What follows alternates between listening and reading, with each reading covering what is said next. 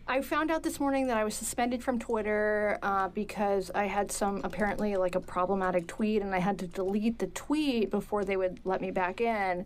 And the tweet the problematic tweet was, I had to delete it, so I don't have a record of it. But it was basically like somebody a few months ago or a few weeks ago, some like public health expert said that we should stop using the term monkeypox because it's stigmatizing. And I quote tweeted him and I said, he's right, we should start using the term homopox.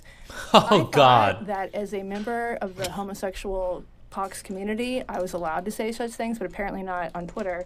There's no like force field for that.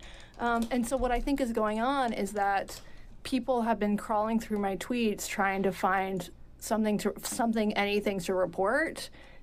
Because I think like Keffals' fucking army has listened to our show, or maybe not listened to our show, and they're mad about it, and they want to find some way to get me off of Twitter. And I have to say, please succeed. I really, really need to do something else with my life. I was gonna say I completely support this. Yeah, That was if that's the worst thing that they could find. I think I'm doing pretty good. So in terms of the positionality question of whether you're allowed to tweet that, when you at the moment you tweeted that, how many sores did you have? I always have a minimum of 7, so I think it's a fair game. Oh, you're good. Did you explain that to Twitter? Is that why they? I tried to. Did you send them a photo? You sent them a photo? Yes, just all of my sores. I have a Dropbox. I just forwarded them the Dropbox link. Yeah. Katie, what is the name of this increasingly pus-covered podcast? This is Blocked and Reported, and I'm Katie Herzog. And I'm Jesse Single, and we have a lot to get to today. We'll be back to our standard hilarious top of the episode banter soon. You don't think that was hilarious? That was funny. Okay. You don't think that was as good as 5 seconds of silence? Oh, well, I want to talk to you about that, by the way. We've got some shit to work out at the top of this podcast. So first, a scheduling note. We're releasing this on Tuesday, September 13th. This is part 2 of a 2-parter. If you haven't heard part 1 yet, none of this will make any sense, and you might go crazy. So you don't want to do that. We don't want to be responsible for that. So yeah, listen to part 1 first. And because we're releasing 2 episodes this week, or probably closer to 3 in terms of the overall length, we're not going to be back with another free episode until Monday, September 26th. So please do not email us asking where your episode is, or if you have to, email Katie, not me. Yeah, my email is jesse.r.single@gmail.com. No comment. If you're Does that count as a dox? Yeah, you just literally harassed my whole family. There's emails in that account from my family, so you just doxed my family. If you're a premium subscriber, you will have some fresh content during this period. blockedandreported.org to become a primo. There's a great episode on the hashtag van life that Katie led. That's in our shared drive. I just haven't had the time to edit it yet because of the madness of the past however many days. That out of the way. You're talking about the Queen's death, right? Because of the Queen's death, I've been overwhelmed. None of us have been able to Am I supposed get to anything steam? Done. It is so tragic when a 96-year-old woman dies. It's so unexpected. Before we jump into the meat of this second part, I just want to clarify and I guess pseudo-correct a couple things from the last episode. First, someone posted the following to Reddit after our last episode, referring to the way I described Keffals' attempts to get Cloudflare to drop Kiwi Farms. Quote, Jesse's answer on Cloudflare was bad. The reason they went after... I know, it's off to a good start. He's a piece of shit. No. The reason they went after Cloudflare rather than the host is that there are a million hosting sites out there. If you get the host to drop Kiwi Farms, they'll find a new host the same day, and you'll be playing whack-a-mole for eternity. DDoS, that's distributed denial of service protection, has a lot fewer providers. You'll do more damage to the site by going after the service that's harder to replace. And sure enough, without Cloudflare, Kiwi Farms has had a really hard time staying up, at least in regular websites rather than the dark web. Okay, that makes sense. My bad for not explaining that better. It was Katie's fault. Also, I left out a little bit of context from Keffals' false claim about Destiny having stealthed someone. There was a clip of her saying she refuses to apologize for that unless he apologizes for something first. He doesn't agree he did the thing he's being demanded an apology of, blah, blah, blah. We're going to breeze right past this, but I'll drop a link in the show notes. It's just another example of her taking an explicitly transactional approach to basic morality and honesty. That'll be near the top of the show notes if you're curious. Also, I just want to be clear. I might be being paranoid here. Someone wrote in about it. I just want to be clear about exactly what happened with the firearms the cops had when they showed up at Keffals' place in London. I added language to the last episode show notes just to be 100% sure that we're treating the incident fairly. Keffals' initial version of the story, in which she woke up with an assault rifle in her face, is false. But to be clear, everyone agrees firearms were displayed, and Keffals told Vice that when she got out of the house, like when they summoned her out, she saw a cop, quote, crouched down behind a riot shield with an assault rifle perched on top of the shield. Again, that's in the show notes. We can quibble about like whether it was even pointed at her, but there were weapons there. That wasn't made up. Sure, the point is like that's gonna be fucking scary, even if she lied about the exact nature of it. Still absolutely, scary. Yeah. Getting swatted sucks. People shouldn't be swatted. It's fucked up. I'm gonna stop swatting you so often. Also, everyone but Jesse shouldn't be swatted. Anyone but bad people. Bad people, it's okay. That's but fine. Marjorie Taylor Greene. Yeah, of course. Also, we misunderstood the way her GoFundMe worked. She didn't start by asking for $100,000. I think I was a little hedgy on this anyway, but she did initially ask for a much smaller amount, and she kept raising it as those amounts were met. I found a archive page that's also in the show notes. Also on the word troon, people just pointed out that troon is a mix of trans and goon. Goons were the denizens of the Something Awful forum, so that's where the term comes from. I did get my definition right from Urban Dictionary. Some people were saying it's less about like whether they're faking it for clout and more just generally derogatory, but whatever. One more big correction, Katie. This was a major error on your end. As you alluded to, we said there'd be a 5-second silence for the Queen at the start of the episode, and that I'd eventually explain to you why we needed it. When you send me the episode to post, I noticed there were only 3 seconds of silence. 3 seconds of silence for a woman who was surely a 5-second queen. You want to do the 5 seconds now? Well, no. What happened was I meant to change this, but I forgot. And I put the episode up with your error, and then a couple people complained. So I went back into the file, made sure the silence was 5 seconds, and I re-uploaded it. You did not. I did. I'm sorry to those who wrote in complaining. We only honored the Queen for 3 Jesus. seconds. We owe you 2 seconds. Should we just do the 2 seconds now? No, we should not. On the Also, count of- a lot of people have some like the way they listen to their podcast, it automatically cuts out silence. So some people got 0 silence. We owe you 2 seconds. We apologize greatly. Jesse apologizes. Yes. Wait, before we move on, Jesse, I also have a correction. Uh-oh. Okay, so in our last episode, I corrected something from our previous episode, which was the name of a particular sex act. I had called something a daisy chain regarding relying on an article from Men's Health. A reader wrote in and said that wasn't a daisy chain; it was a Lucky Pierre. And Daisy then cane? I got another correction from another listener. Sorry, Katie, you're going to have to issue another correction. Lucky Pierre isn't a sex act. The Lucky Pierre is what you call the guy in the middle, giving and receiving of a 3-person sex act. So we still don't actually know the name of the sex act, but a Lucky Pierre is the fella in the middle. Yeah, I mean, it's funny because this whole episode relies on like a deep dive into a Byzantine internet controversy involving like fake identities. We can pull that off, but we cannot like pronounce a famous, pronounce JK whatever's name. We don't know what a Lucky Pierre is. We don't know what a daisy chain is. It's really bad. Yeah, just very sheltered over here. On a more serious note, before we get into this, I wasn't sure how to address this suicide claim, to be honest. Let me just read Keffals' tweet again. Julie Terryberry, Chloe Segal, and David Neer Ginder were targets of severe online harassment from Kiwi Farms and took their own lives as a result of it. So I said I'd talk about it in the last episode. I thought about it some more, and I'm going to just sort of be brief about it and basically not talk about it. I have some familiarity with one of the cases, and I know a little bit about the others. All I'll really say is that what Keffals is saying is a vast oversimplification. That's both because suicide is not monocausal and shouldn't be treated as such. Like it's just bad to treat it as monocausal because there's some potential for contagion. But also, like, these were incredibly troubled people involved in very complicated situations. One of the suicide victims killed herself by lighting herself on fire, and a witness said that before Chloe. she died, she said she was doing it because of homelessness and mental health issues. She'd also been involved in a fraudulent fundraiser in 2013 that made her controversial. Of course, anyone's life can be worsened by being That's what got her featured Kiwi on Farms thread. Farms or dragged on any social media outlet for that matter. And of course, if someone's already dealing with stuff like online harassment could exacerbate their suicide risk. But Chloe started notice the trend. She started a GoFundMe for, no, it wasn't a GoFundMe. She started an Indiegogo to raise money because she said she got in a car accident. And then she said she had metal poisoning. And she said that the metal poisoning was slowly killing her, and she needed to raise money for an expensive surgery. But it was later revealed that that was all lies, and that in reality she was just raising money because she wanted to do a sex reassignment surgery. The reporter that originally broke this story, he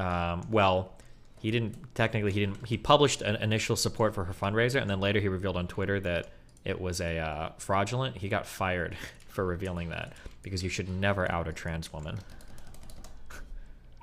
These cases are more complicated, and they just shouldn't be used as ammo in a war against a website. I promise you we can come up with instances of like every major social media platform harassment campaigns that are in some way or another linked to suicide. Fired from which publication? Destructoid.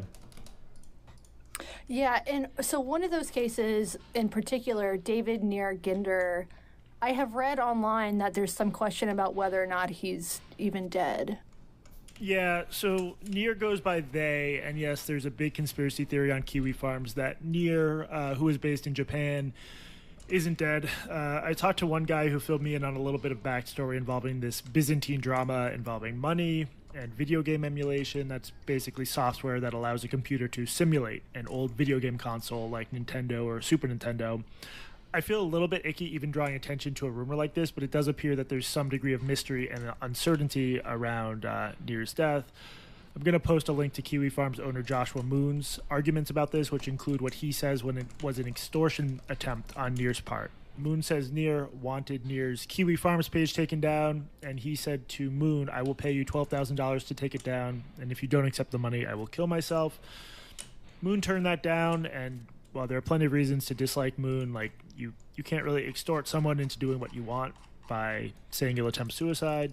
On the other side of this, Margaret Pless, who knows a lot about Kiwi Farms and wrote an article about the site and its history for New York Magazine's website in 2016, she said on Twitter, quote, "Near disappeared from the internet where he kept his whole life, and his friends and employers say he's dead. Kiwi farmers have a really good reason to deny Near is dead.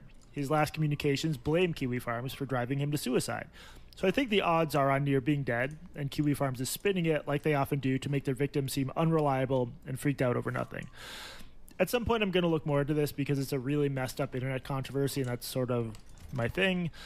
Folks can email me if they have more information, but there's just a lot of missing context either way, from the idea that Near was just sort of doing fine, and then Kiwi Farms targeted him, and then he killed himself. A lot of other stuff was going on. You made a good point. Look at Facebook, look at Twitter. You can like Google suicide in these platforms, and you can find stories where people were harassed, they were dogpiled, and then they killed themselves. And there's some pretty famous ones. John Ronson did an entire podcast about a porn star who was dogpiled on Twitter, and she later killed herself. But again, it's these things are always more complicated.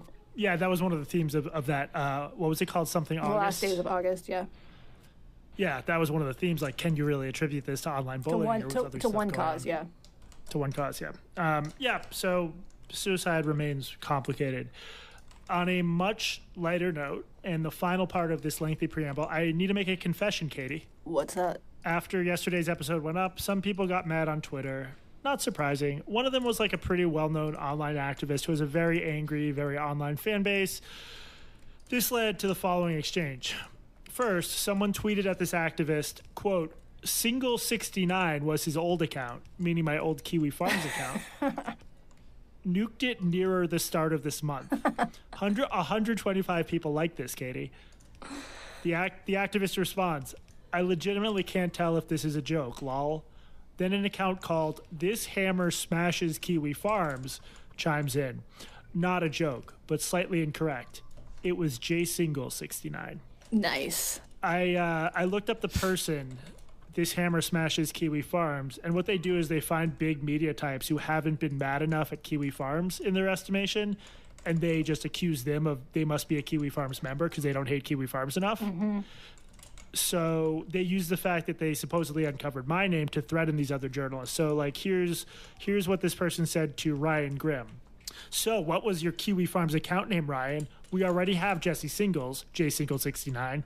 If you can't remember, that's okay. There's bound to be a dump of the user database somewhere, given how many sketchy web host Nils had to use in the last week.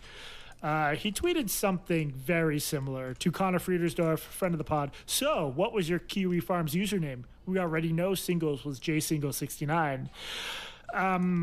Katie, this is a pretty embarrassing moment for me. When I set up my account jsingle69 on Kiwi Farms, I didn't think there was any way anyone would crack it. Oh, yeah. Like, there are so many layers of security in that username. And at the time, there just didn't seem like any conceivable way anyone would connect it to me. For example, it has the number 69 right there in it. 69 is the sex number. But as I've been clear on this podcast, and I mention it almost every episode, I've never had sex. And due to an anatomical issue that I've shared with you privately off mic, I'm actually physically incapable of it. I told you about that, right? Yeah, you went through that nullification surgery. You've got that Kindle, that smooth Kindle crotch. Which is great, and for the fetish communities I'm part of has made me a lot of money, but like I literally can't have sex. So I thought I was being clever, hiding behind a completely impregnable online handle. Again, that handle is jsingle69. But I just never expected someone as smart and savvy as this Hammer Smashes Kiwi Farms to come along and crack the case. Damn you, this Hammer Smashes Kiwi Farms, you magnificent bastard. Mazel tov. Should we fire Trace and hire this person? Obviously, I mean... my God. Obviously, this person has the skills that we need.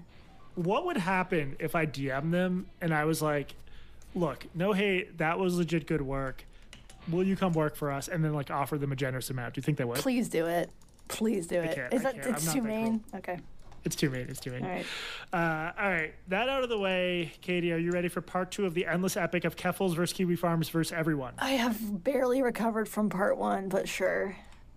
You'll recall I pulled off a stunningly amazing cliffhanger. I said I talked to the kid who said he posted the bizarre threat to 4chan from outside the apartment where Keffals was staying in Belfast that mentioned Kiwi Farms and a bunch of loyalist stuff. It was just a weird note. And side note, Keffals is now in Iceland, so she is free of the threat of this person. Did she wait, Iceland? Isn't she still in Ireland? Or, like, just say or is she in Iceland now?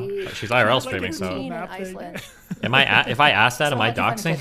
Okay, so the last episode I mentioned that one of the reasons it was premature to assume that any individual act of harassment inflicted on Keffals came from Kiwi Farms is that she's a really Ireland. Oh, he just misspoke. Figure, and she was also doxxed on a notorious site that is not Kiwi Farms. So I'm poking around on this last week with an open mind, and in the course of my poking around, I get turned on to this one particular username linked to a very intriguing rumor. The rumor is that this person took a video from outside Keffals' place, posted it to his YouTube page, and then deleted it or had it taken down. And how would he have figured out where exactly Keffals was? Oh, we'll get there. All right. But I go to the page, and it's this very small page. We're going to call the guy who runs it Teddy. Teddy is not his name, but he's the main character of today's episode. So, according to his YouTube page, Teddy lives in Northern Ireland. Good start. But the videos are very weird and hard to decipher, and they don't really have anything to do with Keffals. And there was like no way to know whether the rumors I saw online that this person had posted something that creepy was accurate. I actually emailed YouTube saying, I'm looking into this. Is there any way to check if this guy did upload a video like that? They didn't get back to me. That was days ago. Luckily, this guy's username is all over the internet. So, like, imagine if you went by Katie Hertz online, but then you had all sorts of alternate accounts. Katie Hertz 2342. I go by jsingle69 online, actually. Exactly. Katie Hertz 69, Katie Hertz 420. In a situation like that, if you Google Katie Hertz, a lot of other accounts would come up. So when I Google his base equivalent, like Teddy's equivalent of Katie Hertz, it's clear this guy has a lot of accounts on a lot of different platforms, including Twitter and YouTube are the big ones. I later realized he's got a lot of stuff going on Discord, all playing off that same basic name structure. So I start with that YouTube page, which has nothing Keffals related. Then I check out what appears to be his active Twitter account. I find him, and it's tiny. I think 3 followers before I started following him. And guess what 2 proper nouns are in his bio? He, him? Are those proper nouns?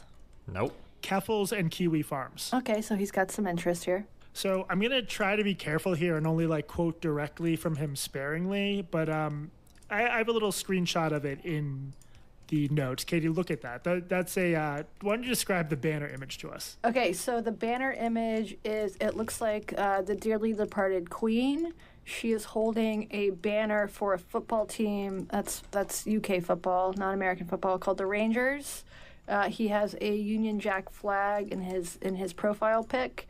Okay, without reading the actual bio, the bio is basically the equivalent of like, you're like Keffals and Kiwi Farms are obsessed with me. Yeah, and you'll see there's also an address in the location field. So when I saw that, I was like, holy crap, is this person just posting their own home address on Twitter? That seems like a bad idea. Then That's like something Keffals would do. Have you reacted to XQC's clip? Wait, is there another one, or what do you mean?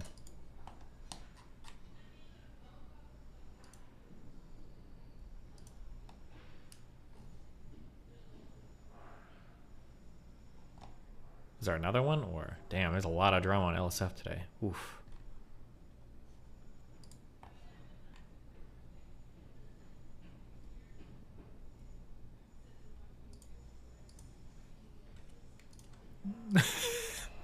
Then I Googled it, and it was a random address in the American Northeast, which confused me, but we'll get back to that. It's my new catchphrase. Okay. So then I do a search within Twitter for Teddy's handle, and that's where the Keffals connection immediately becomes apparent. This person has tweeted at Keffals a bunch of times, and often in a threatening manner. There were a lot of tweets, and they span multiple accounts. Some of the tweets include a Kiwi Farms logo that says UVF for God and Ulster. Do you remember what UVF is? No. Ulster Army something? Ulster United, I don't know. Victory for Fall. It's a reference to the loyalist paramilitary group that I mentioned before. So as far as I can tell, there's no such thing as a Kiwi Farms branch of UVF except in this guy's imagination. Now, after Keffals, just to get into some of the tweets, after Keffals announces Cloudflare has dropped Kiwi Farms, he replies by tweeting at her, basically that Kiwi Farms users, now that the site is down, who want to engage in their old shenanigans should join a Discord server, and he provides a link to it. What's the server? It's something called the Malagasy Clay Eaters. What the fuck is that? I know. I'll explain. I want to just focus on the language he uses here, which is like really lame. So in saying like we're going to get back to our shenanigans, he's trying to act like he's a member of Kiwi Farms, but it just doesn't seem legitimate. It's sort of the equivalent of Steve Buscemi in 30 Rock, like posing as a student. How do you do, fellow kids? Yeah. This is not how Kiwi Farms people talk. Kiwi Farms people don't really operate out in the open on vanilla social media like that. Like, they have all sorts of back channel ways of staying in touch and regrouping, and I don't have access to them. But one of them would never be like, hello, fellow Kiwi Farmers, please join me in this new Kiwi Farms Discord chat. I would like to get invited to that. If anybody listening to this has the email or has the link, please send it to me. Yeah, I think they're on Telegram, which I still haven't downloaded or set up an account on. But so whoever this kid is, he seems to be a little bit of a poser as far as Kiwi Farm stuff is concerned. And the Discord server he links to, Malagasy Clay Eaters, is a very distinctive name that is tied to him across the internet. So that's just a weird try-hard tweet trying to get people into his Discord server. But some of his tweets are... and that's his server. I don't know if, well, so the link was dead by the time I got to it, or it would unfurl at first in Discord, but for complicated reasons I didn't go into it. I don't know if it was his server. It's a group he is a part of, and I'll explain more about how Discord works soon because that's part of the story. Okay. But yeah, it's basically his server. So that was a weird tweet, but some of his tweets get more menacing. So at one point he sends a tweet to Keffals that just says Wednesday and has a weird meme video of her taken from something she posted. Another says, see you Wednesday. Another says, Wednesday morning, Keffals, unless you DM this account and sort it out with me. That's weird. So remember that threat. DM me to sort it out or something bad is going to happen. Yeah. Another of his alt accounts is mostly dedicated to tweeting at Keffals. Like, it seems to only do that. One tweet is from September 1st. It says, I went to Belfast to find you. Come to the foil. There's a foil bridge there, so I guess there could be a neighborhood with the same name. This would have been the day after Keffals posted about the note on August 31st. And that was itself one day after she said the note was posted. So someone comes to her apartment August 30th, and on September 1st, our boy Teddy is tweeting at Keffals that he went to Belfast to find her. Kind of creepy, no? Very creepy, yeah. There was another tweet from that account. I'm not afraid of you. What I'm doing is best for my country and my country's youth. Send the PSNI, that's the Police Service of Northern Ireland, and I'll tell them what I'm telling you here. Transgenderism and communism will never have a foothold in Ulster. You can send the feds over to Londonderry to arrest me. Go ahead. FTP. I assume FTP means fuck the police. So through poking around, I find these other archived tweets from an account of him that appears to be suspended, but which also has that same base username in the name field. He gets in a fight with some lefty on August 31st who accuses him of being a dumb Kiwi farmer. And he replies, I'm not a Kiwi farmer. I think they are moralists who are too scared to act on anything other than send pizza. Keep in mind that this guy that he's talking about right now was probably one of the biggest things, I think, that got Kiwi Farms finally shut down from Cloudflare, was Keffals and everybody's accusation that this guy was a Kiwi farmer that was like hunting her down in real life in like fucking Ireland and shit. Does that tweet make Northern sense? Ireland. Yeah, so Keffals received, or she said that her Uber Eats account was hacked and people sent her food. Right. Which I think so is what's this- nice, but everybody's got to complain about something. So what a too scared to act on anything other than send food basically means I think these guys are softcore and I'm more radical than that, right? Yeah. So after he says that, the person he's fighting with does the little Twitter emoji laugh and says, "Okay, internet tough guy." To which Teddy responds, "I confronted Keffals face to face just yesterday. What do you mean?" That's bad. And So that's I feel like if somebody had confronted Keffals in person, she would have immediately tweeted about it. We'll get to that. So that's two different tweets from two different accounts claiming that he went to Belfast and or confronted Keffals. There's other archive tweets where he's tweeting at her saying things like, "Would be funny if I followed you. Hey guys, should I follow him?" He misgenders her a lot. I'm just going to read his stuff as is. The pinned tweet to this account before it was suspended is a quote retweet. "Guys, sorry for being funny on the internet." And below that is a tweet from the account at Drop Kiwi Farms mentioning and including a photo of that scary note. So it seems like he's taking responsibility for it. Yeah. There's also one from August 31st, which says Keffals, quote, "is hiding in Belfast. I gave him a visited to ask him what a woman is. Instead, him and Slender Man Ellen chased me." So now he's claiming that not only did he go there, but he was chased by Keffals and her friend Ellen, who she was staying with. Okay, this is super creepy. Assuming that it's true, this is super creepy. Yeah, this was the guy I DM'd on Thursday. And so what happened? Shit just keeps getting weirder. He's immediately like, "Hello, yes, would you like to hear my side of the story?" He says that as long as I'm not from the Sun, he's willing to talk to me. What's wrong with the Sun? Well, I think there's an Irish Sun. That must be what he's referring to. I don't know the context, but The Sun, I think, is a unsurprisingly, he immediately UK explains that publication, he's a right? loyalist, which, like I was saying, in this context means he basically favors the Brits and is opposed to Irish nationalism and independence. And he's very open about his online habits. And through that, I get a picture of a young man who is extremely online and extremely abusive toward other people. So is he a Kiwi farmer? We'll get to that. I think Teddy is a minor or close to it. He's an obsessive, endless poster who gets fixated on targets and will not stop talking about them on YouTube, Twitter, and presumably Discord, which is, I think, place where I think he's really active. He's done this to at least 2 victims, one of which is Keffals. I found out all sorts of stuff about him just by talking to him and then comparing what he told me to his online output, which tended to match because he was just like very straightforward. So, for example, I asked him to confirm that he owns the YouTube account I first clicked on. He's able to confirm he owns other YouTube accounts with the same name, but he says he can't confirm that one. He had to lock it because an American police department was investigating him. Oh my God, why? Jesus. He says earlier this year he got in a fight with an American girl. His version is that she posted content that offended him politically and things escalated. He used art of hers as his Twitter profile, and this girl's mom sent him a copyright takedown notice, he said. As a result, for some reason, I read an article in Plagiarism Today, which is a real outlet, that said that DMCA, you know what a DMCA takedown notice is? Yeah. It's like a copyright notice. You have to take this stuff down. You don't own it. It doesn't look like you have to include your physical address in these takedown notices, but if you file one on Twitter, I checked, you do, which seems like a really bad policy. Yeah, so whoever you're filing it against gets your home address. So you dox yourself. You dox yourself. Teddy, as a result, he gained access to this girl's home address. Oh my God. And once he has the address, he starts making these very weird videos where he shows off that he has her address, as well as family photos where he lists everyone's name. He even talks about their pet. Well, that's normal. So, do you know what the political fight was about? Was she independence, or what are the two sides here? The loyalist and the who? Yeah, well, it basically boiled down to like him thinking that she was on the, for lack of a better word, the Irish independence side of the controversy. Yeah. Okay. Imagine being for Okay, Irish Katie, independence, I'm guys. going to send you something and just watch it and react to it, okay? Okay. So it looks like a guy in front of a glitchy green screen, but the image that he's in front of looks like a Google Maps address. What is this? It's a very weird video. So I think basically, I think there are these sites where you can hire people from the developing countries to basically do whatever you want for small bits of chump change. Like YouTubers will hire someone to hold a ridiculous sign or say something ridiculous. I think Teddy did this. He got someone from, I don't know where, somewhere in South Asia to recite her address and phone number. Okay. And then he made a video where he's in front of a Google image of her house where she lives with her family. Okay, gotcha. This has 190 views. Several comments, yeah. too. Yeah, it's super creepy. I mean, you definitely would not want this done to you.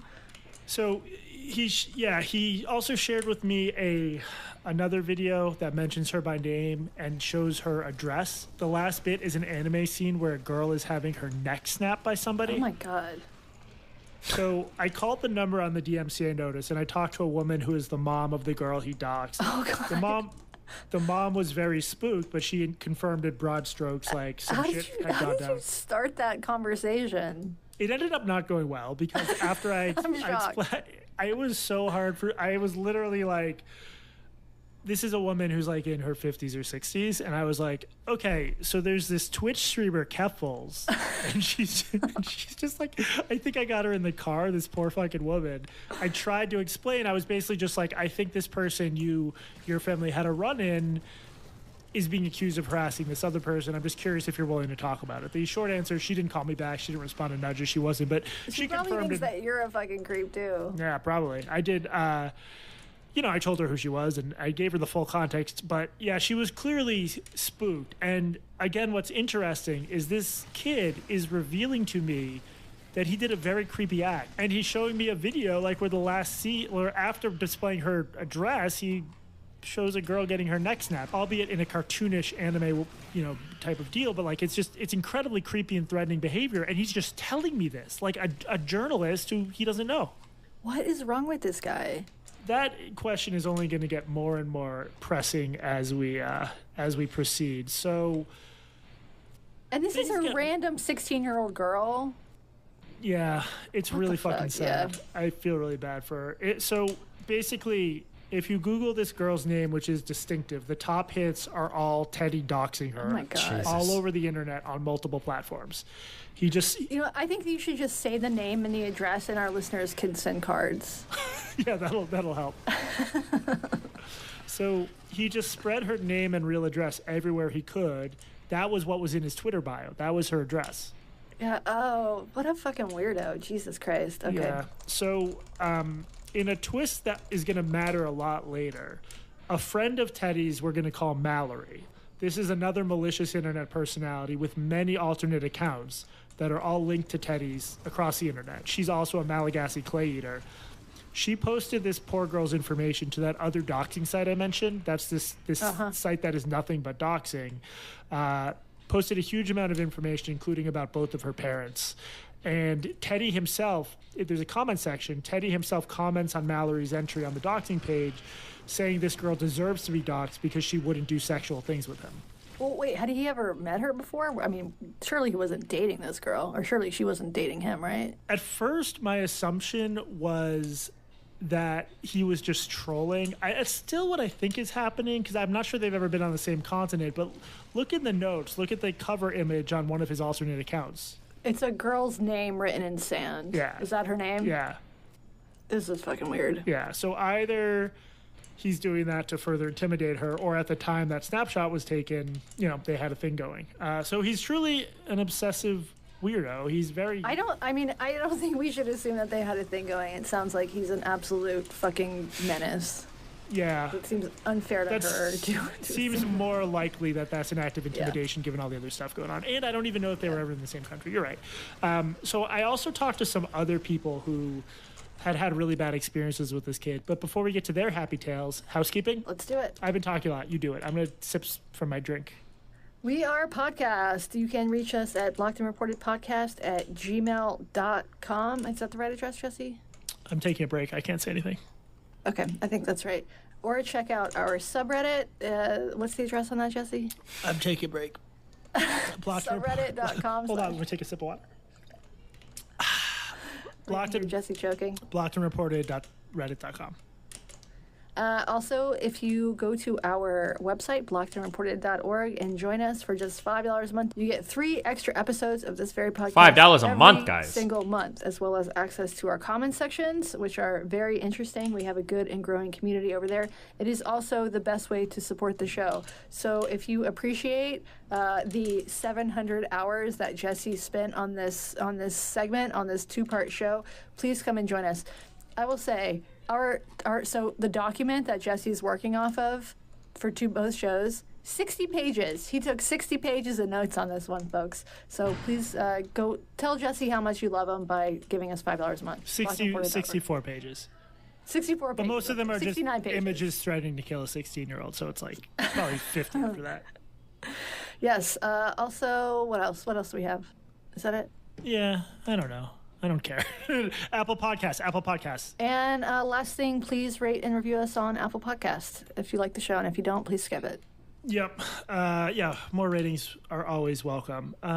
Anything else for housekeeping, or is that it? Oh, live shows. Our Arlington, Virginia show is sold out, which is insane, so we added another.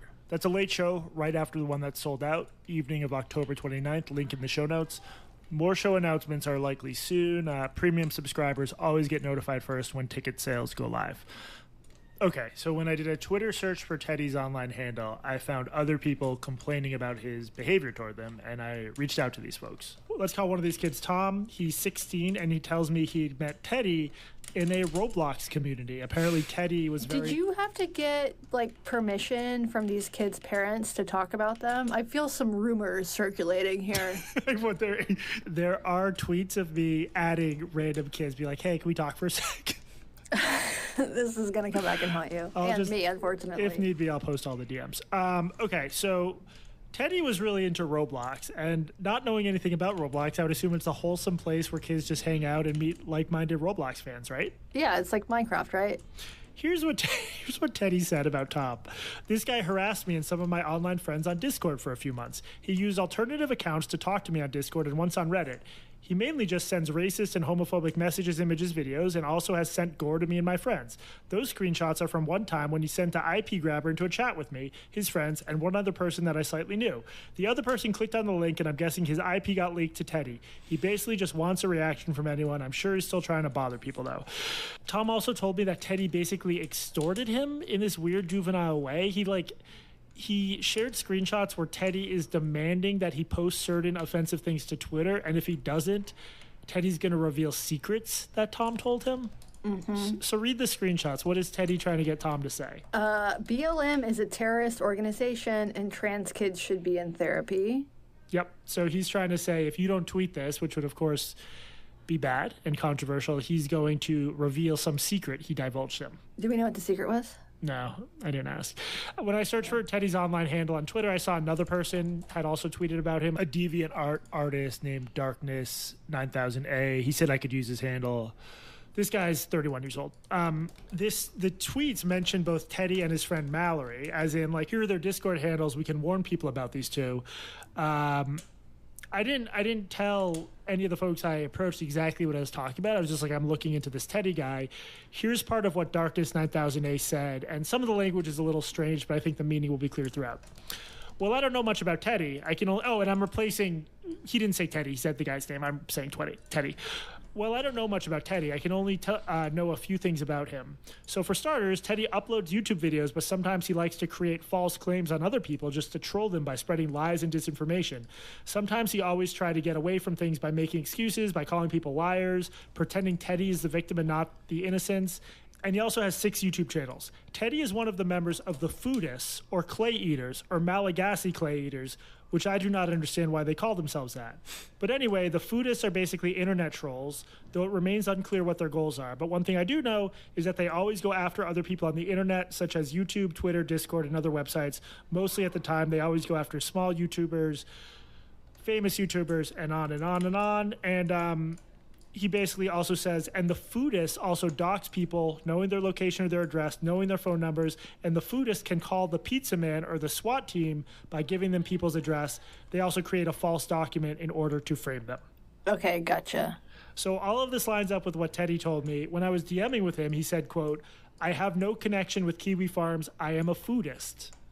And what is a foodist? Is this related to a feeder? I'm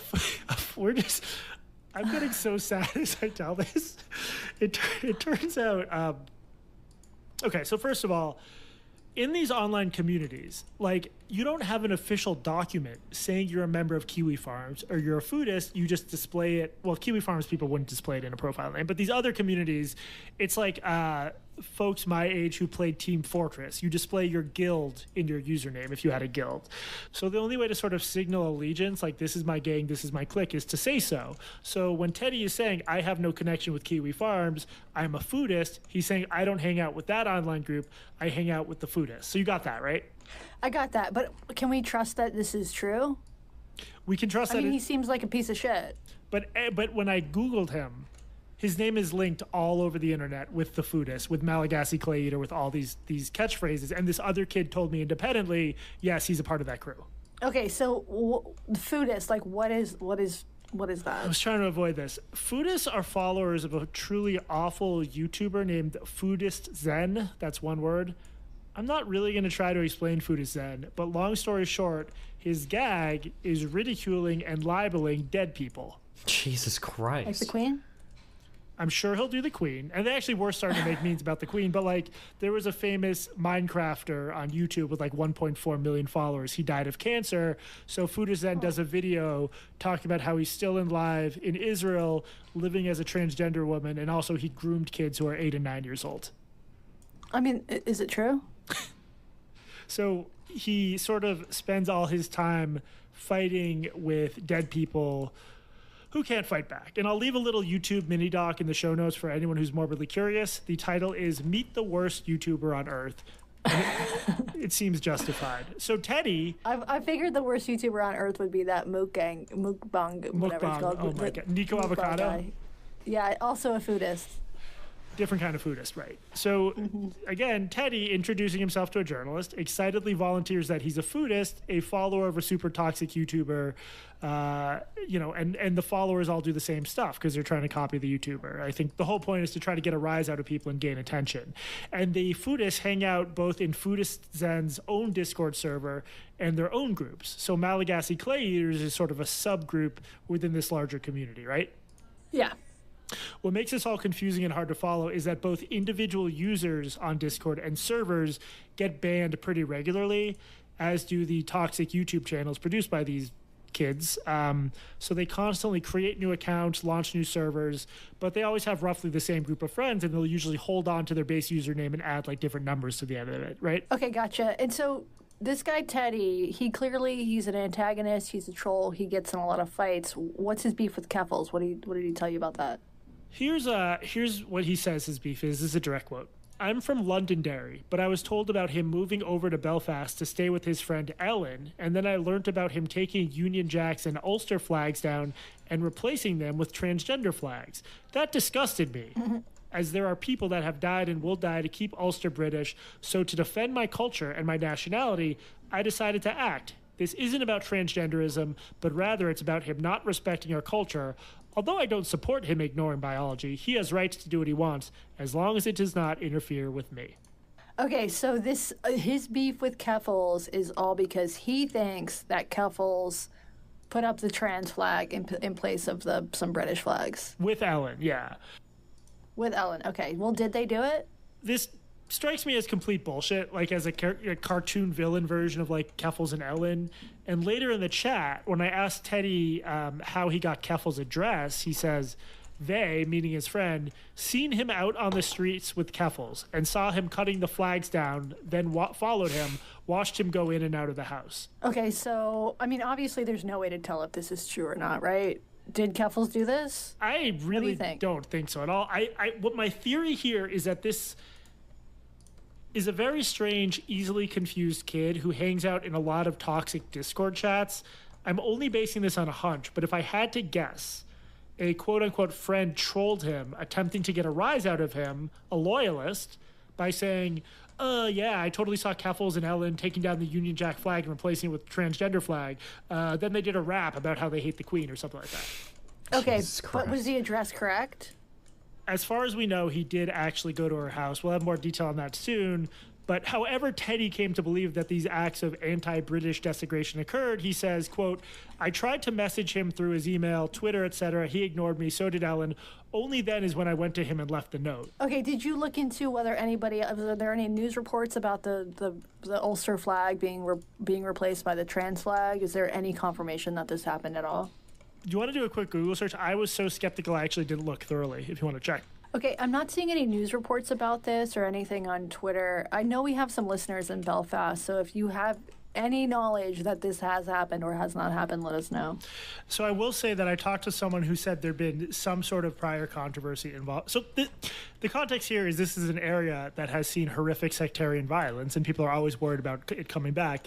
Ellen Murray, who's Keffals is staying with, was like the first person to run for office who's a transgender woman, and this person said he didn't know the details. There was some controversy involving the flag and her, as far as he knew, but he knew no details. And this really sounds like either Teddy's getting trolled or it's like a kernel of some incident that then gets blown up through rumor mongering. Okay, gotcha. It would not seem to be a good political idea to, if you're running for office, to do this. Not just running. No, it's not even about that. This is about like with this since Keffals arrived, them doing it together. She's on the run. She's going to go out and start like getting involved in the local sector. There's no way Keffals would be that dumb, right? Is there? I mean, from the stuff that you've told me about Keffals so far, I have my doubts. But seriously, if anybody in Belfast knows anything about this, let us know. Yes. Also invite us to do a live show there. I'd love to see Belfast. So, yep. Okay, so Teddy tells me he reached out to Keffals and Ellen and said, hey, not cool. As with other things he told me, he's like basically able to confirm this, or I'm able to confirm this. He shares one of the emails with me, which was in fact addressed to Keffals' business address on August 26th. Can you read that email, Katie? Okay, subject, cutting flags down. You've been cutting Union Jacks down and replacing them with transgender flags. I want to settle this. Please leave Belfast to go elsewhere. If not, then reply to this and call me. Keep out of any loyalist areas and do not cut flags down. So this Gmail account he's sending the note from has a very distinctive name drawn from fantasy video games, and I actually independently came across a social media post from 2021 linking Teddy's usual username, the one he uses everywhere, to this different but also quite distinctive one.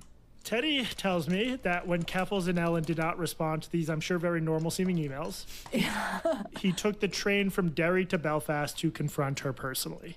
Quote, if anything, I want Keffals to apologize to the people of Northern Ireland and to the Protestant community, he told me. So I have to assume Keffals is Catholic, right? Yeah, that's most of what her stream is about. Like, there's communion wafers. Yeah, Catholic tradwife. Yeah, she's a tradwife type. So Teddy is really fixated on the, to me, completely batshit idea of a one-on-one civil meeting to settle this with Keffals. When I asked him if he'd be willing to put me in touch with the friend who saw the flag incident, and I asked that because I was hoping to find out whether this person saw something or was just trolling Teddy, he says, I could ask, but we want contact face-to-face with Keffals, as in, I want to meet up with Keffals and Ellen again, but face-to-face and civil, and I would like them to record us talking.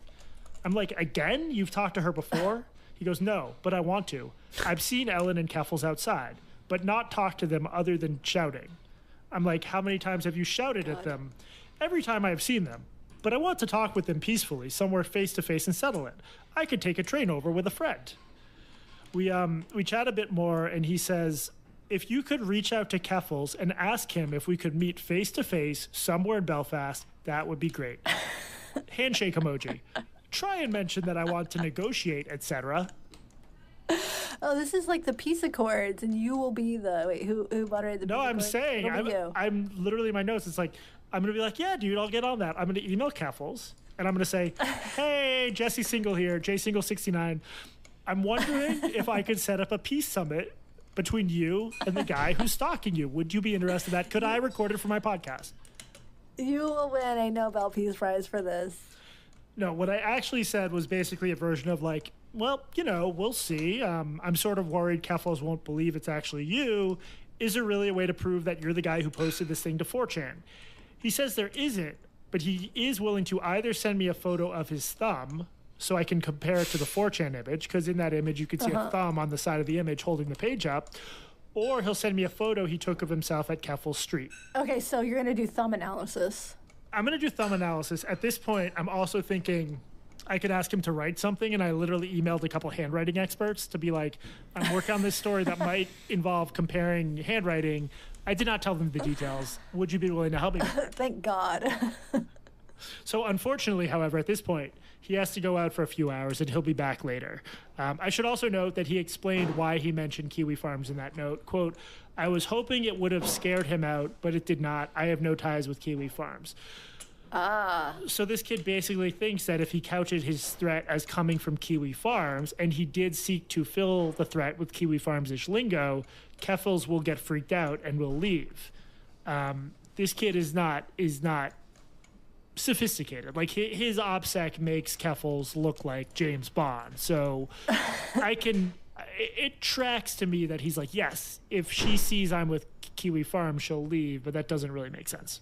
Okay, yeah. So he leaves for a little while, and then what happens? Well, so to this point, the story's already pretty weird. I'm DMing with a serial internet harasser and doxer who is admitting to me to having posted a menacing threat to 4chan image that has the whole internet aflutter. And that yeah, it got Kiwi Farms fucking banned from the internet. Helped get Kiwi Farms banned from the internet, yeah. And he's a Northern Irish loyalist, I've learned. He's a foodist being a thing I just learned exists, and which seems pretty horrible. So yeah, he has to leave for a few hours, but when he gets back, he's going to tell me more, including maybe sending me a photo of his thumb. I am salivating over the idea of a photo of this kid's thumb, Katie. Can you imagine putting that in the show notes? Like the sense of triumph of having an image for everyone comparing side by side the two thumbs from the 4chan photo and his thumb photo.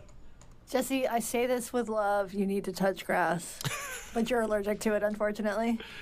All of this glory awaits me. He just has to go out for a bit first. Then he's going to come back, and we're going to talk more. Then he leaves, and the queen dies. Terrible timing.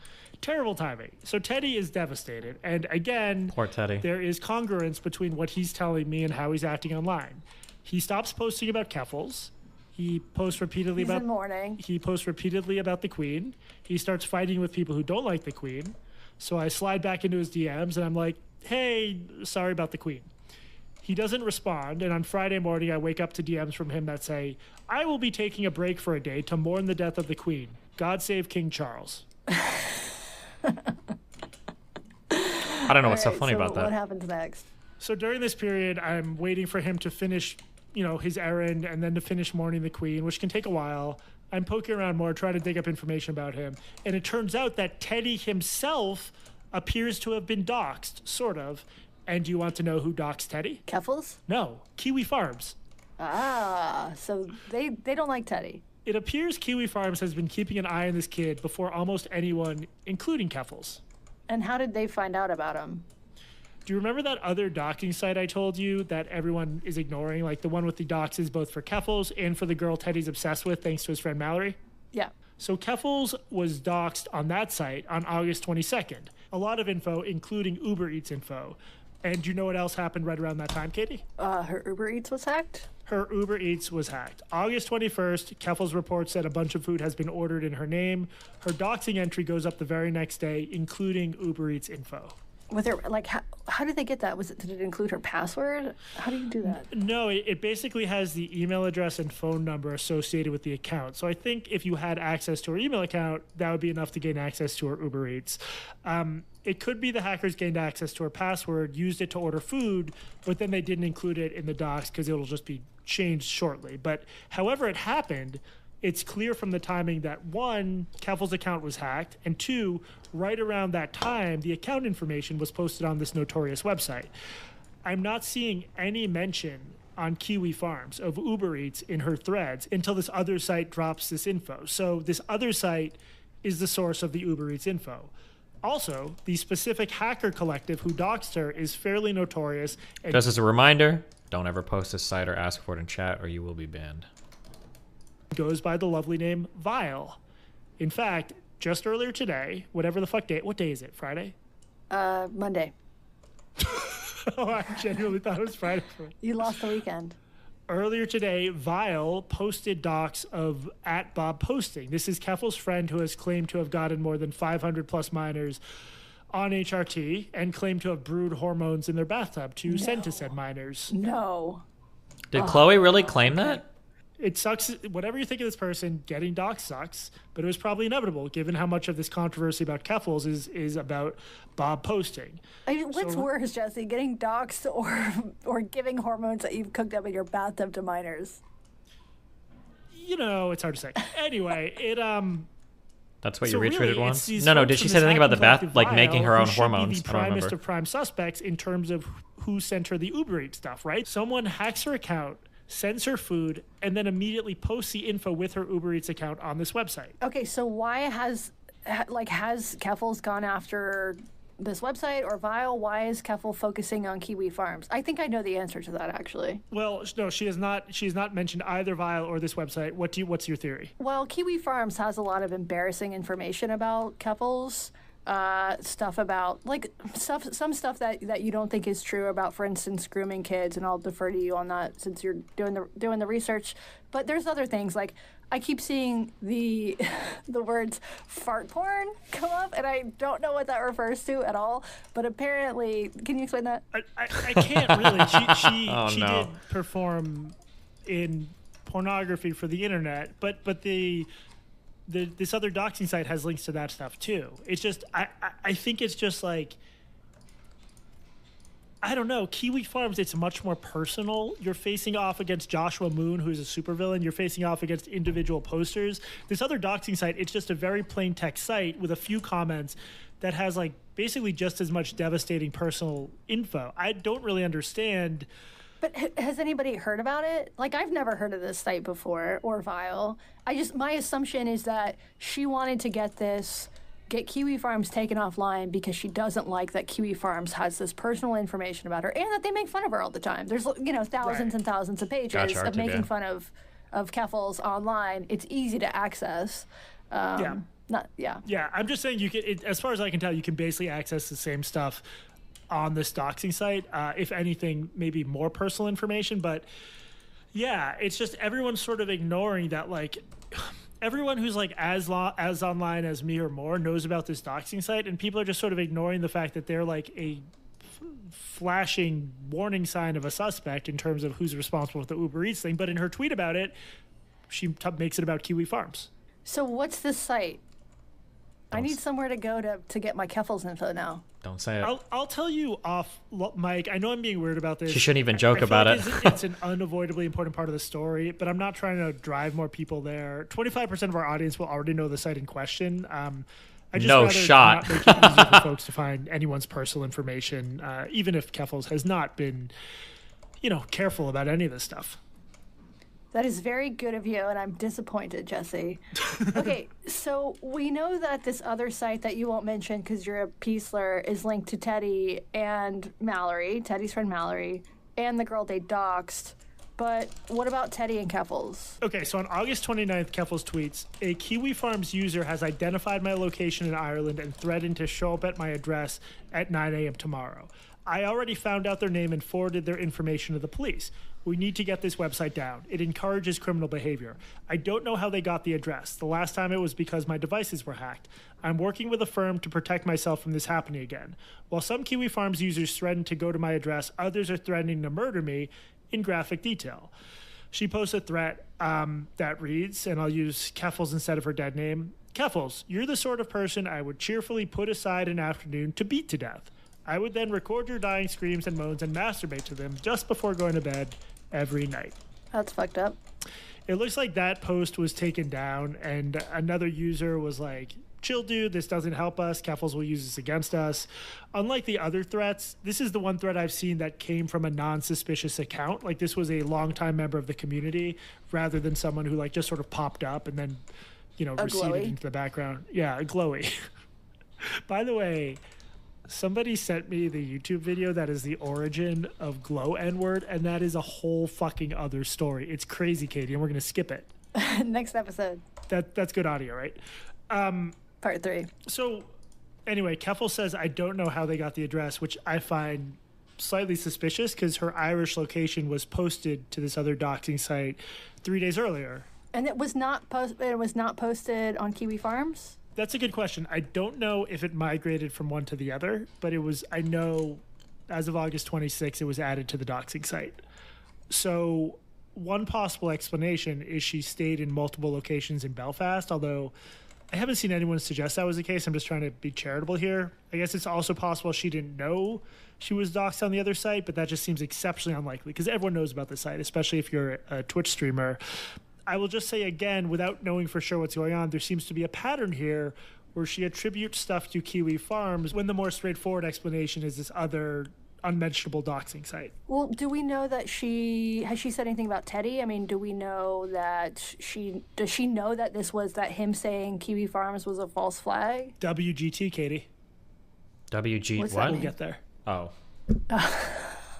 On August Good 30th, one. After Keffals posts, I don't know how they got the address. They've tracked me down in Ireland.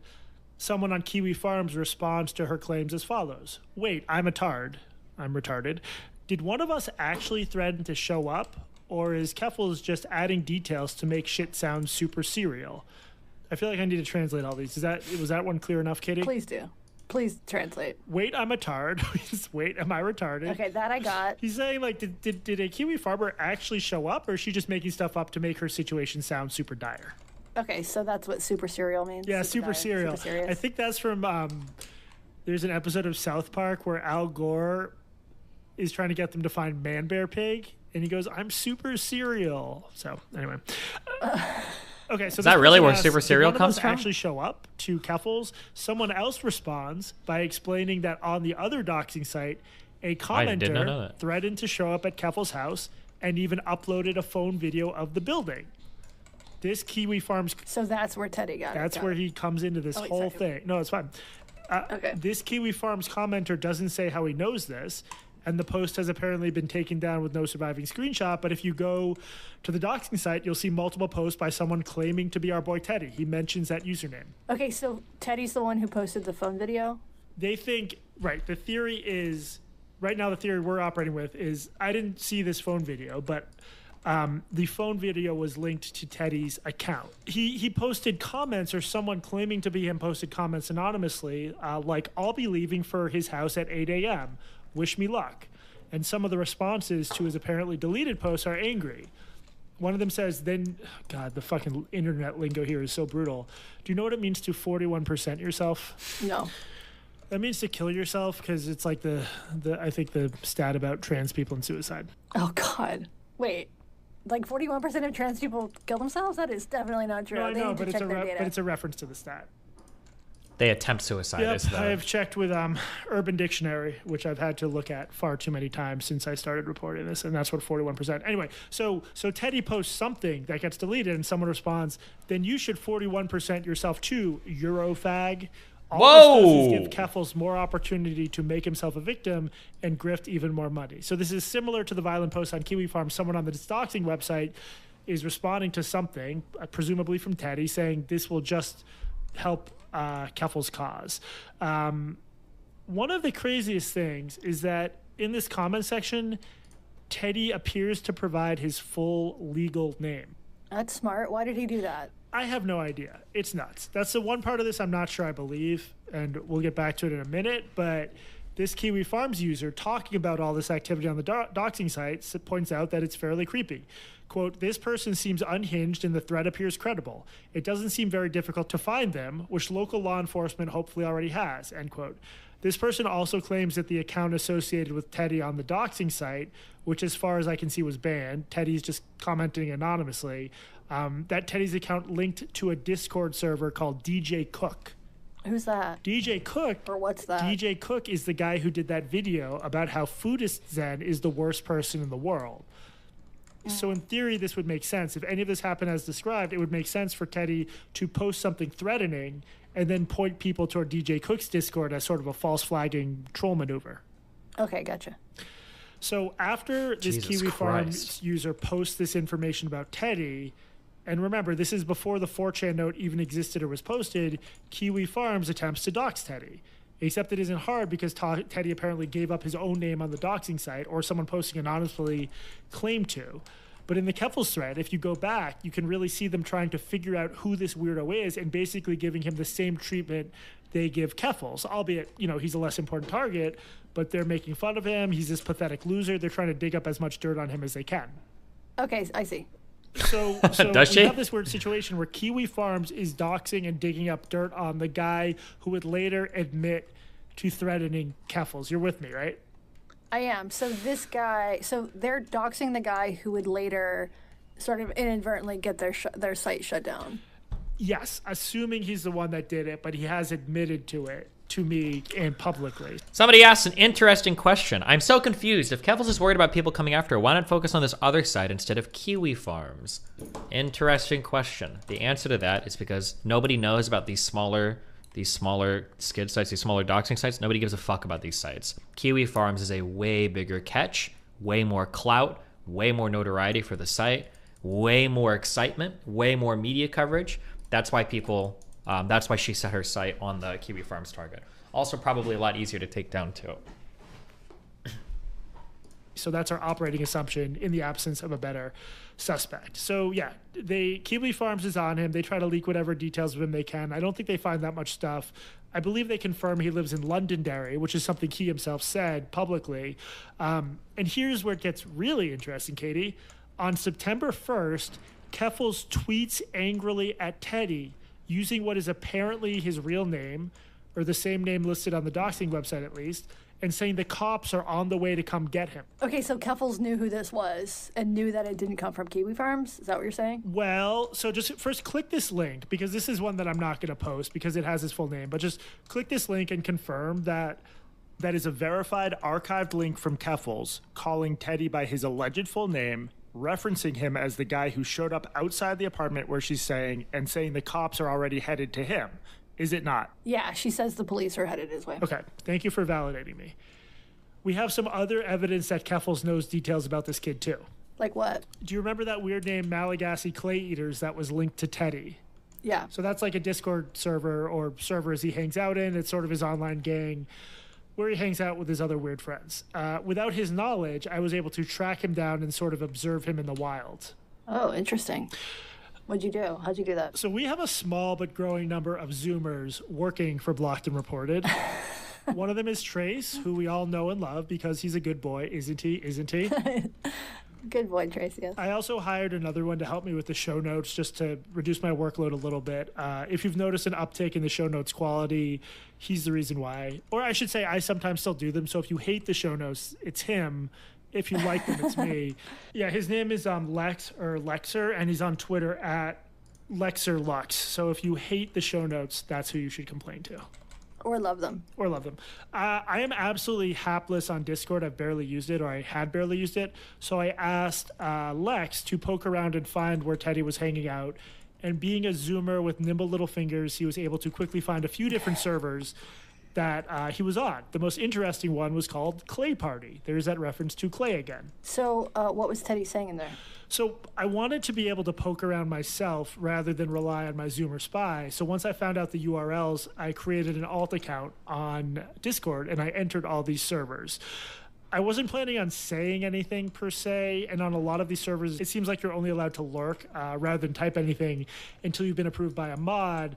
My only goal was to not attract any notice. I just wanted to poke around and screen cap stuff. Was your name JSingle69? No, but I did need a fake identity, and it had to be edgy enough to appeal. I don't know what Jesse's background is for internet stuff, like if he played games or what, but can I just say that on one end I'm impressed, and on another end I'm kind of or on one hand I'm impressed, on the other hand I'm kind of depressed that he went through a lot of work to dig through this story. Well, hold on, there's two sides to all of this.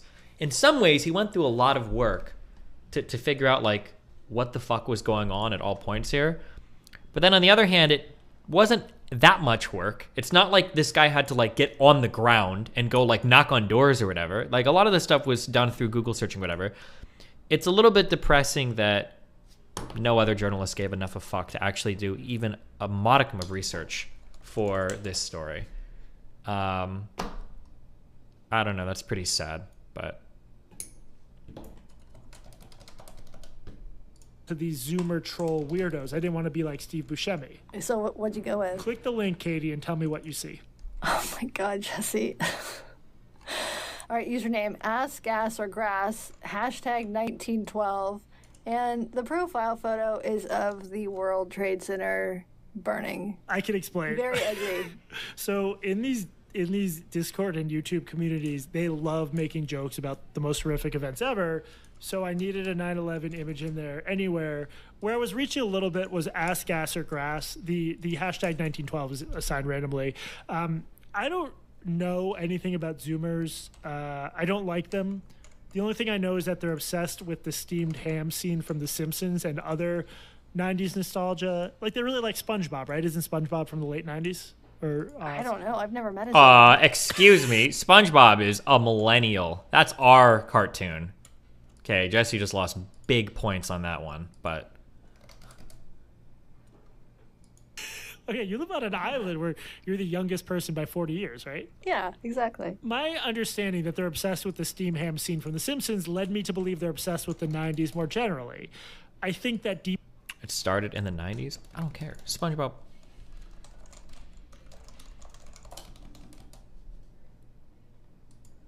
No, Zoomers were too young to understand SpongeBob, okay? Zoomers laughed at SpongeBob because he was a colorful fucking sponge, okay? Millennials were the only ones that appreciated the show, okay? You're just wrong, okay? If you're 21 and you think you knew anything about early SpongeBob, fuck you, okay? Wait, how old? What is the youngest Zoomer? Wait, oldest Zoomer. When did Zoomers start? Hold on.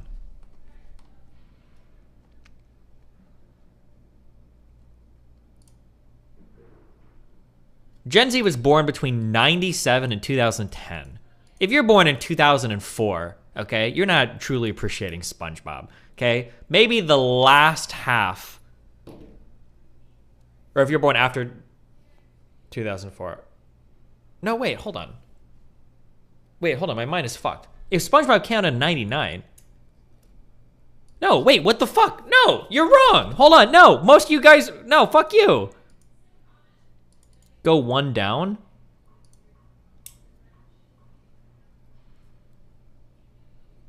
The oldest Zoomers are born in like 96, 97. That's a millennial cartoon. Fuck you, okay? Yeah, you guys probably didn't even have TV if you're a Zoomer. I'm like, do you watch TV and you're like, TV, you mean Netflix? Fuck you guys. Get out of here, you Zoomer fucks. We're gonna do age verification for chat, okay?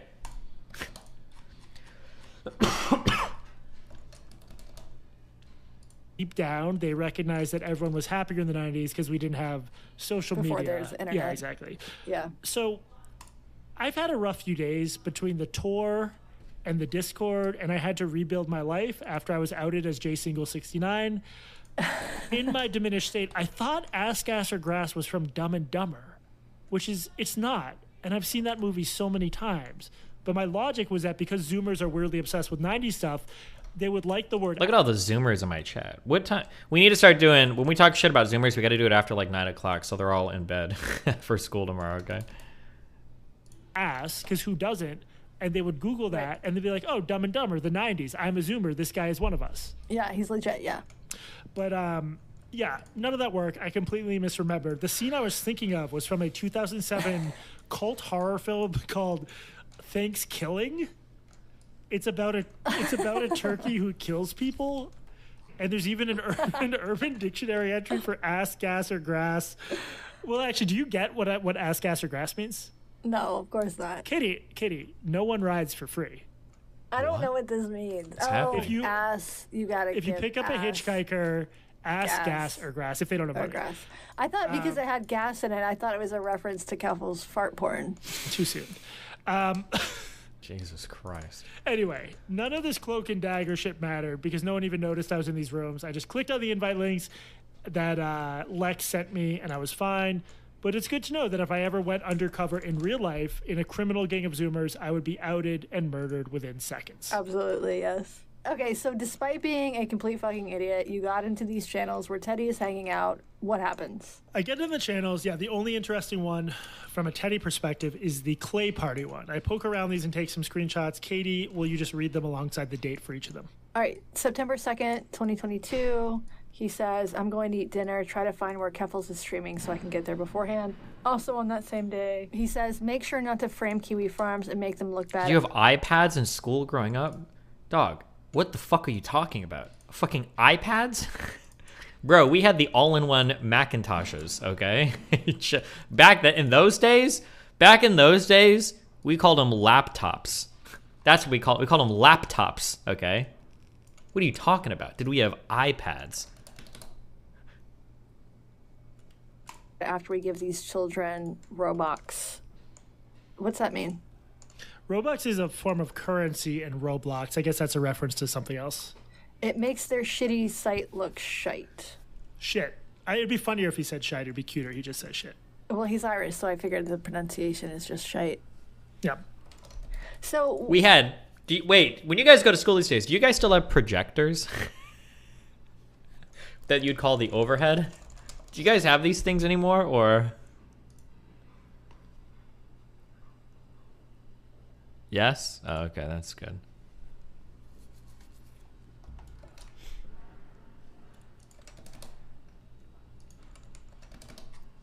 You guys won't remember these, but these were the Cadillacs. These were the Cadillacs back in the day. Whew! Built-in speakers. Mice that only had one button on them. No right click. Oh, man. You guys don't know. But there he's saying, make sure not to frame Kiwi Farms. I think by this point, he has received some heat from Kiwi Farms people. There was talk on Kiwi Farms that he was fucking sending them DMs, the ones who have Twitter accounts, being like, hey, let's team up. Let's take her down Keffals. And they were all like, fuck you, with various homophobic slurs. Because their whole thing is don't touch the poo, just observe and not interfere. They're like the National Geographic wildlife photographers. They don't get involved. Right. I mean, we talked about the limits of making that claim given their site, but yes, in theory, also, he's just a young kid and a tryhard who just does not fit with the culture of the board at all. On September 3rd, he basically tells everyone in the channel to tweet at Keffals that he, Teddy, is going to kill her cats. Don't shoot the messenger. And one of them actually did that. There was this tweet that was a threat to Keffals about Teddy. He was just seemed desperate to get Keffals' attention, which again Did just Keffals bring her cat to Ireland? I believe so, because a photo of it on the bed sheet in was it London where the hotel was? She definitely has a cat, so I don't know. So yeah, they're using this Discord to sort of poke at Keffals and I heard she paid $5,000 for surgery for seems like I'm just kidding. People mostly ignore him, but read that last screenshot, which was from today, Monday at 10:16 a.m. He says, it's talking about me, and there's a link to our show. Yep, and the next one he says, he talks about me at 53:36. So he wants to be identified as the person who's doing this. He's tweeted at Keffals repeatedly. He's told other people he did it. He told me he did it. Right, so basically he wants attention and he wants credit for this, and nobody has given it to him except for us. Because it doesn't seem like anyone's really cared about figuring out Poor who was Teddy. stalking Keffals, because it's so important to say it was Kiwi Farms. Right. The media coverage of this has been totally credulous, believe Keffals, even though Keffals has a history of lying, of making shit up about other people, of doxing other people, encouraging the doxing of other people. I saw an article the other day, I missed this when it came out, but Washington Post, Taylor Lorenz wrote an article about Keffals in June, this total fucking puff piece, about how Keffals is like teaching young people about politics. So there's this assumption within the mainstream media that Keffals is good and Kiwi Farms is bad, and they're just not even bothering to look into it. Yeah, the coverage has sucked. But so look, these screenshots are pretty interesting, but the most important thing I found out on this Discord server, posing as Ask Grass with the 9/11 image, was at the very top when the server was created. So the very first thing posted on the server was from Fancy German Car, who's actually Mallory. In Discord, people have like sort of different name fields if you click on their user profile. So this is Mallory, Teddy's longtime friend and accomplice in all these acts, and read what she said on September 2nd. Did Keffals report us LMAO? He joined MCE. What's MCE? Malagasy Clay Eaters. Okay, gotcha. So I can't confirm firsthand that Keffals joined a Malagasy Clay Eaters Discord, but I also can't really figure out why, in this case, Mallory would lie about it. What this appears to be is contemporaneous evidence from September 2nd that Keffals joined a Malagasy Clay Eater server. And it sounds like this evidence might have come right after she reported that server, which would explain the need for these kids to regroup in a new server, right? Okay, gotcha. So if they don't know, I don't know if this is true, but this lines up with the theory. Keffals gets in the server, reports them, it gets shut down, they have to form a new one. First thing someone says is, did Keffals report us? LMAO. He joined the server. So if Keffals did join this server on Discord, that gives us the following timeline. Like under Keffals' own name? I don't know. That's why I wish I knew, and I wasn't able to lock this down. But if this is true, it gives us a pretty interesting and coherent timeline, because September 1st, Keffals tweets at this kid Teddy, uses his full name, threatens to call, says she did call the cops on him, and just tells him to back off. It would make sense that a day later she's looking into him and finds her way to the server that is associated with his name, or the Discord, gang that is associated with his name all over the internet. I mean, that's a pretty reasonable theory, right? Yeah, and if this is true, that means that Keffals blamed Kiwi Farms, knowing that Kiwi Farms was not actually the source of this threat against her.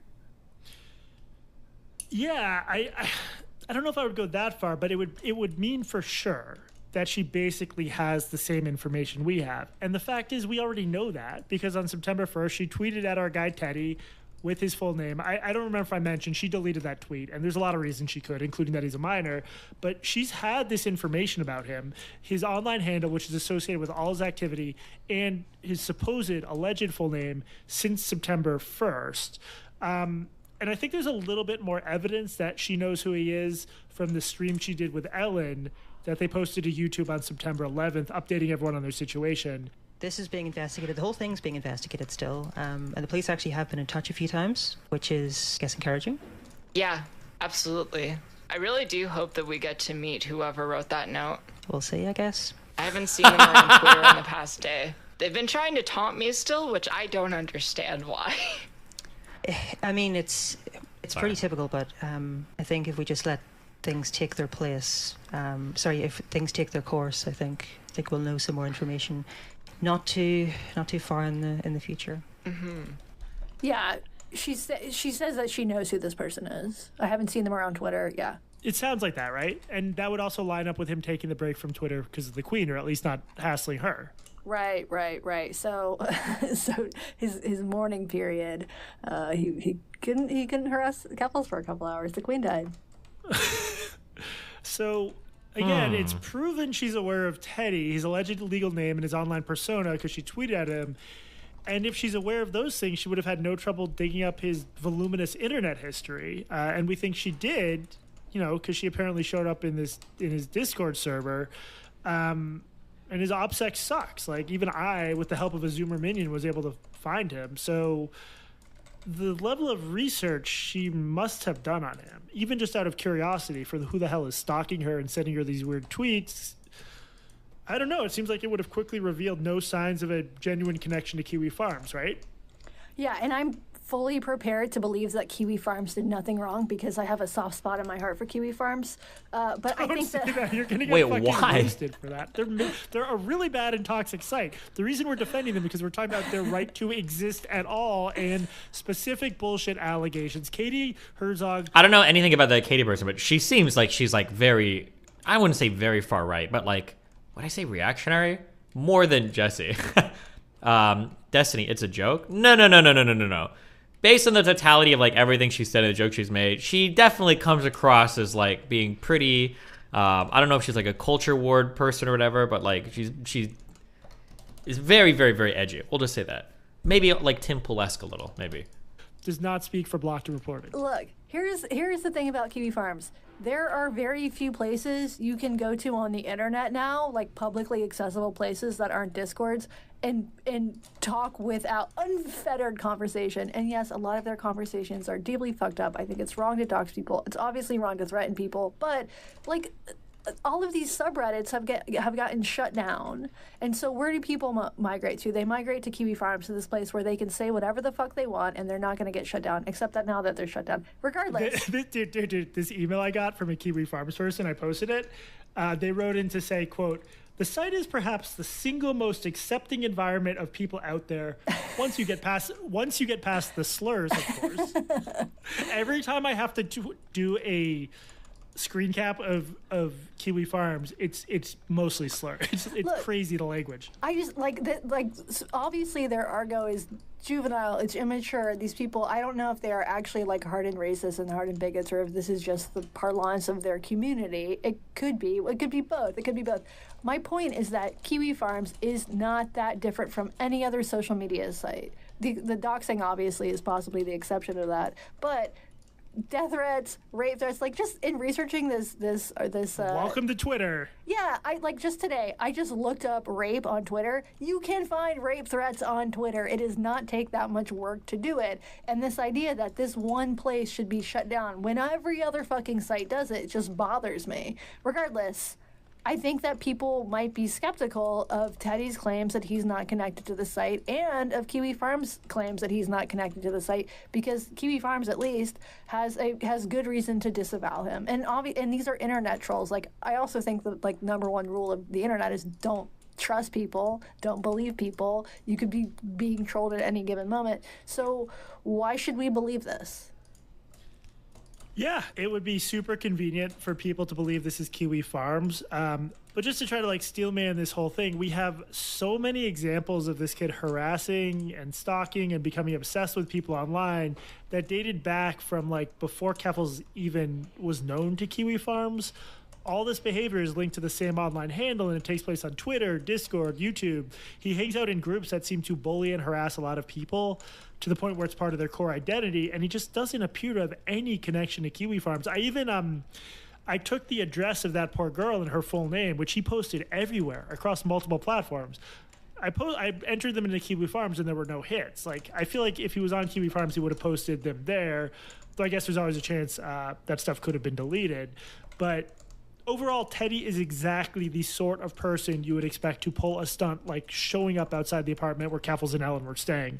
Moreover, we have contemporaneous... A loyalist. Exactly. I would just say, further bolstering my case, we have contemporaneous posts of Kiwi farmers doxing him and trying to figure out who he is and responding to his pathetic entreaties. And on top of all of this, we know that Teddy already hung out on that other doxing site where Keffals was doxed in late April because his friend Mallory doxed the girl he is stalking there. That is indisputable evidence, because there was only one person other than Mallory who cared about doxing this girl, and it was Teddy, and he went to that site to do it. So you can tell a whole start to... Is Mallory actually a girl? I think it's a girl, because she always uses the same female name and female images, but I don't know. You know how Zoomers are about gender. Yeah, people never lie about that on the internet. Well, Zoomers... Yeah, true. This is just, that's not women are obviously terrible in their own particular ways, but this just seems like a very male act to me. I don't know. Adolescent females are sociopaths. No, absolutely true. None of them wanted to date me back then. Yes, Jesse. Or now. Okay. Or now. I've been tweeting at a lot of them. So my Jesus point is, Christ. You can tell a whole coherent start-to-finish story of who this guy was before he became of Keffals, how he became aware of Keffals, why he's mad at Keffals, and the channels he used to try to get other people mad at Keffals, brag about his actions, and so on. You can tell this whole story based on well-documented posts of his and his own claims to me without having to reference Kiwi Farms at all. It's all right there. On top of that, on the other side, his opponent... we have Keffals' motives. We have evidence for why Keffals would want to ignore this information and keep the focus on Kiwi Farms. She hates Kiwi Farms. They have a very long and very embarrassing thread about her, and she's engaged in a war with the site's very outspoken and often obnoxious founder, Joshua Moon. She's gained a huge amount of clout and media attention and actual real-life money from #DropKiwiFarms. She's being followed around by a Vice film crew. And on top of that, she's being. Yeah, I think that might make it easier to spot her as she flees for her. Kind of weird, huh? Fucking life. On top of all that, she's surely accurate in believing that at least some of the harassment thrown at her does emanate from Kiwi Farms, because of course it does. She has legitimate reasons to be mad at the site and to be fixated on them. But at the end of the day, it's absolutely insane that no journalist exhibited any curiosity about the one guy who was obsessed enough with Keffals to actually show up at her apartment and post proof that he was there, even as they're writing stories about her life being in danger. It definitely took me many hours to tie up many of the loose ends here, and I didn't fully succeed. But it did not take me long to get a basic read on who Teddy was and his very extensive online history. That was like a 2-hour task. It also took no time at all to see that no one on Kiwi Farms wanted anything to do with him, and that whereas with some of these death threats, they were posted by Kiwi Farms posters, we have no post by Teddy at all. There's just no sign of him on the actual site. Well, do you think that he's actually dangerous to Keffals or anybody else? Like, on the one hand, he seems a little bit too hapless and sloppy to be dangerous. Even just the way he'll just like tell me his plans, and he wants a sit down with Keffals is sort of bizarre. How is this guy like? What did he say? This guy's like 18, 19 years old. This Teddy dude. On the other hand, assuming he's telling the truth about the train rides, he's openly admitted to traveling some distance to see Ellen and Keffals in person. Like, he said he was a minor. I thought he said he was a minor or a near minor. I thought I heard him say that. It's tricky because there's a ton of evidence suggesting he's the type of personality you'd expect in someone who would do that, but I wasn't able to get 100% there to like fully link him to the note with a photo of his thumb or some other evidence. Like, there was some other stuff he said I couldn't fully get back up for, although not much. But one was the claim that he threw eggs at the apartment. You didn't see any talk of eggs getting thrown at Keffals and Ellen's apartment, right? I didn't. I didn't see anyone mention that had happened, and Keffals does seem to broadcast every negative incident of harassment. I emailed Keffals and Ellen and asked her a few questions, including whether anyone had heckled them. I also basically just asked like if she'd really called the police on Teddy, because I could see why, if he's a minor, she would just like pretend to get him to back off. So do I think Teddy would like take a swing at Keffals if she were still in Ireland? If I had to guess, no, but he seems to be like a wellspring of serious adolescent sadism, and the stuff he did to that girl he doxed was awful. So tell me if I'm missing something here, but I just feel like anyone who claims to have shown up at someone's apartment like that and who posts proudly about it on Twitter should probably get a visit from the cops, right? Jesse, I'm in favor of defunding the police, so I can't answer that question, but I will say that it's terrible behavior. It's terrible behavior. And I should say that I talked to another guy on Discord. I found him because he has a small Twitter account. He used Teddy's full name in a tweet. He was one of the only people on Twitter to do that, and he said that he'd informed the cops about Teddy. So on Discord, this guy told me, quote, "Yeah, they were a bit funny about it, and I don't think they took it seriously, but I told them where to find his name, general location, and picture, all of which were a few pages apart," end quote, meaning a few pages apart on Kiwi Farms. When I asked him if he could prove that he called the cops, he immediately gave me a screenshot from his phone that had the right phone numbers on it, dated August 31st, which lines up. So technically the cops have known about this kid for almost 2 weeks, whether or not Keffals reported him. Jesse, you still have not answered why we had 5 fucking seconds for the Queen, or 3 seconds. Oh, yeah, this is really important. The most important thing at all. So basically, at the time, I was still hoping Teddy would do the thumb thing or provide me with more information. Raiders can't give us 5 memberships in YouTube chat. Thank and you. He asked, quote, when I said we were doing our first episode on this, "May you make a 5-second memorial at the start for the Queen?" So what you're saying is you give in to terrorists. I wanted to stay in his good graces, so I made you do that. And what is a little Queen respecting for journalism's sake? You know what? I respect the Queen, too. Nice lady. She was great in The Crown. Okay, so are we done? Oh, no. There is a final chapter to this tale. A final chapter? So we ended up recording this episode in 2 sessions. When I said it was Monday earlier, I was telling the truth, I swear. But today, Tuesday, I finally decided to get more aggressive with Teddy. To this point, he didn't know I had his Discord account, his Discord handle, since I'd been lurking on his servers as Ass, Gas, or Grass, and there was obviously no way he was going to see through that disguise, right?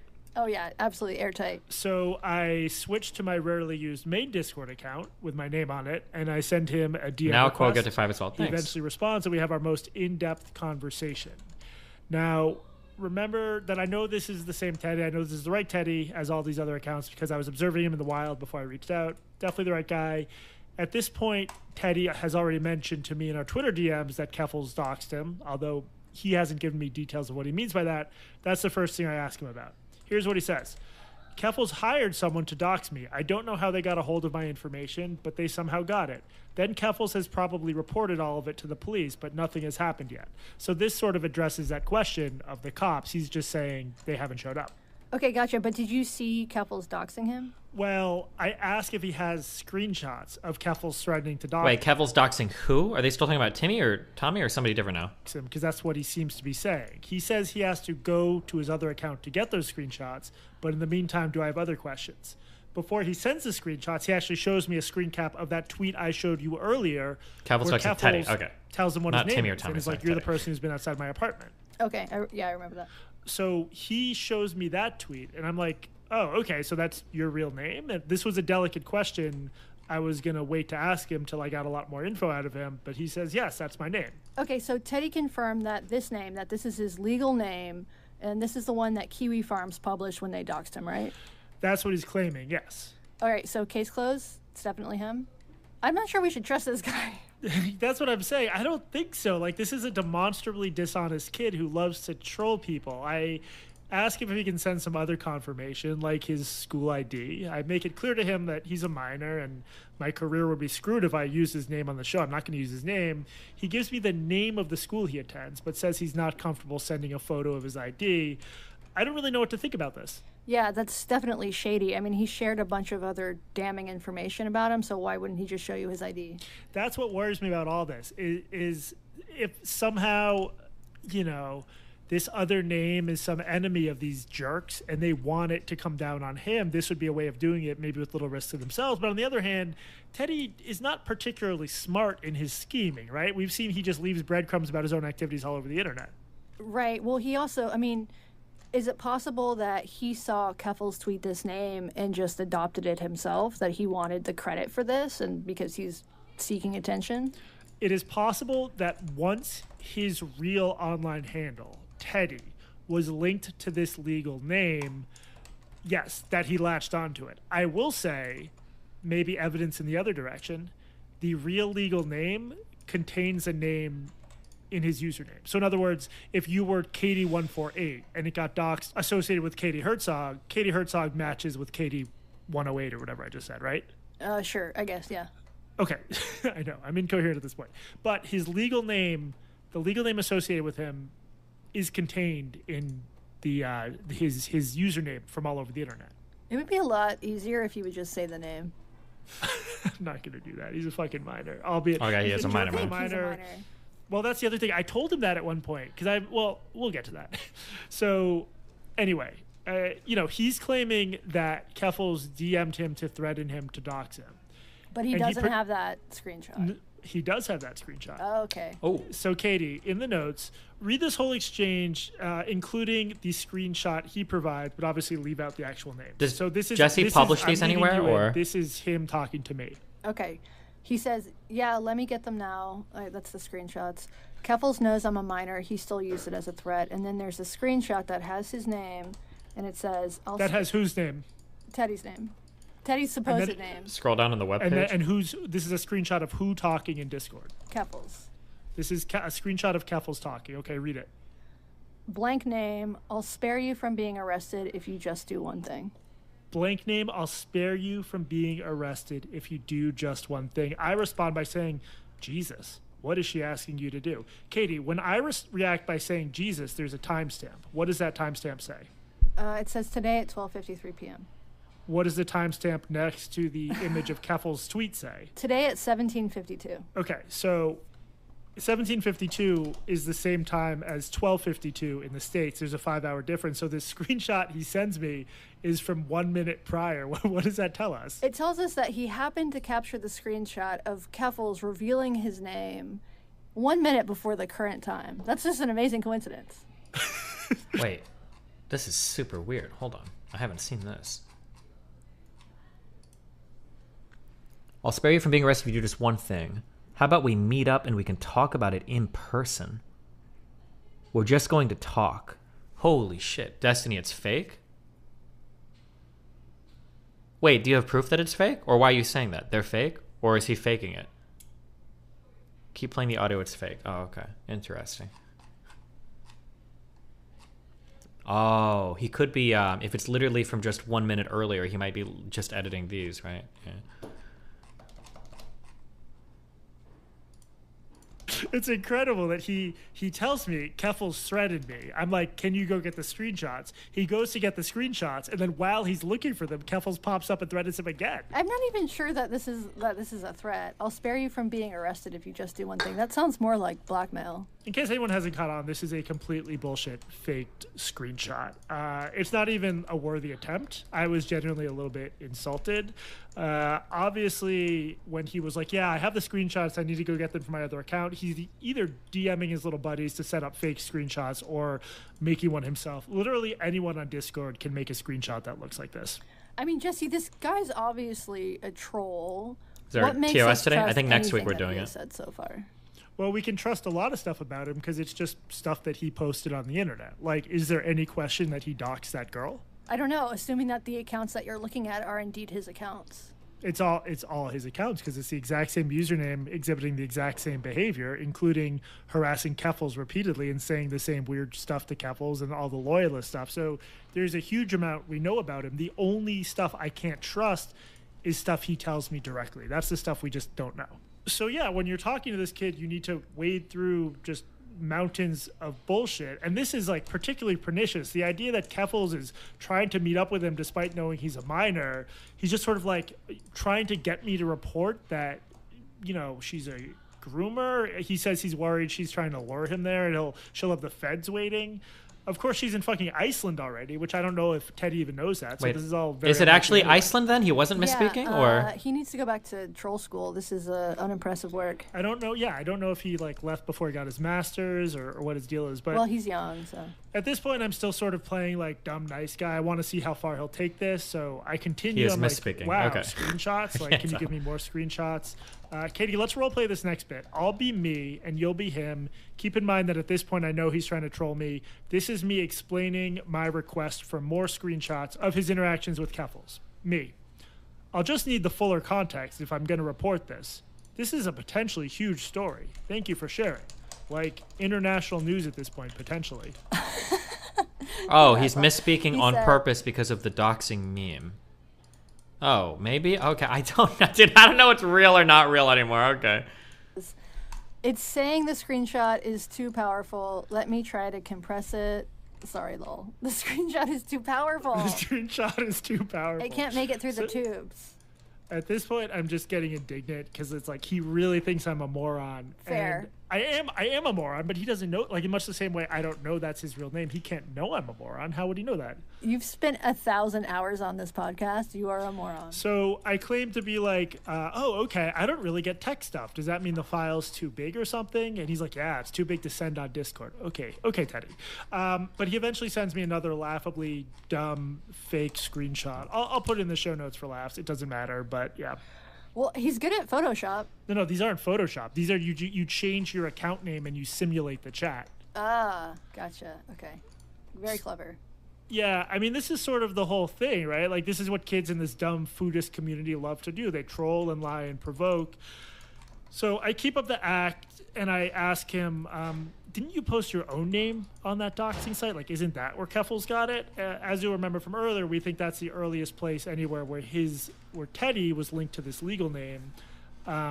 He himself provided his name on the doxing website. That's always been the weirdest part of this to me, because why would anyone do that? I think Was that all before this started?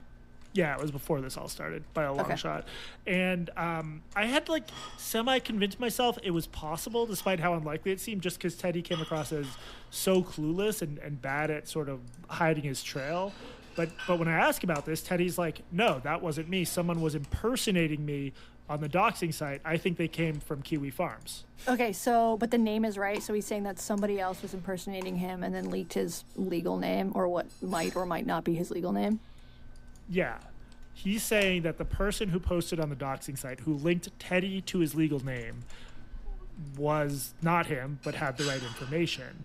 And I'm like, okay, but whatever the case may be, that's probably where Keffals probably got it, because he's like, Keffals hired someone to get it. I ask him if he's found his full name linked to his account and listed anywhere but on the doxing site in Kiwi Farms. And he says, no, not unless you count Twitter. That's my sense of the situation, too. He randomly asked if he can ask me something, and he suddenly has a question about my Atlantic article about trans kids, because of course we couldn't go 2 long episodes without that coming up. I guess he Googled me. He found someone who was mad at me. He sent me that article. I explained the controversy, blah, blah, blah. Then I asked him about the rumor he took a video from outside Keffals' house and that he uploaded it to his YouTube channel before it disappeared. He says, yes, that was him. I'm like, cool. Why don't you just share that video so I can confirm you were there? He's like, let me re-upload it to my YouTube channel. 3 minutes later, don't have the video of me directly outside his house anymore. I must have deleted it out of fear when I thought he was going to contact the police. Sorry. Okay, it just seems that he's shady. Like, he's insistent about who he is and what he did, but he won't provide you with this, like, the actual proof. Yeah, and the journalist in me is really annoyed because, like, I think this is a really good, interesting story of internet fuckery, but I'd like to put the final nail in it. I'd like to put it to bed, and it would be nice to be like, yep, we confirm this is definitely the kid who did the 4chan post. So I sort of start to lose patience at this point. I say, referencing the video, quote, is there any trace of it anywhere you can think of just to prove to me it was there? Then I say, quote, train ticket receipts, fast food, anything showing you went to Belfast, because he's claiming he went to Belfast multiple times. He responds, oh, I have a bus ticket that I used to get over to him from the part of Belfast I was at, a TransLink day ticket. I'm like, okay, send that. He says, I'll have to wait until I get home. I'm at my nan's for the football, but I defo have a bus ticket. Yeah, sure. I don't know if I believe Teddy at this point. He never just has stuff on him that you would expect him to have. So I basically run out of patience at this point. I say, actually, can I be totally blunt with you for a minute? That might make sure we're on the same page. He says, sure. I sort of lay my cards down. I say, you seem to really be a Northern Irish loyalist and to follow certain clubs, meaning football clubs, and to be mad at Keffals. And there's an online footprint of that from before any of this started. But Teddy, I don't say Teddy, I say his handle, is also linked to a long history of trolling, including attempting to impersonate people. And you did just try to get me to report on a fake Keffals screenshot. So I'm just not sure what I can and can't believe right now. My operating assumption is that you weren't the 4chan poster, because a lot of this doesn't add up, but that you are an online presence who is furious at Keffals. I'm sort of trying to goad him a little bit, because I know he wants me to think he's the 4chan poster. I'm just trying to determine at long last if there is any actual proof of that. He responds, it wasn't a fake shot. I promise to God. I promise on the Protestant faith. Oh, no. Did he promise on the Queen? Teddy. He did not promise on the Queen, but she's dead, so you can't promise on her. I'm like, dude, it was. Look at the screenshot.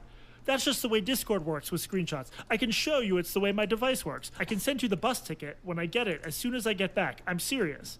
I'm skeptical, and I decide it's time to be more clear about him, but like what I know about him. So I say, in a September 2nd post, Mallory said that Keffals was in the Malagasy Clay Eater server. Do you know what that was about exactly? He immediately is like, how do you know about Mallory? So to be clear, I'm asking this for legitimate reasons, but while it makes me a jerk, I sort of found this gratifying because this kid is trying to get me to publish ridiculously dumb, faked screenshots and accuse Keffals of grooming. So it just feels good to flex on him a little. Just his reaction of like, wait, how does this guy know who Mallory is? Jesse, I'm glad you finally found journalist someone moment. in school. A 16-year-old. Is he 16? I did it. I've been getting owned on the internet for 10 years. Until I met Teddy, now I get to roast this kid. Take the W. I ask if he personally saw Keffals in the server. You remember, we have that evidence from Mallory that Keffals sort of popped into the server, right? Well, if it's, I mean, we have Mallory saying that, yeah. We have Mallory saying that, but we have her saying it in like a private channel where I don't understand why that would be a lie. Mallory lies, but I don't think that's a lie. He says, yes, she DM'd me through that server, but of course, once again, he can't confirm. He says, quote, the server was deleted. We change servers a lot because of the stuff some of our members do. You mean because you do, idiot. Plus, we cleared the logs at the time, too, in case he was going to get some other people involved, in case Keffals was going to get more people involved. So, again, no proof. This one actually makes sense because I do think these kids are constantly wiping servers, changing names, etc. Plus, I'm inclined to believe him because if Keffals would publicly tweet at him, is it that much of a stretch that she would DM him on Discord, especially given how much she enjoys beef and conflict and threatening people? Well, okay, so if we don't know that he is the guy who took the photo outside of Keffals' apartment, doesn't that change the whole story? No, it doesn't change the story of Keffals believing he's the guy and knowing who he is. Like it's actually the exact same story, except for that one detail of whether Teddy is this legal name, corresponds with this legal name. All the rest of it is the same.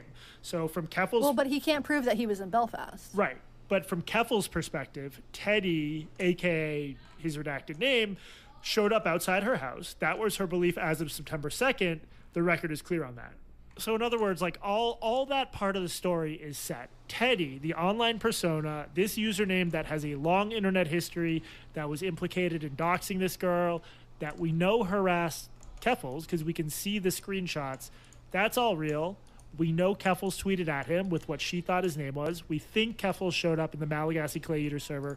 All that stuff is true. It happened. The one thing we don't know is whether Teddy is who he claims to be in real life. Okay, well, so did he ever send you a picture of a bus ticket? He did, but he sends me a photo of a bus ticket, but it doesn't mean anything, and it's from May. So I'm like, dude, this is from May, and he's claiming that's Teddy. when he started harassing Ellen, or like, what are you trying doing, to visit Teddy? her over the flag thing. But this is the first I've heard of him having anything to do with her going back this far. And at the end of the day, this is just obviously super weak evidence and unsatisfactory evidence because it's just a bus pass from Belfast. He could have texted his mate and asked him to send a photo of one. Okay, so does this answer the question of whether or not the photo came from Kiwi Farms? It answers the question of what Keffals did when she thought someone was responsible. Did she look into their internet history? Did she care who they were? And whether they were come from Kiwi Farms. And the answer to all those questions seems to be no. She didn't care. She just kept saying it was Kiwi Farms. And no one has presented any evidence linking Kiwi Farms directly to this. And we have one fairly strong suspect, especially in the absence of any other suspects. And did you ask Keffals about this? Did you reach out for comment? To be honest, after Keffals and Ellen didn't respond to me, I didn't ping them again. My last conversation with Teddy didn't really reveal any new information that I would need to bounce off them. Like, it was the same deal. Because when I emailed them originally, I said, I'm in touch with this kid, and he says he did it, and I know you accused him of doing it. But again, I never heard back from them that time. That's not surprising. So I also dispatched Trace to go poke around on Kiwi Farms and see if I missed anything. He had some troubles because they've been like down, even on tour. Joshua Moon claims they'll be back up soon. Trace, who's very good at this sort of research, couldn't really find anything new. Can I turn steam back into water? I do trust him to know what he's talking about in weird internet cases involving anonymous trolling. And here's what he said after I shared my Discord logs with Teddy with him. As far as him not sharing confirmation, that doesn't really surprise me in either scenario. Even for the most careless people in spaces like that, the prospect of personally confirming their real name as tied to their online trolling is a troubling prospect, to say the least. Kiwi Farms and Keffals had already mentioned the name at the time, so if it is his name, I could see a world where he suddenly clams up and realizes how much he's been oversharing about everything. After viewing everything, I think there's a decent chance that's his name, mostly because of the Keffals tweet, but wouldn't stake anything important on it. I think that's where I'm at too. I think there's a decent chance, but it's very high stakes to leak someone's online persona to a real name, and I could see reasons why he wouldn't want to go that final step of, like, you know, a photo of his school ID or whatever, but until he does that, there's always a possibility he's just trying to trick me. Well, so I Googled this name in Ireland, and the only evidence I found that this person exists is a photo of some school children, but it's a school for learning the Irish language, so I doubt that's him. Yeah, now I will say there was someone sent me a link to a Belfast phone directory, and there are some people with the last name. I might try to call them just for the hell of it. It would be sort of interesting. Like, calling his parents. I don't want him to have my phone number. Just like ask for. I don't know what's wrong with that. It's just funny. It's just the links that you're going to verify this fucking teenage troll's information. It's impressive and a little disturbing. It's a little disturbing. Teddy, if you're listening, and you definitely are. I definitely are. We don't condone what you did, but we'd like to talk to you to explain it and to learn more. And send me a photo of your thumb and write out "Hello Barpod." But do not go anywhere fucking near. Well, you're not going to go anyway because they're gone. But Jesus Christ, chill out, Teddy. That's my message to you. Chill out. If you chill out and play your cards right, you can become a podcaster someday. And Teddy, when he says thumb, that is not a euphemism. When we started this podcast during the pandemic, March 2020, did you think we would be directly addressing a loyalist online terrorist who's probably 16 years old? You know, when we started this podcast, I thought we would be dead by now, and honestly, I'm kind of sorry that we're not. I was going to say, it's a fucking disappointment how things turned out on that front. Well, Jesse, thank you so much for digging into this. You have put an incredible amount of effort into this stupid fucking story. Stupid story, yeah. And I'm sure nothing will change. I'm sure that NPR and the Washington Post and the New York Times and every other outlet will continue to report it just like they always have. Yep. But hey, thank you guys for listening and for supporting us. And because of your support, we can just do journalism however we want to do it. We can literally defend literal neo-Nazi, literal terrorist organizations, which has always been our style. Maybe blockedandreported.org will become the new Kiwi Farms. Oh, man, that'd be great. Anyway, as always, Tracy Woodgrains provided us with production assistance. I can barely talk. I also would like to thank Luth. Sorry. The reason I don't remember his name because we call him by his real first name, which you want to use. I'd like to thank Lex for his sleuthing through the dark catacombs of Discord. Katie, I'd like to thank you for being a good listener and a queen respecter. I appreciate that, Jesse. I'd thank you, but I'm not happy with you right now. This has been way too much. This has been Blocked Reported. I'm Jesse Single, and remember, Teddy, just do a little bit better. And I'm Katie Herzog, and also remember, no show next week, folks. J Single 69 is going to need a vacation.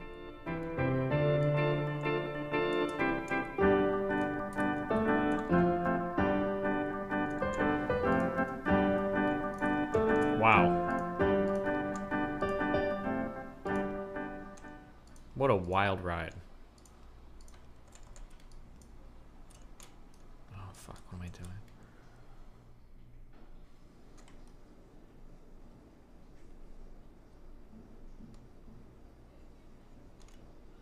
Oh, it has to come out of the bottom. No, that's not going to work.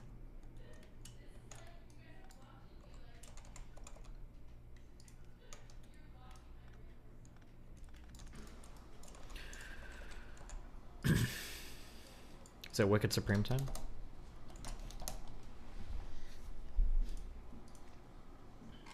Bloomberg opinion piece on how the virtue economy is about to burst. What is that, like green shit or whatever?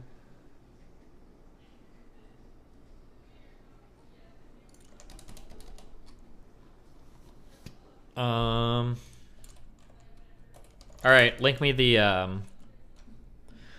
don't think I want to watch the first one. I'll probably just watch the second one, the Wicked Supreme and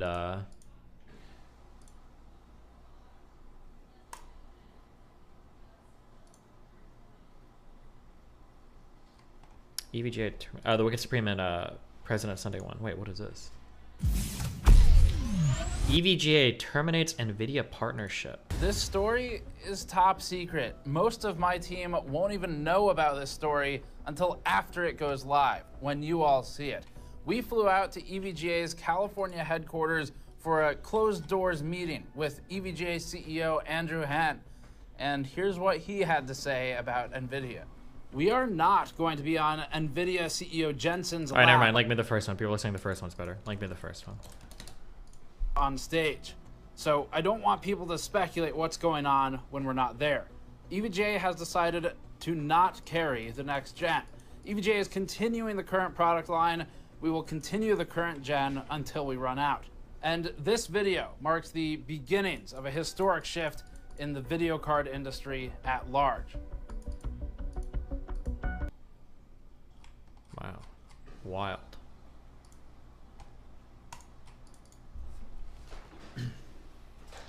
Let me soy up 1 sec.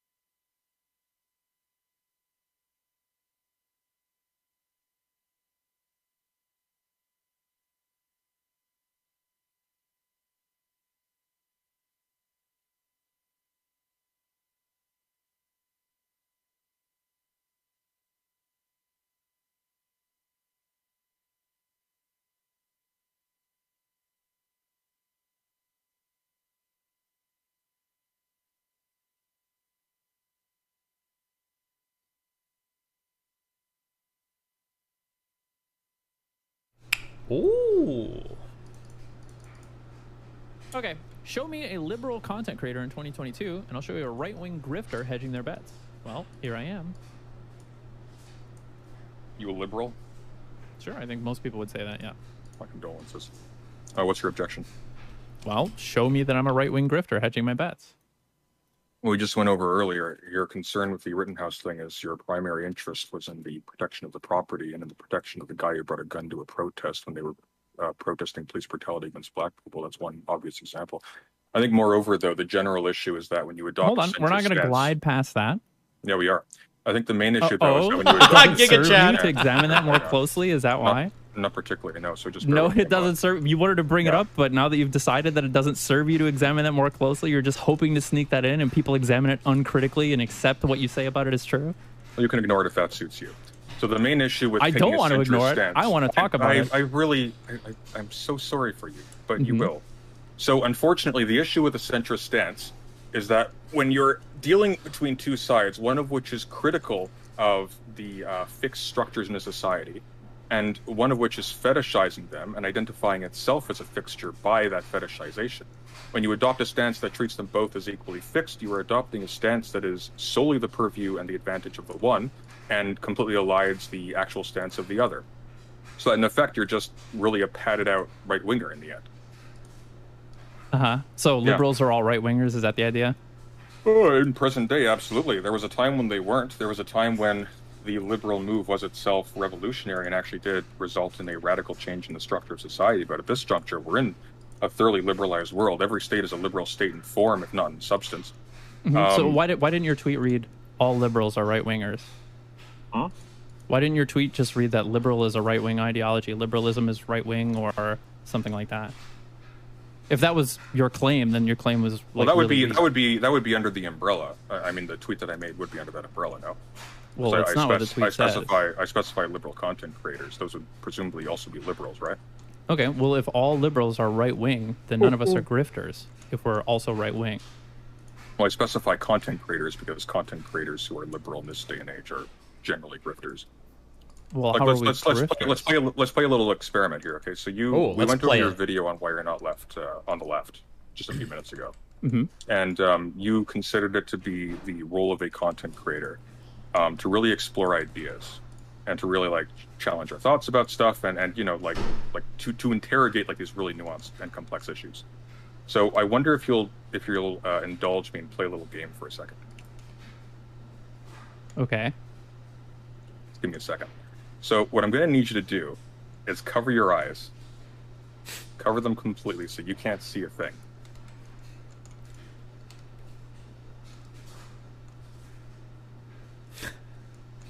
Okay. Can you do that? Was that it? Was that the whole thing? No, just wait for it. Just wait for it. You're peeking. I can see the cracks. See all those fingers. Okay, can we get on with this, or? Yeah, well, your eyes aren't covered anymore. I'm watching you. Okay.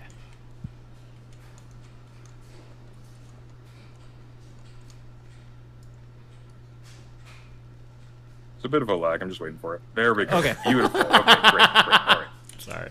Who wrote Anti-Oedipus? Anti-Oedipus? Yeah. I have no idea. Who wrote The Second Sex? I've never heard of that book. Who wrote The 18th Romeo of Louis Bonaparte? I have no idea. I've never Who wrote What Is heard to of Be Done? I don't know any of these. I don't know. Who wrote Discourse on the Origins of Inequality? There's only 3 more, I promise. Oh my god. Wicked Supreme getting absolutely crushed in his lack of literate knowledge. Oh my god. Destroyed. I don't know. That one sounds familiar. Good. Who wrote The Doctrine of Fascism? That's not the 17 point or whatever. How many points? No, 14 no. points. Who wrote A Theory of Justice? No idea. Oh, wait, is the last one Rawls? Hold on, I don't know if that's true or not. Yes, I knew one of them. I'm a master liberal. I know everything. The Origins of Totalitarianism. I have no idea. Who wrote The Subjection of Women? I don't know.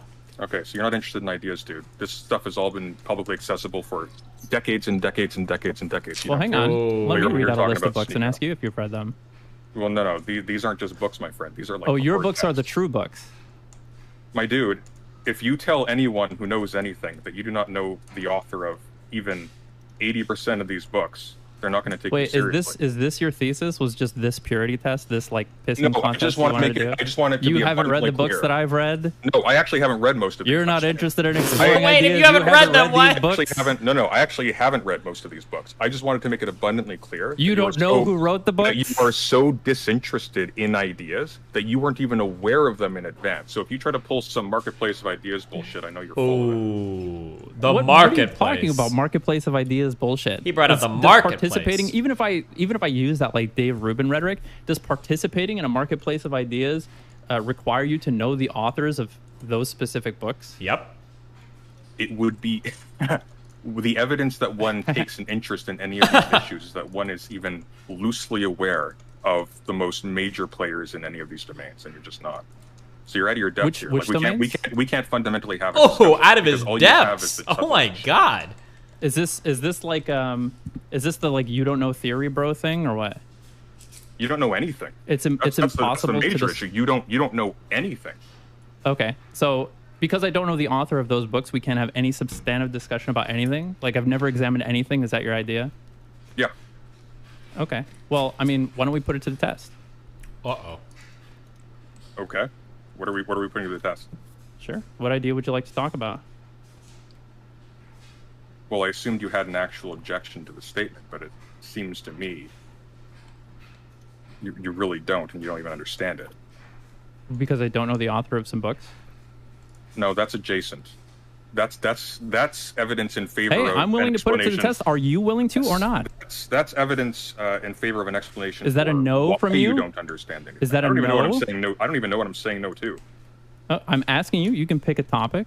If you want to talk about a topic, I'm happy to explore the topic with you. I'm happy to, like entertain any ideas that you have and go back and forth about it. Okay. So go ahead. Yeah, Rings of Power is pretty good. Your thoughts? Is that a topic? I think that sounds like a hell of an interesting topic to me. I was actually pleasantly surprised. I thought it was going to be trash. I saw The Wheel of Time, awful film, awful series. Never got past the first episode. Rings of Power, it's gripping. Hey, you want to talk about movies? Is that what you want to talk about? Yeah. This is so weak. I'm so disappointed. I mean, I guess I got to be honest. I didn't have high expectations. I wanted to say, I mean, the whole point of this, right? I'll show you a right-wing grifter hedging their bets. What? Can you give me your definition of a grifter? Someone who's in it for money and attention and things superfluous to, actually knowledge, understanding, actual political causes, yada, yada, yada. Someone who's in what? Anything. Someone who's at in all. anything for money and attention is a grifter? Yeah. So well, wait. especially if you're doing like something Like every media-wise actor where is you're a grifter? posturing. Every politician is a grifter? I mean, it's a grift. I wouldn't necessarily say Every it's a scam. activist is a grifter? Activists aren't all in it for the money. A lot of activists do what they do at personal cost, at personal risk. Would you say that it's wrong for anybody to expect compensation for anything that they do? Of or course that it makes not. them a grifter? Of course not, but I do have an issue with people expecting. Wait, what the fuck was his definition? Hold on, I'm sorry. Grifter? I mean, it's a grift. I wouldn't necessarily say Every it's a scam. activist is a... so someone anything who's at in all. anything for money... To, actually knowledge, understanding, actual political causes, yada, yada, yada. Someone who's in what? Anything. Someone Anything who's at in all. anything for money and attention, entertain any ideas that you have and go back and forth about it? Okay. So go ahead. Yeah, Rings of Power is pretty good. Your thoughts? Is that a topic? I think that sounds like a hell of an interesting topic to me. I was actually pleasantly surprised. I thought it was going to be trash. I saw The Wheel of Time, awful film, awful series. Never got past the first episode. Rings of Power is terrific. You want to talk about movies? Is that what you want to talk about? Yeah. This is so weak. I'm so disappointed. I mean, I guess I gotta be honest. I didn't have high expectations. I want to say, I mean, the whole point of this, right? I'll show you a right-wing grifter hedging their bets. What? Can you give me your definition of a grifter? Someone who's in it for money and attention and things superfluous to, actually knowledge, understanding, actual political causes, yada, yada, yada. I would say that I feel like grifter implies a level of deceit, I would say. Like, you could be in something for money and kind of believe it and kind of not, but I feel like grifter implies that, like, you're talking shit. Like, grifter is like a dude that is like pretends to be pro-capitalism or pro-socialism, but he's like, impersonally, like, if you talk, he's like, yeah, this is all bullshit. But like I say this shit because it gets me views. I feel like grifter carries that connotation with it more, rather than just like somebody in it for money, right? I'm trying to think of who I would consider like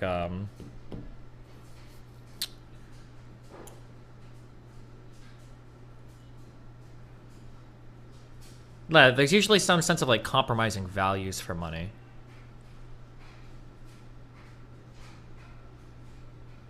I feel like his definition of grifting, like I make money off of what I do. If I didn't make money, I don't even know if I could do what I do, right? Would I consider myself a grifter? Or somebody that like wants to make money doing things online? Would I consider them a grifter if they do politics? I don't know if that's the case. Someone who's in what? Anything. Someone who's at in all. anything for money and attention is a grifter? Yeah. So well, every- especially if you're doing like something Like every media-wise actor where is you're a posturing. grifter? Every politician is a grifter? I mean, it's a grift. I wouldn't necessarily say Every it's a scam. activist is a grifter? Activists aren't all in it for the money. A lot of activists do what they do at personal cost, at personal risk. Would you say that it's wrong for anybody to expect compensation for anything that they do? Of Or that course it makes not. them a grifter? Of course not, but I do have an issue with people expecting compensation for doing something that they aren't doing but are merely pretending to do. You don't think, dude. You don't read. You don't know anything. You're doesn't read. I've read some stuff. If you really want to know, I've read some Durkheim. I've read some Du Bois. I've read some of the classic sociologists. I've read some de Tocqueville. I've read some Aristotle. I've read some Plato. I've read say people, like, Aristotle? I don't want to start this pissing match of, haha, who have you read? Well, I've read these people, because it's not substantive. There's no substance to it whatsoever. We can have literary pissing contests if you really want, but I don't think it amounts to anything. Dude, if it makes you feel any better. I fear for anybody who sees that Oh! pissing contest conducted They're and screaming thinks at that each there's other. anything substantial Listen, to it. if it makes you feel any better, I haven't read Anti-Oedipus. I haven't read The Second Sex. I've read Okay. Formula like years and years ago. I haven't read What Is to Be Done. But I haven't you read know The the Doctrine of authors or Fascism. I what? haven't read The Theory of Justice. I haven't read The Subjection of Women. Okay. But I know of them because I've taken an Okay. interest in what people have actually said about these things, because I actually do care about ideas. You Okay. don't, because you only care about ideas insofar as those ideas happen to be things that you can interface with because they're being spoken by large content creators. That's not true. No, that's not true. I'm a full-time student, and like part of the course I've taken has me reading some like contemporary literature and some classical literature as well, in terms of philosophy. Most recently, like a bunch of economists and stuff. I've had to read some Milton Friedman, some Thomas. I've had to read other economists. Who's the guy? The World is Flat. I can't remember that guy's name. But God, no, whatever. I've had to like read a bunch of this stuff recently, and I'm not sure even the era of the literature that you've listed, and I'm not sure that it's relevant if like people have built on those ideas. And hell, I've fucking actually read some Marx, and like people who built on those ideas. And like the lesson that I would carry forward, reading some of these authors chronologically, is that like you really only need to read some like the most recent authors if you're like super interested in these details. So like I said, if you want to talk about some details, I've read some behavioral psychology from over the past 10 years. I've read some, behavioral economy. I've read some Evo Psych from over the past 10 years. If you want to talk about these topics, I can tell you what I've read. If you think it's useful or beneficial in any way to gauge or to try to pre-crime the fucking winner of some intellectual pissing contest over knowing the authors of which books by the year they were written or something like that, I really fear for your audience that thinks that that's like a way to conduct anything, or that lends any credence to your claim, which is show me a liberal content creator in 2022 and I'll show you a right-wing grifter hedging their bets. Now, if you're coming into this saying, oh, my definition of a liberal is that they're definitionally right-wing, congratulations. You've made a completely tautological and vacuous claim that nobody should care about, and it's not the claim that you were making. You're also making the claim that anybody doing this is a right-wing grifter.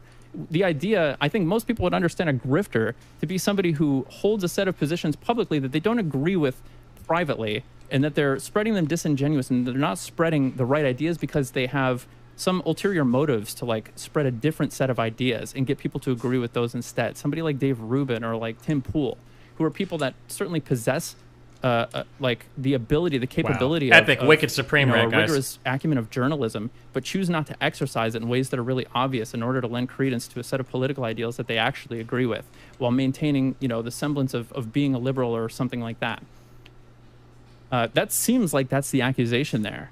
Now, if you're just saying a grifter is anybody who does anything for money and attention, then and that liberals are all automatically right-wing, then you've basically just said, I think liberals are all right-wingers, and anybody who does anything for money or attention is a grifter. You've just included basically fucking 90% of the planet. I don't know what to say. That's not a strong claim. Creators, but a content creator who's a grifter would be one who says stuff that they don't believe because they haven't. Okay, show me. You said you could show me. So show me what I don't believe. I don't know what you don't believe because I've gone through one of your videos talking about why you're not on the left and it took you all of 19 minutes to get to there's a color gradient. Yeah, the whole video. Can you summarize that video for me? No. Okay, was so well, devoid you of should probably content, I fucking couldn't. watch it first instead I of telling did. me what the title of it is. Okay, well, you're the, I don't know, you're supposed to be the scholar, right? You're the academic. That's what it says in your Twitter. You should be able to summarize a 19-minute, YouTube video. Says I'm a political scientist. Okay, well, if I was pressed. Well, I can pull if up a I- tweet if I- that says if I- that you're if an I was- academic. You have it in if I was- parentheses. No, it's political scientist.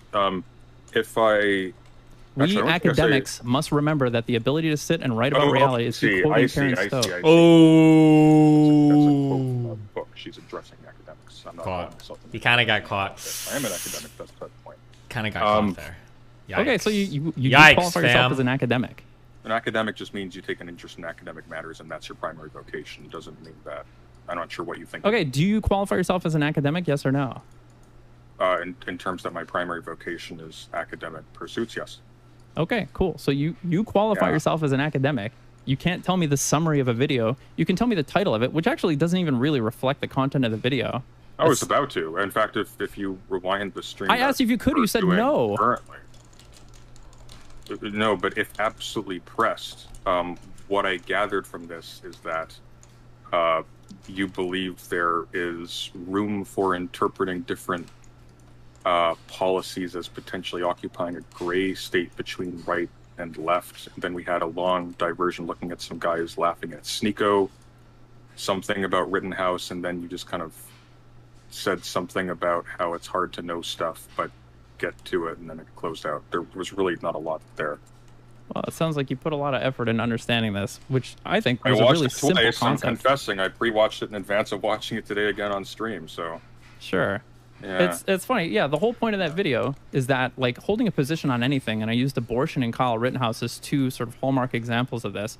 You can have a position, you can have any position that can include any number of nuances on those pretty complex topics. I think they're pretty complex issues. You know, Rittenhouse being one that you wanted to escape by earlier and that you said that you were happy escaping from and weren't willing to examine again, which isn't Not surprising. particularly, I just wanted to get to a more interesting point. We can talk about Well, that's not Rittenhouse if why. you really You wanted to drop it because it's rhetorically and optically strong, and you think that people on your side are going to go, yeah, he supports Rittenhouse, and that's liberalism or something like that. I'd love to examine that with No, you. we already heard you say that you support Rittenhouse. You think it's totally defensible. The reason why I wanted to skirt by it is because I had an additional point that I wanted to make that we would spend. Yeah, and I would love to all day discuss. diverting from. I would love to discuss the Rittenhouse situation with you. You don't seem particularly brave to do so, unfortunately. But you know, I've invited you to just now.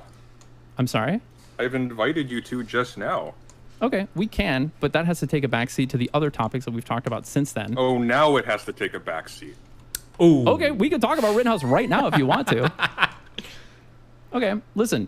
If somebody set your neighbor's house on fire and they said, "Can you help me come and defend it?" Do you think it's morally wrong to do so? Carlot Rittenhouse was defending. Hey, on fire. can you answer my question? I'm asking you a clarifying question. Was the Carlot Rittenhouse was defending on fire? It was the previous night. They lost half their assets and they were calling for help. They were calling for help. Yeah, they called for help for people to come and defend from further damage. They called Rittenhouse to come in with a gun and to stand in front of the building and to shoot people if they approached the building. Rittenhouse and his crew maintained that there was an open call for help that these people made. Oh, good for them. Does Destiny care about his Twitter? Listen. In the Matrix Revolutions, the Neo UC is actually the 8th one. Okay? That's the 8th Neo, guys. They don't stop coming and they don't stop coming and they don't stop coming.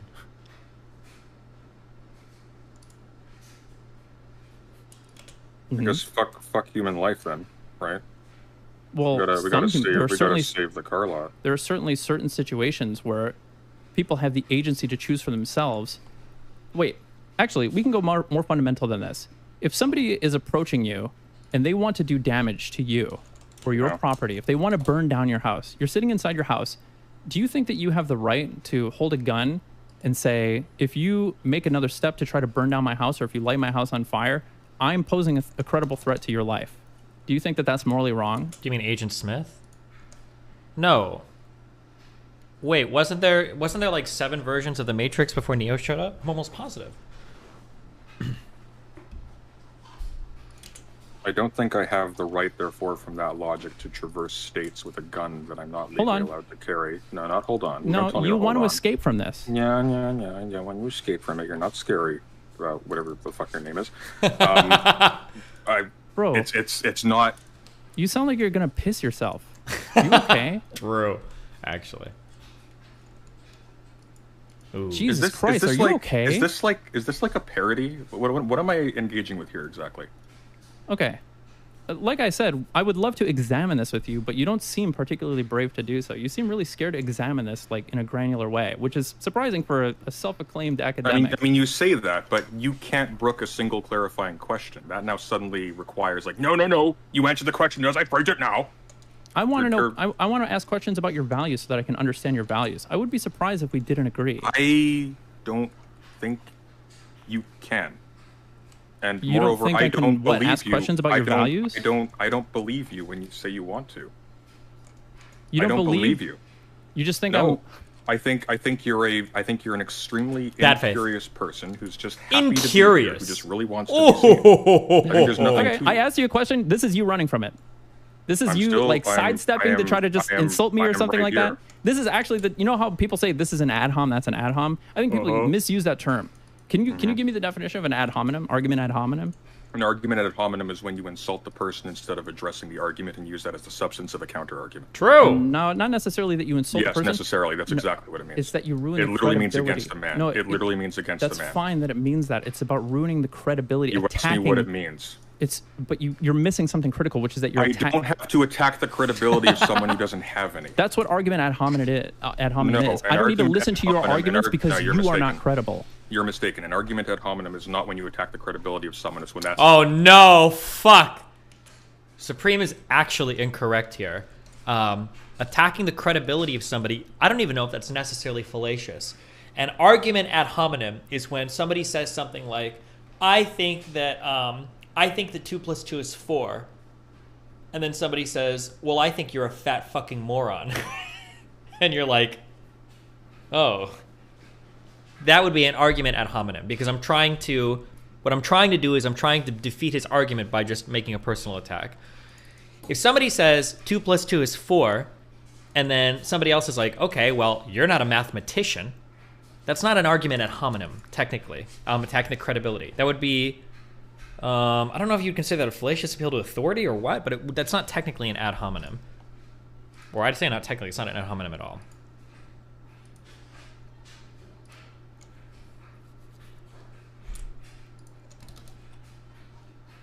It's the substance of an argument against an argument that doesn't rely on the credibility. You're That's out not of your true. depth That's here. not what it is. Isn't the point of the insult portion of the ad hom intended to undermine credibility? No. You don't have to undermine the credibility at all. It's just an insult.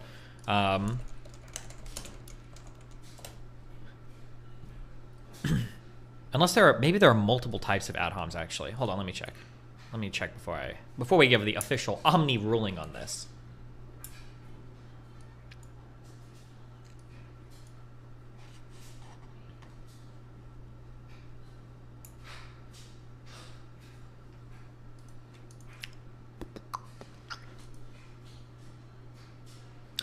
Fallacious ad hominem reasoning occurs where the validity of an argument is not based on deduction or syllogism, but on an attribute of the person putting it forward.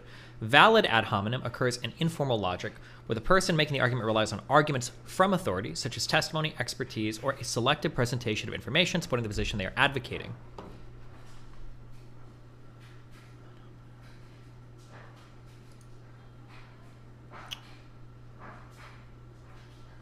Name calling. Ad hom. Wait, okay, hold on. Wait. Circumstantial ad hominem is an attack on the bias of a source, points at someone, circumstance, appeal to motive, ergo decido, go by association, tu quo coup, whataboutism, abusive ad hominem. Poisoning the well is a type of informal fallacy where adverse information about a target is preemptively presented to an audience with the intention of discrediting or ridiculing them.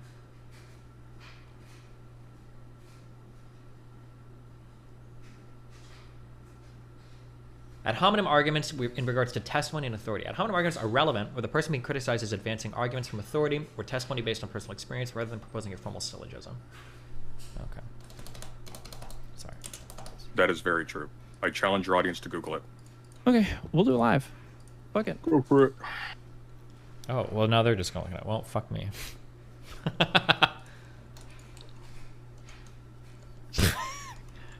Typically, this term refers to a rhetorical strategy where the speaker attacks the character, motive, or some other attribute of the person making an argument rather than addressing the substance of the argument itself. The most common form of ad hominem is A makes claim X, B asserts that A holds the property is unwelcome, and hence B concludes that the argument X is wrong. Fallacious ad hominem reasoning occurs that the validity of an argument is not based on deduction or syllogism, but on an attribute of the person putting it forward. Hold on. Okay, I'm being autistically precise with this. Ad hominem is always done for the purpose of degrading someone's credibility when making an argument. Sure, kind of, but fallacious ad hominem, there are forms of ad hominems that aren't fallacious. So for instance, if somebody is appealing to their authority on a topic, and then you say, well, hold on, you don't know shit about this. If somebody says, okay, listen, I've read a lot of whatever Rawls, and I'm going to tell you the Rawls means, somebody's like, hold on, you haven't read a single fucking thing of Rawls. You didn't even read the wiki. That would be an ad hominem attack, but it wouldn't be a fallacious ad hominem because you would be attacking the authority that they're presenting, right? So not all ad hominem is fallacious. Just like how all appeals to authority aren't fallacious. Just like how your mom is fallacioous. Okay, any contentions? Or do you want to edit the Wikipedia or anything like that? Or is this whoever made this article, are they in error? Do you have a better idea? No, I think they're completely right. Okay. Yeah. Wow, nice. So, I don't know. How is that any different than what you've just done now? I've asked you a question about your values, and now you're just saying, I just don't think you have any credibility, and that's why I don't want to answer it. Yeah, that's exactly right. But that's not an ad hominem because that's not an argument. I'm telling you I'm not interested in that discussion. Well, that is your argument. You're presenting a counter argument.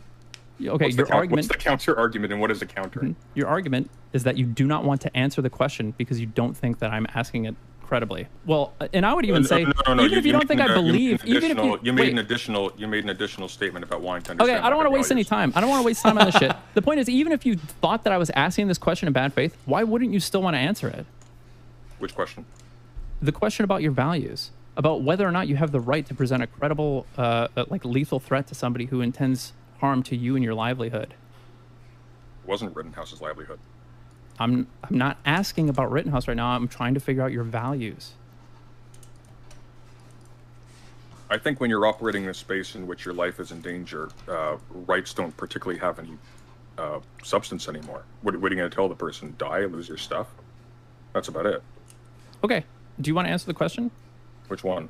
Okay. Ooh. If somebody is posing a credible threat to you and your livelihood or your property or your abode or something like that, can you mine pyroflux to present a lethal threat? I don't think that's an answer that bears a yes or a no. I think in that particular space, rights what is a weasel! Subject. Man up and just fucking answer it. Rights. Weasley little liar. Okay, do you think it's morally wrong? Do you think it's morally wrong to present a credible threat of lethal force to somebody who's trying to burn down your livelihood? Do I think Jesus objects to it? No. Jesus. Yes. What are you asking when you ask? Do I think? Do you just not believe in ethics? Right. No, I do believe in ethics. Just the difference is that I understand how ethics works, and you think that ethics just means here are magical rules that you have to follow where you get the red mark. Okay, so are you powerless to say that something is good or bad, or that you ever have the moral license to do anything? In a context in which the scaffolding for an ethical system is absent, absolutely, categorically. That's the reason why we need to have like a political system in place that actually enshrines ethics. So you're just completely powerless when offered a hypothetical to answer it and say, yes, this is good, or no, this is bad. I mean, so are you. The difference is you don't know anything. No, so I'm not. I'm happy to stake a position. I know you're happy. Ignorance is bliss. I'm not powerless to do that. I'm not happy to just sit on my hands and say, well, you never know. And fucking you are sitting on your hands this very moment. That's not true. I've got one hand on my mouse, my push the talk button, and the other one's up here, gyrating. Okay, I don't know. Like, listen, do we want to actually have a conversation? You actually seem super scared to ever stake out any positions. No, you want to divert from every topic that comes up. I don't want to talk to you. You're boring. I really don't want to talk boring. Listen, you Dude. said you You would challenged me, eat so me I'm here. alive. He's I getting feel particularly crushed. unmunched at the moment. I don't know what to say. Like you are the one that threatened to have a conversation with me. I set up the time and place. When the teeth are sharp enough, you don't feel them as much. Uh-huh. Uh-huh. Okay, let me ask you a question. Sure. Sorry, I'm sorry. I'm led to believe that you're actually a pretty smart guy and that you're capable of like making video essays about, academic topics, and you're able to explore them and like provide something, really valuable on YouTube. I'm led to believe this, and I have no reason to believe that this is not true. I shouldn't say I have no reason, but I actually think that this is probably true. The But reason, lately I'm you've just curious. been... I'm sorry? What's the reason? Just curious. The reason is that you've been going around attacking people and acting like an ass. Really? Who have I been attacking? I don't know, like fucking Chud Logic. Your first conversation with Destiny was horrible. Do you recall why I was attacking Chud Logic? I do, but even if I agreed with you, What was the reason? What was the Enlighten me. reason? the reason was you were upset over DK's conduct, and you thought that it was Chud Logic's responsibility. What was his conduct?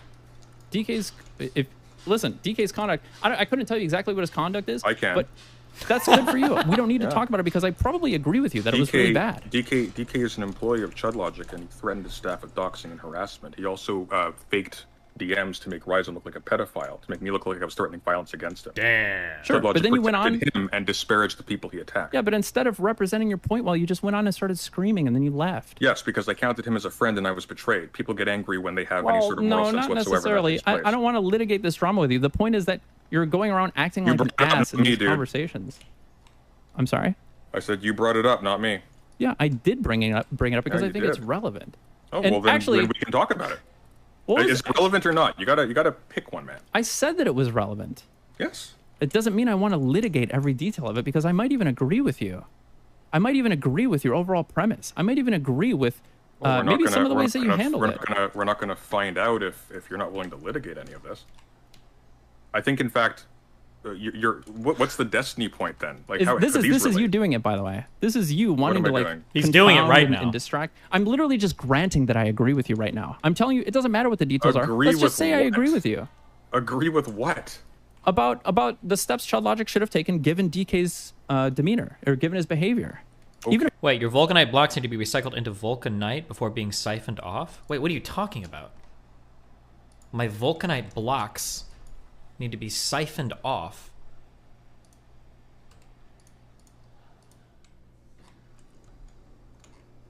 My shit is running perfectly. My shit is running flawlessly. How is this conversation so intense? What is Sunday mad about? He's mad about everything all the time, constantly. I need more centrifuges, if anything. Let's just grant that I agree with you on that. Why do we need to argue about it now? Right? I don't know why we're even discussing this. I don't care if you The agree with reason we're discussing it is because, like I said, I think you may have something valuable to offer in terms of content creation. But lately, I've been witnessing a trend of you like assailing people and then like going. Actually, the first time assailing people. I'm assailing people now. Sure, absolutely. Ooh, who am I assailing? You're making all these videos that are like drama baiting, and you're trying to criticize people in a way that's What do you like, mean drama baiting? They're criticizing Chud Logic for precisely what we talked about. You're granting in this hypothetical that you agree with me. He's made about twice as much content on that. Sure, yeah, he's assailing you too. It's kind of his thing. That's expected, right? However, Chud Logic stands to gain from it. He's like, it typically serves him to do this, but I don't think it serves you because of your behavior. Because of Chud Logic's behavior. That actually bears in favor of my honesty as opposed to him. I don't have extrinsic benefits to gain. Okay. I'm doing it. Listen, I'm doing it for I the think you have a reason lot that I to say. lose, and I think if your goal is to be convincing, or like, I haven't lost anything yet. I'm sitting. I think you're pretty at the losing moment. more than you recognize, or more What than am I you losing? realize. What am I losing? I think you're exposing yourself as like a fucking, blowhard asshole to a bunch of people that may have been interested in your content otherwise, and now you're a lol cow, dude. Among who? Among my it's audience, almost universal. My audience remains stable. In How fact, big it's is your grown audience? since then. It's bigger than yours. Sure. How big is it? Not that much bigger than yours. How big is it? What a weird. Why don't you just answer the question for once? I don't know. I'm actually wondering. I'm not entirely You sure how I rigid would gauge intellectual. Can you just answer something I've got, for once? I've got 177 viewers right now. I've got Uh-huh. 6 point. Bear with me a sec. You said it hasn't 6.59K. impacted the size of my audience. That implies that you know what the regular size of that audience is, and in order to be able to compare right now to before, right? No, it implies that I recognize that it hasn't shrunk. Yeah, so you have to be able to know what the size is now and be able to compare it to a previous point in time. Yeah, but I was getting you an actual figure. I was indulging your question. So in answer to your question, I have 6.59K subs right now, and I have 177 viewers currently at the moment. Sure. And how many people have you been exposed to? I suppose that many, definitely. I've got a good rapport with Demon Mama, which I hadn't had for a very long time prior to this. I've got good relationships with Kevin Logan, Ico, I've talked to St. Andrewism. I'm hoping to talk to them again. I mean, a few people. Noah Samson, I don't know where I stand with him, but we talk occasionally. Vosh I'm on good terms with. Yo, I think we're kind of iffy at the moment, but I think that can be salvaged. This is you wasting time again. Are you curious to understand where this goes? You keep calling me incurious, but then every opportunity to just fucking like waste time and just bloviate, you seize and fucking I think in devour. terms of the range of things I'm curious about, it's like the difference between the World Trade Center and like a sandcastle. But in terms of like the particular subject at hand, I gotta be honest with you, I'm not curious at all. Listen, this is so boring. Honest to God, I'm offering this, from a place of love. I'm trying to tell you that I think you might have something to offer a lot of people, but this spree of going around and arguing with people, I think is, really shooting yourself in the foot, and it doesn't look good for you. I don't know what to say. Like this conversation, I was really ready to hear your thesis. I'm as stumped as you are. I made a video essay. You're welcome to go check it out right after this on precisely this topic. I tried to lay it out for you. On how all liberals are actually right wing, and that grifting is anybody who does anything for money or attention. Bingo. Interesting. Yeah, I don't know. That might be interesting. When I gave you the floor to explain it, you wanted to go back to the Rittenhouse thing. Then when I brought the Rittenhouse thing, you want to go back to the other thing. Well, no, you wouldn't answer any questions. You're hot and you're cold, dude. You wouldn't answer questions about the Rittenhouse thing. I want to examine the Rittenhouse thing. I didn't want to answer questions right then because I had a thing I was going to bring up. I didn't realize we were going to jump in as soon as I was making. No, like, that's not true. statements. I asked you a philosophical question. You said, "Well, who can really even say what's good or bad?" I mean, how can I ever take a position on that? I didn't say that. You did. Oh, I actually gave you a very concrete answer. Rights apply in specific contexts when you actually have like a scaffolding to make the rights sort of functional and maintained by actual forceful structures in the world. In the absence of those, like when you're in a de facto state of nature, when there's no police around and it's just chaotic, you do what is in your judgment to protect yourself. Like, for example, on the Rittenhouse thing, at the point where he's running from the people in the crowd, even while they're chasing him, he's perfectly within his rights insofar as that means anything to fire back at them, because for all he knows he'll die. And what the hell are you going to tell him?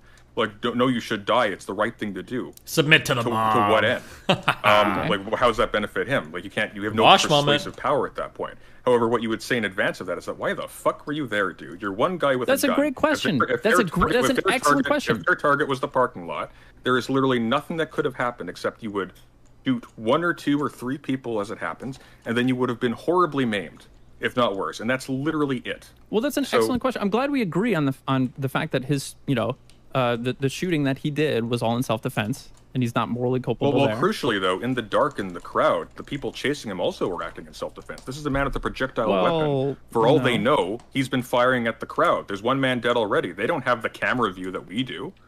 They just see a dead man in the street, a man running through the crowd with a gun. Is he trying to who him? Oh, yeah. He was actually. I think there's a fair argument. We won't get the witness testimony of the dead man. We have no idea what he thinks. Well, I think there's a fair argument there that there was a bunch of confusion, right? And that's what contributed, the death of. He shouldn't have put himself into a situation where literally the only thing he could do was introduce confusion leading to lethal violence. That's what I'm curious to examine. If you are.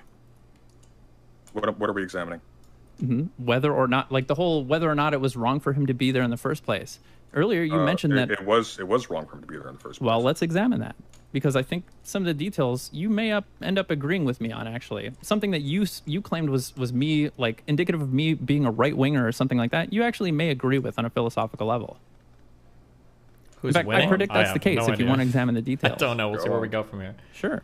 So you said, as part of your scaffolding of a system, a framework for society to operate under, right, and that ethics applies under such a framework. Correct me if I'm wrong, but it basically means that we have to judge actions based on the conditions of the people. Whatever you do, operating, don't watch the second debate. You know, You're making under it sound those like the second conditions debate and is real actions that they're good. taking in lieu of those conditions. Well, I think the more fundamental question is what is the right, because that's really how this comes to bear. Sure. When Because I'm asking you if somebody has the right to do something, I'm asking them if you would say that they're morally wrong or ethically wrong or right or. Sorry, can you start from the beginning and say that again? Mhm. When I'm asking if somebody has the right, I'm really asking if you're saying that they're morally in the wrong or morally in the right or something like that. Okay, well that's not what I mean when I say right, and it's not what anyone means when they say right, because it's Some precisely not. people. No, because it's precisely not a counter to saying that, for example, I have Listen, the right to an this is abortion, irrelevant. that's You know morally what I wrong. mean now. We can just press forward, right? No, because you're talking Okay, about when something somebody that says, elides another who concept. gives you the right to do You're this thing? talking What are about- they asking? Wicked, you're talking about something that you're packing in another concept into that, so it elides our ability to discuss it. That's the Okay, issue. Why what is my gives you the stone right unbalanced here? to do What's this right happened now? here? To do what? To want to have a meta conversation about rights or the word absence, right. The absence of any external impediment to my doing so. So I'm sorry, there is no absence of the external impediment to you doing so. I'm asking you not to do it right now. That's hardly an impediment. Listen, if you want to turn off the camera and turn off the stream and talk to yourself about the meaning of the word right in a rigorous way and that it I can never. do. That'd be a really interesting time. Okay, yeah, go for it right now, if you want to. You sure? I mean, you would be proving everybody right about your tendencies to leave these conversations the moment they get No, challenging. not if you but tell me to. Not if you tell me to. I'm not. not if anybody tells you I'm to do what. scot-free at that point. Scot-free to How do long have what? we been talking? I'm like, Hang on, give me a sec. I'm just so disappointed that you're so afraid to ever examine these things. The moment that these conversations get the moment you feel like you're getting cornered, you wiggle out. I don't feel cornered. I feel like I'm in a wide open If you didn't feel space, cornered, then staring I at feel a like stone. you'd be much more liable to answer these questions honestly, in a straightforward fashion. Ooh. Well, I did. Ooh, he You did. won't he even allow me says. to ask the question at this point. No, we'll ask the question again. Like we misunderstood each other. Sure. So if somebody comes up to your neighbor and threatens to set their house on fire, and they ask you for help, do you think I'll go out and I'll tell them, hey, dude, don't set their house on fire or I'll call the cops. Yeah. What if the cops are indisposed? I guess I'll shoot them. Wow. So you would show up to defend somebody else's property with a gun. Frankly, I would have the gun already aimed at my window if anybody even approached, just in case. Okay. What's he So you would talking show up to about? defend somebody else's property The and wall kill of them. bodies, the wall of bodies that piled up in front of their house would protect them. Okay. Listen, I knew that we would agree on this, and I guess maybe that makes you a right winger by your own calculation. What was that? Why is it so edgy? You would have to tell me. This was part of your calculation for how I'm a right winger. We I don't want to. Are you okay? I don't want to be mean. Are you sure? Are you sure we agree on that? Well, it sounds like you would do what Kyle Rittenhouse did. Is that what Kyle Rittenhouse did in your judgment? Yeah. He's memeing. Oh, is he? Yes, there were protests where the legitimacy of their local police force was in question, and so the police were indisposed. They had, a protest and then ensuing riots going dark into the night to keep an eye on. And as a result of this, a business had half of their assets burned. They made an open call for help, so it seems. And somebody whose family lives there, who worked in that community, he was like staying with his mother, who lived the next town over. You're a right winger, dude. Yeah, dude. Just have the balls to admit it. You're a right winger. You value property and. So do you though. No, I don't. You said that you would do this. I'm joking, dude. Okay. Oh, he was joking. House, you would just let them? No. I would crushed stop them him from doing so. How and so? if they were able, what if they said you're gonna have to kill me? He to was stop me? joking, dumb fuck. Well, I don't think them saying you're gonna have to kill me to stop me is necessarily sets the terms. Okay, great. Like maybe I can disarm them. What a trickster! I don't know. Like it gets complicated then. Yeah, But in tell me this about how you particular- disarm them. Tell me about how you disarm them. Well, it depends on what tool they're using. Uh-huh. Yeah. He's a They get- ninjutsu if master. they're using bruv. like a match, it's pretty easy. Just like stop them from getting close to the building with the match. How so? Probably wrestling with them or something. I don't know. Yeah, you a wrestler? You tough guy? Nah. No? Nah. Well, I mean, I'm okay, but I'm not a wrestler. Okay. Yeah. I do have a yellow belt. You don't strike me as the physical type. You don't strike me as the type that can stop anybody from doing anything. But you can correct me. I can. So you tell me, you're telling me, oh, I would simply disarm them. You would enable VATS and Well, you would strike you them would in the you hand. would try to. If you weren't able to, you wouldn't. You would be exactly like the people in the house. They would leave the house if somebody was lighting it on fire. You'd probably take photos of their face. And Can you give think it to of the a police tool that afterwards. somebody might use to like help them equalize a physical confrontation? A stick. Mm-hmm. You'd pick up a stick and you'd stop somebody from burning your neighbor's house down. Yeah, or better, if I have a stick Damn. that's strapped around. If I have a stick that's strapped around my body, that'd be really convenient. I'm so excited for the moment you actually start engaging in this conversation earnestly, but you seem really afraid to find out that you actually agree with the idea that Kyle Rittenhouse. I'm terrified. It seems that way. I don't know. If you weren't, it seems like you would just I'm answer so the question. terrified. In fact, I'm going to need to refill my drink. Give me a moment. I'm amazed. I wish I could say that I didn't expect this. Supreme but is I don't know what to say. flustered by how much he's getting fucking dumpstered and dumpster right now, guys. Sure, and what? What were you expecting? You know, you're right. I'm not disappointed. Sure, tell me. I'm not disappointed. The floor is yours. It is. So far, when I've given you the floor, you've told me liberals are liberals and grifters are people who do things for money. Grifters are people who do things disingenuously for money. Sure, what do I do disingenuously? Well, for one thing, you pretend to care about any of the thoughts or ideas that pertain to the situation. But Which you clearly situation? don't. I do care. I'm asking you earnestly and you're refusing to answer. No, you don't. No, you don't. I'll tell Why you do you say that? Why do I say that? Because you come here completely unprepared, completely blind as to any of the previous discourse that's taken place on this by the best speakers on the subject. And literally all you have is some backlog of debates you've had with people on the internet. That's the extent of your interest. When did I and ever your interest, mention your interest my is debates there. with people on the internet? Your interest is Wait. there. When did I ever Your mention that? interest is No. there. When did I mention that? Your interest is there. When did I mention that? Your interest is there. I can do No, this all you made night. a Your claim that I interest did is a there. thing. I want you to show me where I did it. There. Your interest is there because that's where you make Hey, money. I did the Where you singing. make money. Hold on, just to be clear, the singing strat is my strat. Okay. Anybody else that does that is literally ripping from me. When did I refer to a backlog of debates? No, in the last video, like on the why you're not on the left thing, there was literally no content there except for the Rittenhouse thing that you debated. When we're talking here, like you don't even have. I don't think I've ever debated Rittenhouse with a person until now. That's clearly untrue. You debated that with Vivian. I actually watched that last night as well. You know, You're wrong. I'm not sure I knew much about It was Rittenhouse. probably a very boring discussion, so I don't blame you for not remembering. I'm not sure that I did. Because I don't think Vivian came around by the time that I started reading about Rittenhouse because I was waiting for the trial to read up on it. It might have been irrelevant. You're all sound the same to me. Well, okay, so hang on a minute. The claim you just made about me referring to my previous debates is based on a video you didn't watch and a conversation you don't know anything about. Let me double check. Give me a moment. Okay, I came to this unprepared though, right? Ooh. Yeah, you did. Let's see. Wicked, Supreme versus Vivian. I think that might have been on Chud Logic, actually. Let's see here. Yeah, MX Vivian Wolf versus Wicked Supreme, the Kyle Rittenhouse case, self-defense in Kenosha, 9 months ago on Chud Logic, 4.2 Yeah, views. on Chud Logic stream. Sure, fair enough. Yeah. So, yeah, I have debated Rittenhouse before, but when did the I ever refer to it? turnaround. Oh my god. And the video I watched last night and just prior to the stream. Okay. Yeah, why you're not on the left? You said you weren't That's the prepared. one You debate came you to had this. that actually came in. Yeah. But you were talking about our conversation here, about how I was unprepared for our conversation here. No, you're just unprepared for a conversation about. I feel prepared, and I want to examine these things, and you don't seem to want to answer questions earnestly or facts don't care about your feelings. my dude. Oh my god. Well, I don't know. Listen, I It's could just just make the hit same after claim that hit you from seem this unprepared. guy. You seem really confident about your ethical framework and the way that you view the world and stuff, but when put to the test, you don't seem to want to answer any questions, or you seem to want to just meme and joke. And listen, I'm used to that. I'm used to like lefties doing that too. I don't want to especially. misrepresent. I don't want to misrepresent an issue to assuage someone who has no actual interest in the issue to the detriment of that issue. I no. do. I have so much interest in the issue because I'm so confident that you and I agree on the underlying principles and on the philosophies. I don't share that. Yeah, well, if you were confident in that, you would just answer questions earnestly. Why should I be earnest? What on earth is the stake here?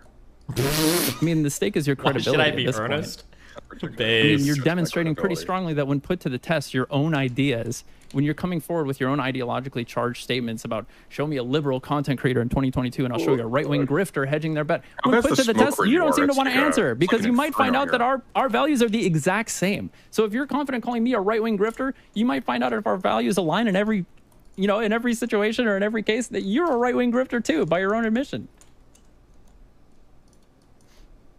But we don't get there because you seem afraid to answer anything the moment you start feeling cornered. What's the corner? The corner is anytime I ask you a question, you start memeing or making jokes, or you start saying, well, but Rittenhouse, the Rittenhouse situation. I'm asking you a series of hypotheticals to expose your underlying values, and you don't seem to want to answer them. I did answer them, though. Okay.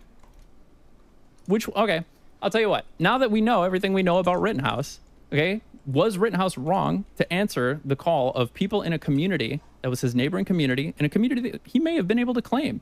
He's got family there. He worked there. It's the next town over in the rural Midwest. Is a 30-minute drive away.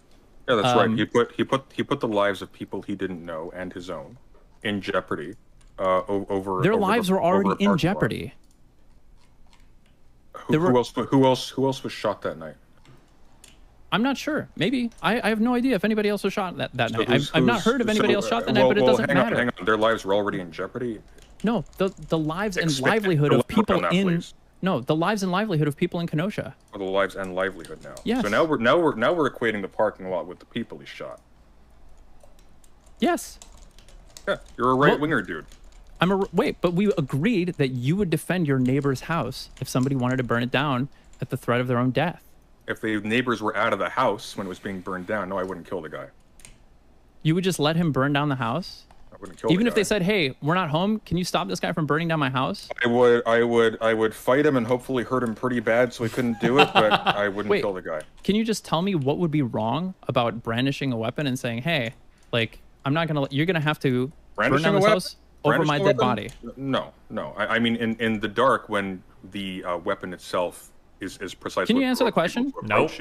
Can you answer the question? You're not answering the question. I am answering the question. You're redesigning the hypothetical so that you can deliver an answer that you think is optically more sound. Well, which is something a grifter would do, actually. Somebody who's dishonest and wasn't confident in their own values. I'm sorry, what was the question again? Answer it one more time, or ask that one more time. Your neighbor says, "Hey, stop anybody from burning down our house tonight, please." Yeah. And you see somebody coming to burn down their house. Yeah. What is morally wrong about presenting the threat of lethal force and saying, if you want to continue to burn down this house, you do so at the peril of your own life? Nothing. Okay. But if you shoot, it's wrong. However, that's what Rittenhouse did. If I have like a bare modicum of sense, then I may also recognize that brandishing certain kinds of weapons provokes a certain kind of additional response, and may actually escalate the likelihood of having to kill someone. In fact, maybe even ensuring it. Wow. Okay, so you would just let a person burn down a house because of a fear that it might escalate things if you present lethal force? No. You're powerless to stop anybody from doing anything violent. No. For example, what Rittenhouse is being chased by was somebody without a gun, and yet that motivated him to completely back away from his stance and flee. So clearly he had no intention actually to defend the place. He only fought back when he defended himself. Yes, you're right. Yes. So at that juncture, literally the only thing that weapon did for him was it provoked a lethal encounter not related to the defense of the property. What he should have done if he was actually serious about defending the parking lot was fucking beat the guy over the head with a stick he was holding. Wait, and maybe lose. Did you see like Rosenbaum compared to Rittenhouse? Yeah, I did actually. I watched the thing live. So wait, which guy? Which guy should Rittenhouse have just beaten physically? Rittenhouse was small enough to be... Wait. Yeah, Rosenbaum was a sexual assaulter, right? Or was that Rosenbaum? I was going to say Rittenhouse was small enough to be one of his victims. That's maybe a little bit too edgy, but... First one. Okay, Rosenbaum? When you're standing guard, you stand guard. He fled. No, listen. He was out putting out fires, right? He fled.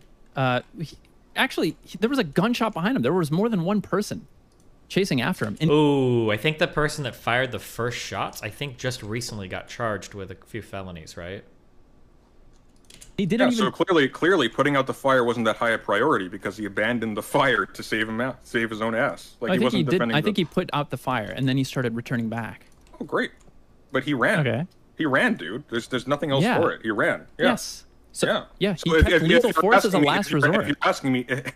If you're asking me, I don't even know what you're asking. We were me at this examining point. right now whether or not it was wrong for him to be there in the first place. So I designed this hypothetical about protecting your neighbor's house. Misspoke. And it seems that we agreed on that. Sorry. It seems that we agreed that, you should be able to say, hey, motherfucker, if you're intent on burning down this house, you do so at the peril of your own life. That's a decision that you have agency in. Sure.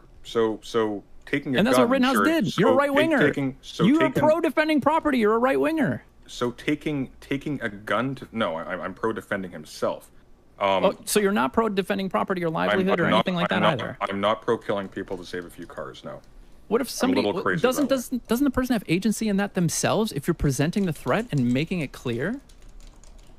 You're saying, hey, if you want to destroy this thing that is another person's home, you do so. You accept that you're doing so at the risk to your own life. Were there huddled children in the car lot? No, fuck it. We'll just say that the house is empty. Then no.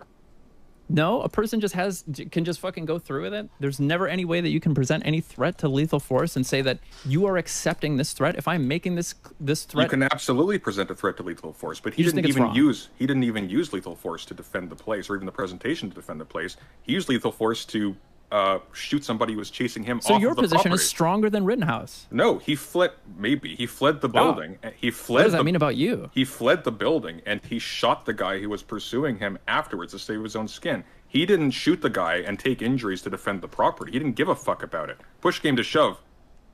His No, I presence there ran. was to defend. Okay, then you have no problem with Rittenhouse being there. In principle, with him being there, no. I think practically he Sweet. was courting disaster. I think practically he was courting disaster by bringing a rifle there. Okay, how about all the people that were out riding at night? Were they not courting disaster? The people who were riding, probably, yeah. Okay, so we Yeah. just give them free reign to just I'm cause sorry. disaster. Oh, I see. So really, your objection is there should have been more Rittenhouses. Shoot them all. No, I would hope that nobody gets shot. I'm sure you would. You're a right winger, dude. I'm sorry. At the end of the day, this is your stance.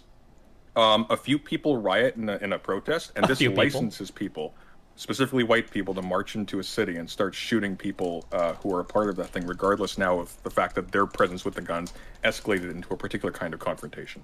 Sure. Sure. You're just accepting that. What else is there to say?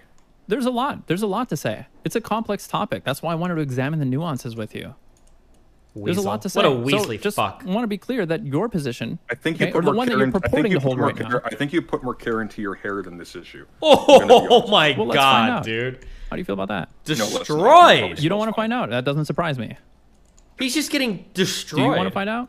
Because it sounds to me like your position extrapolates to if racists came down to burn down Black Wall Street, you would tell Black Wall Street, there's nothing you can do to defend your livelihood. You should just accept the loss. If racists came down to burn Yeah, Black you Wall can't kill Street, these. You can't kill these did the racists or protesters- escalate things by bringing guns. Did the protesters come to burn down the buildings? Some of them may have, yeah. Some of them may have indeed. I mean, the people who set that car lot on fire the first night, were they doing that for justice, for social justice? Did he shoot people only who were putting buildings on fire? Can you answer one question? Did he Can shoot you? people only who were Can you, dude? He just Wicked Supreme knows he's just outmaneuvered on every level. He's getting crushed. fire? Can you answer one question? Can you? Did he shoot people only who were putting No, you're buildings on answering fire? questions with a question. Oh my It's a very simple question. You should be able to get over this really fast. Did he shoot only that's people? what I'm saying. Did he shoot only those people? The Did he irony's shoot- killing me. Did he shoot only those? Did he shoot only those people who Go- were go burning on. down buildings? Go on. Did he shoot only those people who were burning down buildings? No, he shot people that were providing a threat to his life. Why were they providing a threat to his life? You'd have to ask them. Well, you can't ask them; they're dead. But then why would you ask the question? Indeed. Jesus, that is the most it's fedora just thing I've ever heard. What? Wait, sure you so get you it asked wrong. a question that you don't know why you would ask? The irony is killing you, Bro, are you okay? Why, wait, why would you ask that question? Indeed. Why would I ask that question? Yeah, why would you ask that question? Yeah. No, don't give a you shit. asked the question. You don't give a shit. True, he doesn't. You don't give a shit. He doesn't. Well, listen. Hey, I'm pretty satisfied. What were they protesting at Kenosha? Do you remember? Yeah, they were protesting the shooting of Jacob Blake. Do you remember Jacob Blake? I do. Sure, tell me about Jacob Blake. Let me Google it. Let me make sure I Well, remember. no, don't Google it. No. You wanted I'm to quiz Googling it. me. I'm pulling the Uno reverse. Oh, I can just let tell me you. Google Jacob October Blake. 23rd, 2020, Jacob S. Blake, a 29-year-old black man, was shot and seriously injured by police officers. President Sunday, 9/11/2022, 2 years later, is finally finding out what the Kenosha riots were about. You came in so fucking hot about Kenosha, you don't even know what the riots were about. Shesky shot Blake in the back 4 times in the side 3 times. You've never called somebody bitch in your life. What? I Go call ahead. people bitch all the time. No, you've never looked eye to eye with somebody and called them a bitch. Bitch? Ooh. Go ahead. Okay, bitch. Oh! Shesky shot Blake in the back 4 times and the Again. side 3 times after Blake opened the driver's door to his girlfriend's SUV and attempted to reach inside. You sound like you have PTSD 4 and you're times on the afraid I'm going to side, give 3 you a times. swirly. Sorry, go ahead. Jesus. Ad hom. Sorry. I was reading a thing for you. So an officer shot Blake in the back. Mm-hmm. Why? 4 times and in the side 3 times, 7 shots. Yeah, why? Because he was reaching into his girlfriend's SUV. Okay. Oh, no. What else? Can you fill me in on some more information about that?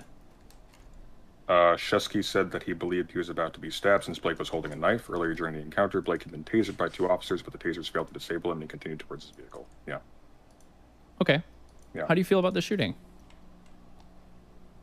Well, I think that in that particular instance, a bunch of people whose only tools are... how do I feel about the shooting? Mhm. Why were they there in the first place? What was Jacob Blake doing? I honestly can't recall. Sure, look it up. Here's the problem with this line of go ahead and read argumentation, it. though. Go ahead and read about it. Here's the problem with this line I of know argumentation. this. You don't. Uh-oh. Here's the problem. I'm happy for you. So here's the problem with this line of argumentation. It literally only gets you to a disavowing of the legitimacy of the protest as a whole, which means that you fundamentally don't care about anyone there. You regard the whole protest as a riot. No, that's not true. I think that the population of people at Black Lives Matter protests, worldwide even, fuck it. It was a worldwide movement. Was comprised of a lot of variables. It was multivariate group of people. So picture this. You're in the dark at a protest. You've been told, you've observed in the media that there are like when it gets dark, it stops being a protest. What? When it gets dark, it stops being a protest. When it gets dark, it stops being a protest. Ooh, the Destiny argument. Typically, yeah. Explain. Sure. So when it gets dark, it tends to get dangerous, and the opportunities start to come No. out. You didn't say it tends to get dangerous. You said it stops being a protest. Why does it stop being a protest once it gets dark? Because it becomes like dangerous for everybody, and usually they try to disperse crowds and say that it's no longer a lawful protest. But listen, we don't have to get super hung up on this. The point is, dude, the problem is that you're confusing. Your response to an assertion that the state is racist and is killing black people is to say, well, we can't upset law and order. That's not my response. You're a right winger, dude. You're just a bitch about it. That's not my response at all. Jesus. It's cute that you're using taking hit after hit, That guys. was your response just now. You just said Well, that. that's your straw man, but no, that's not my response. It's not. I can actually just parrot your... Okay, well, listen. If you want to find out my position on Black Lives Matter, you can just fucking ask me instead of making it up for your audience. You're boring. I'm not interested in you. That's what I thought. The moment things look grim for you, you just fucking turn tail and run. I don't feel You're the for most you. incurious person I've ever heard of. You really seem to want me to, though. Because you seem really, really invested in that. You keep coming back to that.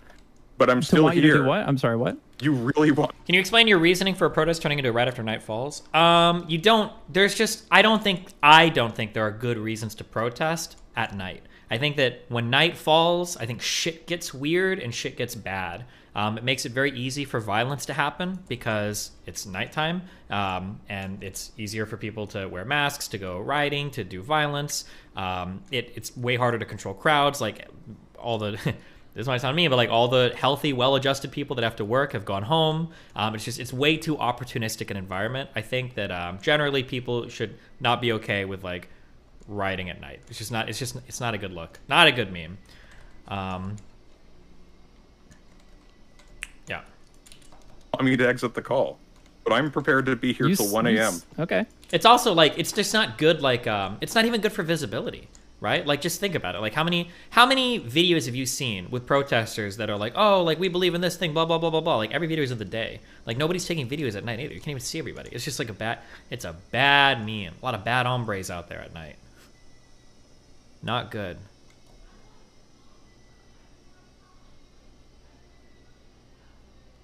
Like this.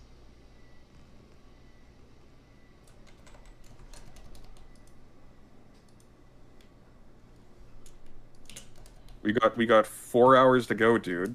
Buckle Well, in. you make a lot of claims about me. I'm telling you, if you're actually curious I haven't about said me, anything about you. There's nothing no, to say. sure, you've said a lot. That I'm a right winger and that I think that Yeah. that racist policing is okay so long as it's in response to upsetting public order or something like that. Yes, that's exactly it.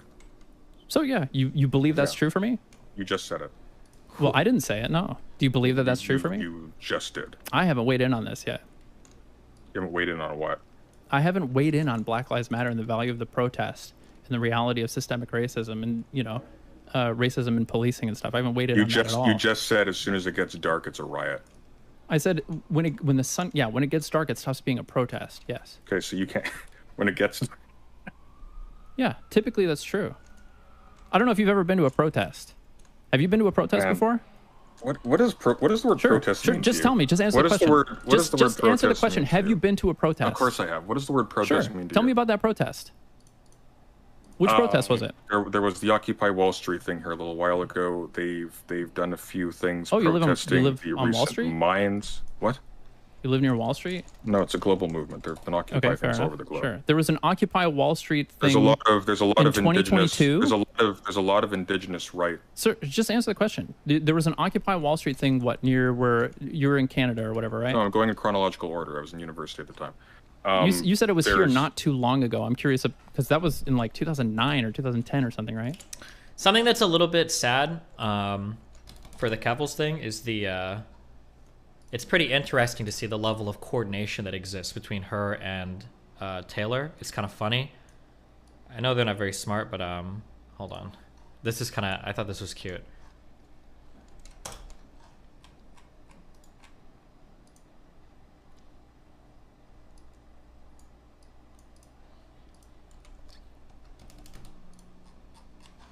The Keffals must have DM'd Taylor beforehand. Oh no, wait, hold on one second.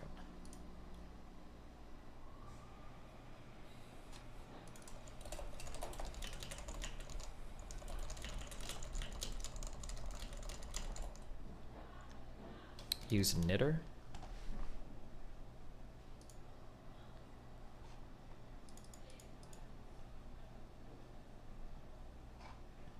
Maybe they're just in a group chat together.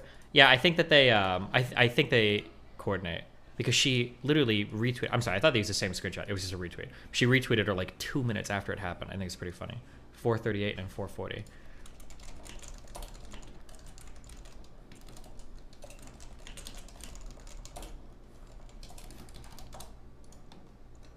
You know, all mainstream media journalists have a group chat. Not all. I think that I know that Taylor and Keffals have coordinated a lot. It's why Taylor gives her such favorable coverage and won't report anything negative. She needs to be fired. The fact that she works for WAPO and like publishes shit like this is pretty insane. But I don't know. She's probably just online a lot. No. Taylor has consistently given biased and favorable coverage towards Keffals over and over and over again. She's like the main writer that has like covered her stuff so much. It's like insane.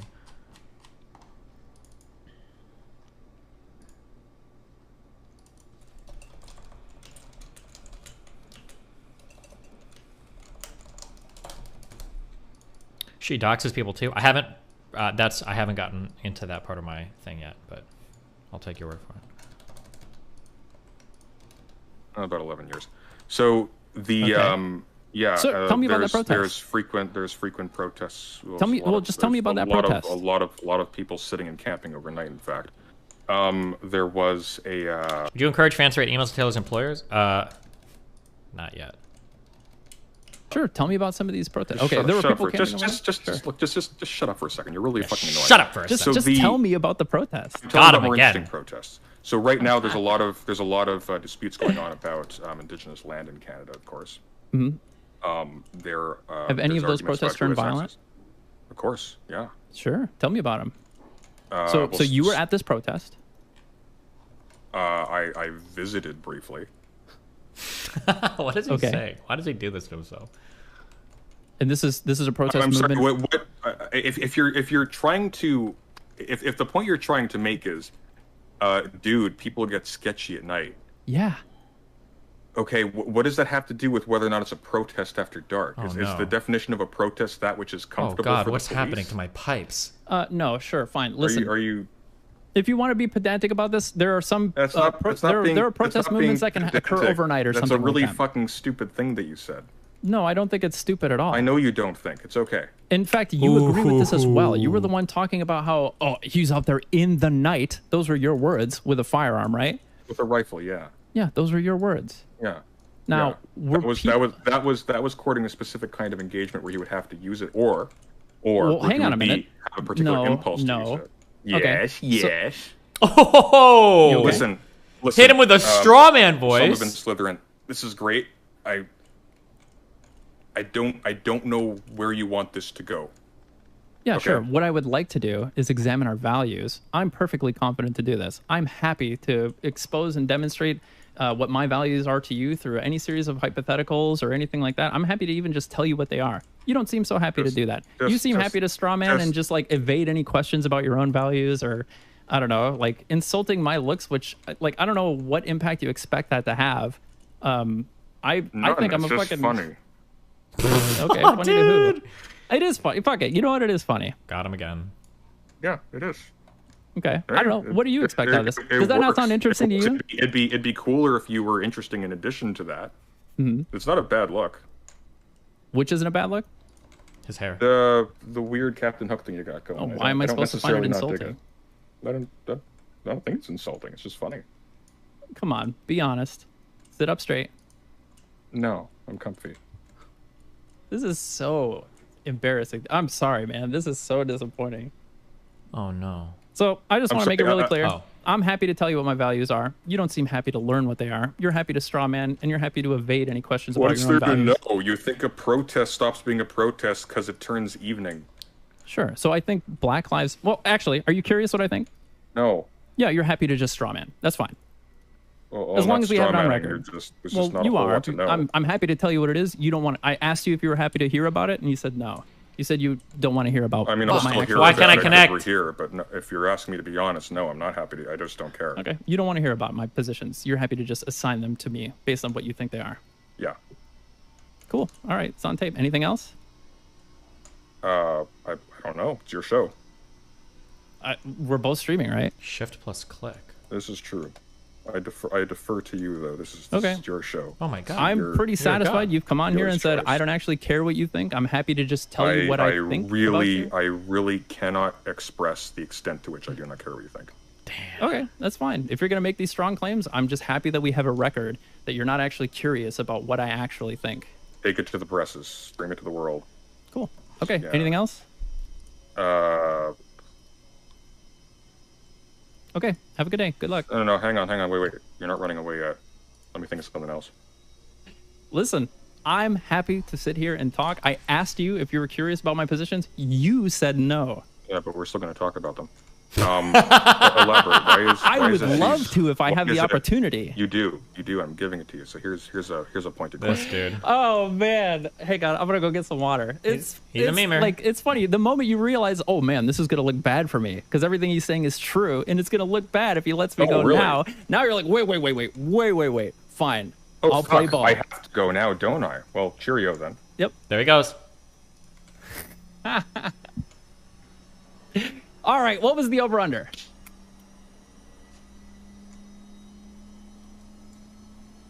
He's Is gone. it not gonna pump? What was? Oh, whatever.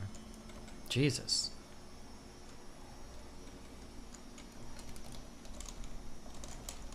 And so this is all a lie. She doesn't bring up the fact that Shut she... up! Nobody cares. Destiny.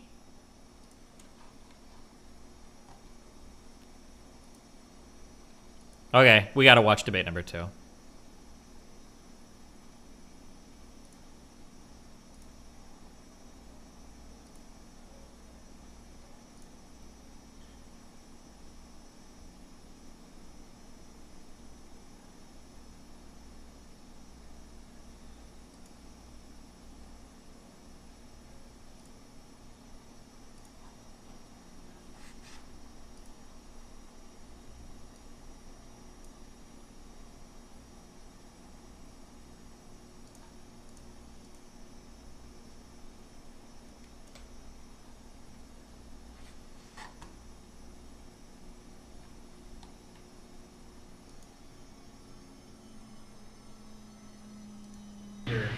Maui, don't woof.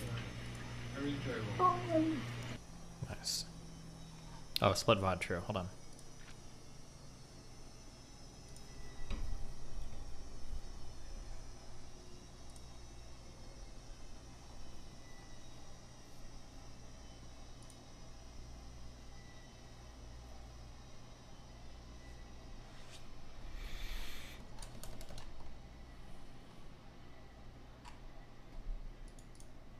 Round 2. Listen, I'm gonna give you guys the same. Wait.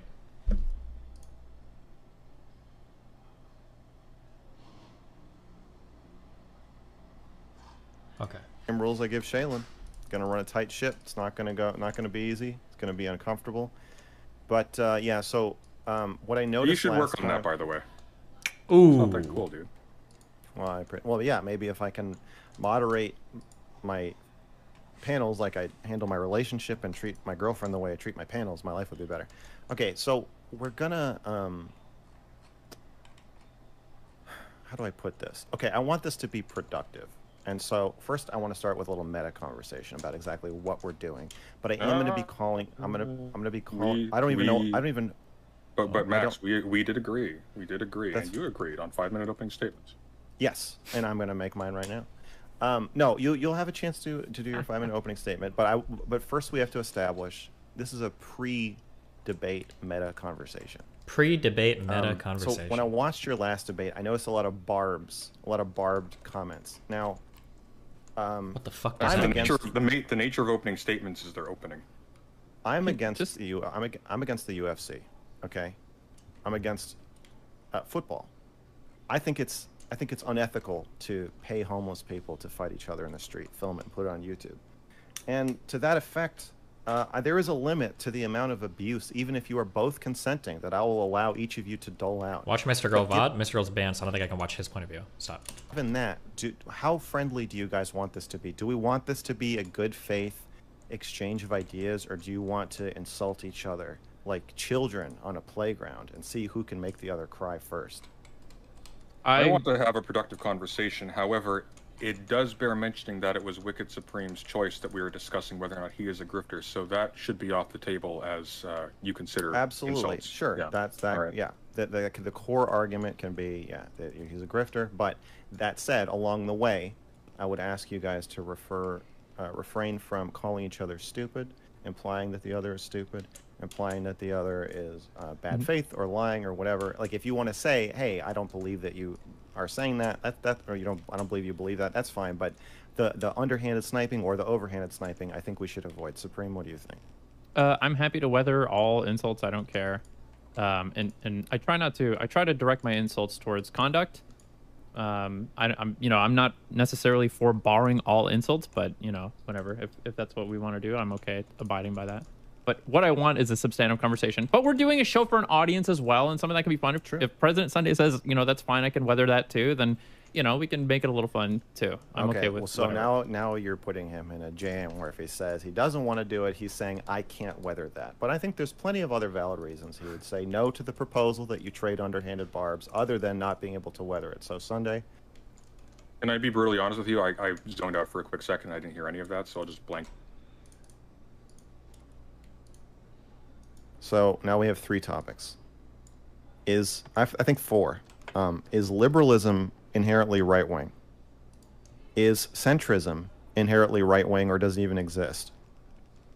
Is Wicked Supreme liberal, centrist, or right-wing? And is Wicked Supreme a grifter? Yep. Damn. That's I'm seeing those all kind of tangled together. We can approach them tangled. We can disentangle them. Whatever you guys want. Okay. Sunday wanted the 5-minute opening statements. I think because of that, we should allow Supreme to go first if he wants. Mm-hmm. Do you want to go first? How about an element of chance? Let's do rock, paper, scissors. He's on the affirmative. He's supposed to go first. Okay, well, Sunday, do you want to go first? I'm indifferent. Your call. Well. Wow, Kessler is so welcome to our Cyber Clubber. I am. That's 1-0. You're going first, Sunday. Fuck. All right. Well, thank you, Max Wicked. So in my video, which you currently watched, Why Centrism is Right Wing, I argue that the identifying factor that distinguishes between right and left is orientation toward past or existing social structures, continuous with the layout of the National Assembly in France during the Revolution, from which we get the terms left and right. The left is critical of existing structures, most notably the Crown in France, and treats them as only contingently necessary, if at all, and appropriate to be replaced once they've outlived their usefulness or become pernicious. The right, by contrast, fetishizes these structures as essentially necessary, either for their own sake or because they offer correctives to an equally essentialized conception of human nature. By tying their identity to the fixedness of these structures, the right also posits itself in similarly essentialized terms, and the so-called political spectrum rests on the tacit assumption that the difference between right and left is not a mutually exclusive binary, which it is, but rather merely a way of grading differences of policy positions along a continuum within a system which it quietly assumes to be a permanent fixture. Centrists, as the name implies, identify themselves with the middle point of that spectrum, and since that spectrum is suspended by an assumption of the right, i.e., that the system in which the policy positions it grades is a fixed and immutable fact of the world, the centrist in effect... Can I recommend a reading tip, or am I gonna get... Is it gonna sound mean if I do that? If you want to write in flowery language, I don't think there's necessarily anything wrong with that. Generally, I would recommend against it, because usually it just serves to obfuscate instead of clarify when you use like a lot of big words. But I think that if you want to write in very flowery language, then I think the what do you say? Like the cadence that you read in is very important. If you're going to read complicated sentences with complicated words, then your cadence is going to make those sentences make sense. Instead of reading things that are, if you read something that's complicated and monotonously, or in a monotonous tone, it's not gonna make any sense. Fuck, I don't know if anybody has like a sample sentence I can read, but just that if President Sunday, since he said my whole fucking manifesto was garbage, and he gave me great tips because he called it all trash, I'll give him some tips for reading. Pretty sure he does it on purpose. Oh, well, if he's trying not to be understood on purpose, then there you go. Gotcha. Effect on boards in a essential position of the right, in fact, the essential position of the right, and exclude... Read this. Oh, Kierkegaard. Isn't that guy from Final Fantasy VII? I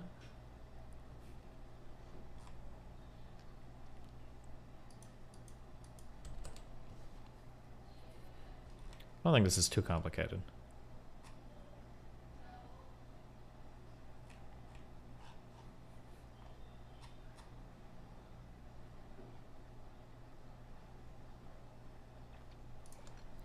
Read this actually, though. Don't make fun of renowned Dan Brown.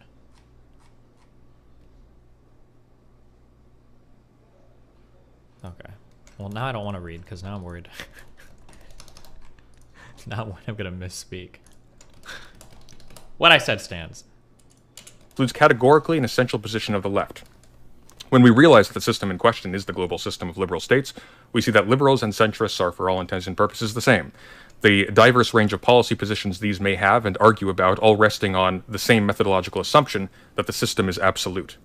Now, in our last conversation, my opponent took umbrage with my calling liberal content creators in 2022 grifters. This is easily established in his case. Wicked Supreme calls himself a centrist and a liberal in order to distinguish himself from the right and justify... Keffals is discussing you on stream. I think that without any pushback or challenge, it's pretty boring usually to listen to her because it's usually all the same. She'll just repeat that like, oh, Destiny lies about me. He needs conflict to survive. I don't like fighting. I want to go and do important trans issues. And then she'll project a bunch onto me. Destiny only likes fighting with people and only grows on drama, despite the fact that all of her growth has come from drama. And the vast majority of my content is not actually drama related. But unless she considers me going on like Fresh and Fit or talking to Sneeko, unless she considers those streams all drama streams. But... mill churning. It's kind of boring because it's always just like the same shit over and over again. It would be really, really funny if he attempted to, and for whatever reason managed to get a Canadian court to accept it, at which point it would probably get thrown out, and then I would countersue. But it's not going to happen. It's too much work. It's too much money. There really isn't a value in doing it. But for the sake of my own integrity, when I put this stream out as a video, I'm going to include in the description a Google Drive of our entire history together, more than 200 references, screenshots, archives, videos, every single thing that has happened. All of the times that he has used Kiwi Farms to harass me, taken content directly from my thread to post on Twitter to harass me, posted my Kiwi Farms thread in his chat, advertised my Kiwi Farms thread to his chat literally the day the thread started. Wiggle. And I can't emphasize this enough. Destiny has had a thread on Kiwi Farms for years. And I don't think he's a stupid guy. I think he's emotionally stunted. I feel like he hasn't developed emotionally since he was a teenager. But I don't think he's stupid. Okay. And by having this Kiwi Farms thread and knowing that anytime he gets into a conflict with a trans person, they are most likely going to get mentioned in the Kiwi Farms thread. Is that my fault? And Kiwi Farms is going to dogpile them with harassment. He was incredibly irresponsible. It's my fault when Kiwi Farms goes after people that I have a debate with? What? Dude, she's actually fucking insane. So, by that extension, I hope the person that she lives with now is upset because it's Keffals' fault that she got doxxed. What is her name? Ellen or whatever? Whoever the fuck she lives with now? That's Keffals' fault, 100%. Keffals has a threat on her. She knows that when she interacts with her, bad things are going to happen. And now Keffals goes and fucking lives with her or whatever? Damn. Keffals literally contributing to her friend getting doxxed and swatted. Wow.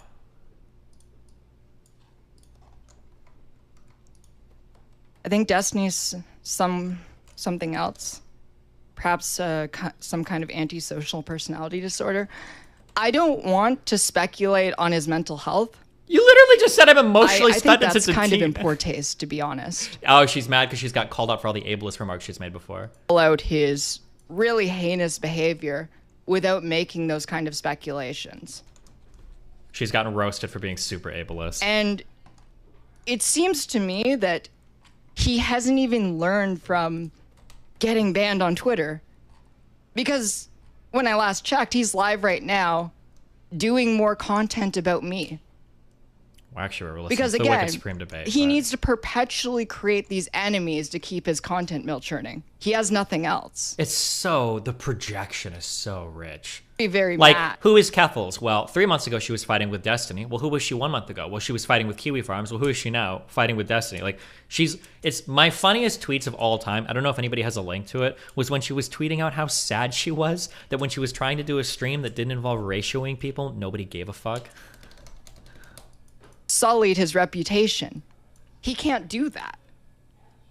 And he desperately wants to prove that the narratives he creates about me are somehow based in truth.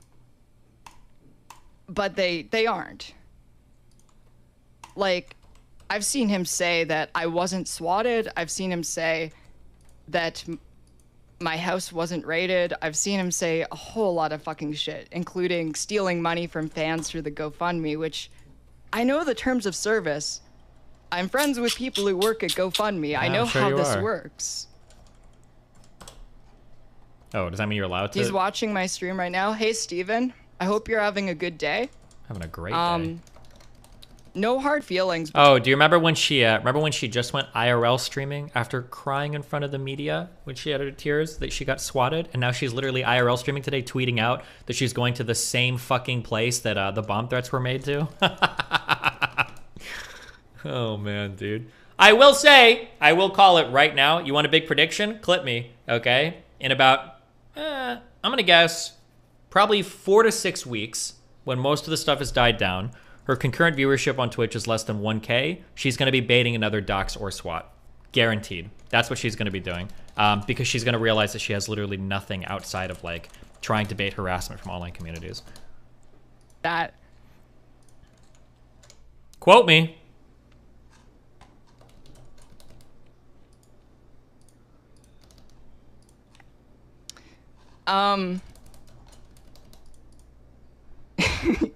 He doesn't like being perceived.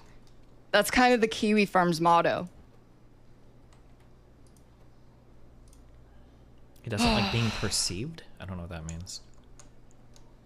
Does she even get 1K now? When she's talking about me, she does. That's why she loves me. She's obsessed. So I really wanted to go live and just like address that because I know this is going to be spinned. I'm already seeing this as being spun in that I got him banned when I never made him do the things that he did. He is a grown adult who is responsible for his own behavior.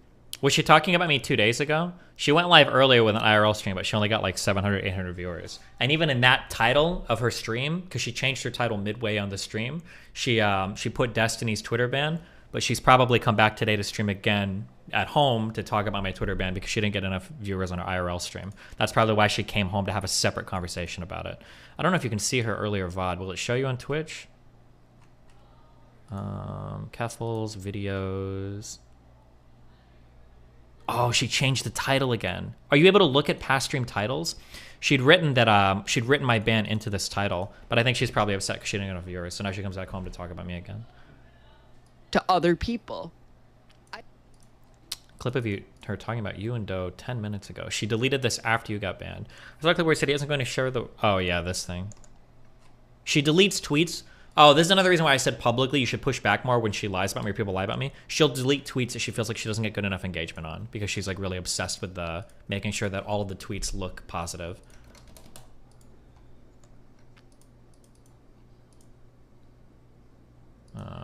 Wait, what was... Oh, she did. Oh, these are the stream title changes. IRL streaming, addressing Destiny's Twitter ban. Discussing Destiny's permanent ban from Twitter. Is this the stream that she just went live with, I think? Yeah. Nice. I'm glad I can provide that content. I also like how she'll do this thing where, this is going to be the second time she's done this. She'll like go after me really hard and she'll even take credit for me getting banned. And then afterwards she'll be like, it wasn't me. I don't know why she does that. If she's like scared of... I have no idea. I'm not sure. Because she was like incessantly adding Twitter support every time I'm getting ready to talk to somebody that might like realize she's full of shit too. Wait, what is this? Hold on. The only reason that I initially, back in March, got into a confrontation with him is because he bullied my friends. He bullied... You want to... Did you do the secret memes? Nah, never mind. One of my friends to the point where it tried to take its own life. I fucking killed... Or I didn't even kill her. I'm the reason Doe attempted suicide now? Bro! Jesus, how many people have I killed on stream? Maddie said that I caused one of her mods to kill themselves? Seriously? God. Dude, Keffals loves fucking dead trans people. She'll dance on so many graves to make her fucking point. Holy shit, it's unreal. Well, Doe isn't dead. Into a confrontation with Oh, him not Maddie, I'm sorry, Josie. Is because he bullied my friends. He bullied one of my friends to the point where it tried to take its own life. And following that, Steven decided to make the suicide attempt a community in-joke. Go trans rights. So I don't have a lot of sympathy. How insane. Actually unfucking hinged.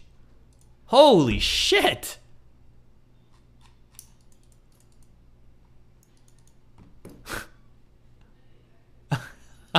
Oh my god.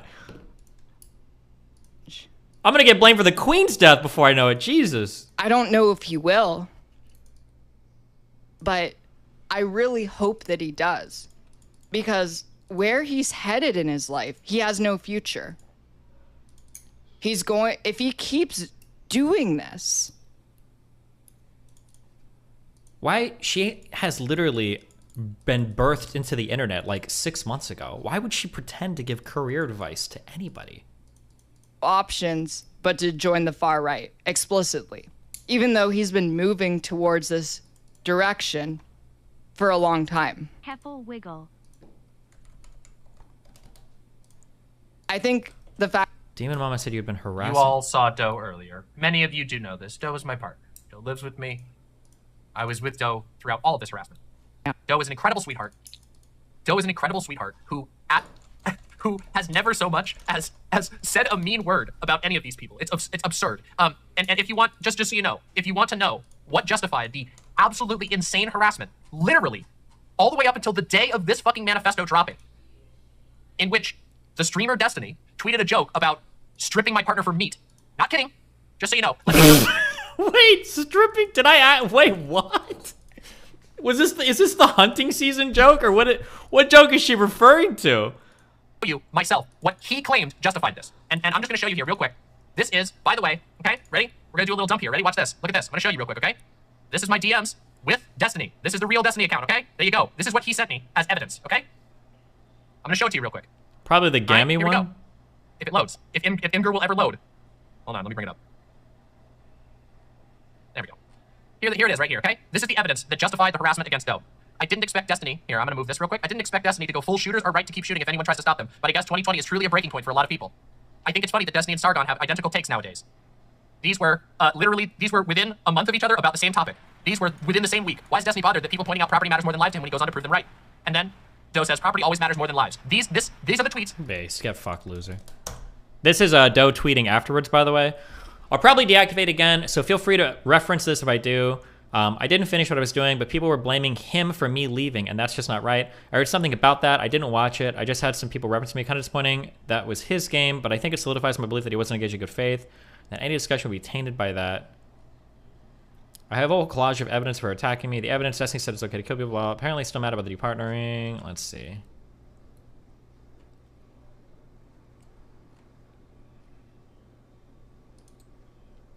You guys are all goofballs. Destiny didn't bully me off of Twitter. It'd take way more than him impotently trying to ascertain my mental health to get me off of here. I wanted to focus on some writing, so I was just getting rid of things that I used to absolutely waste my time. Can somebody show me where Doe blamed me for her suicide attempt? Please.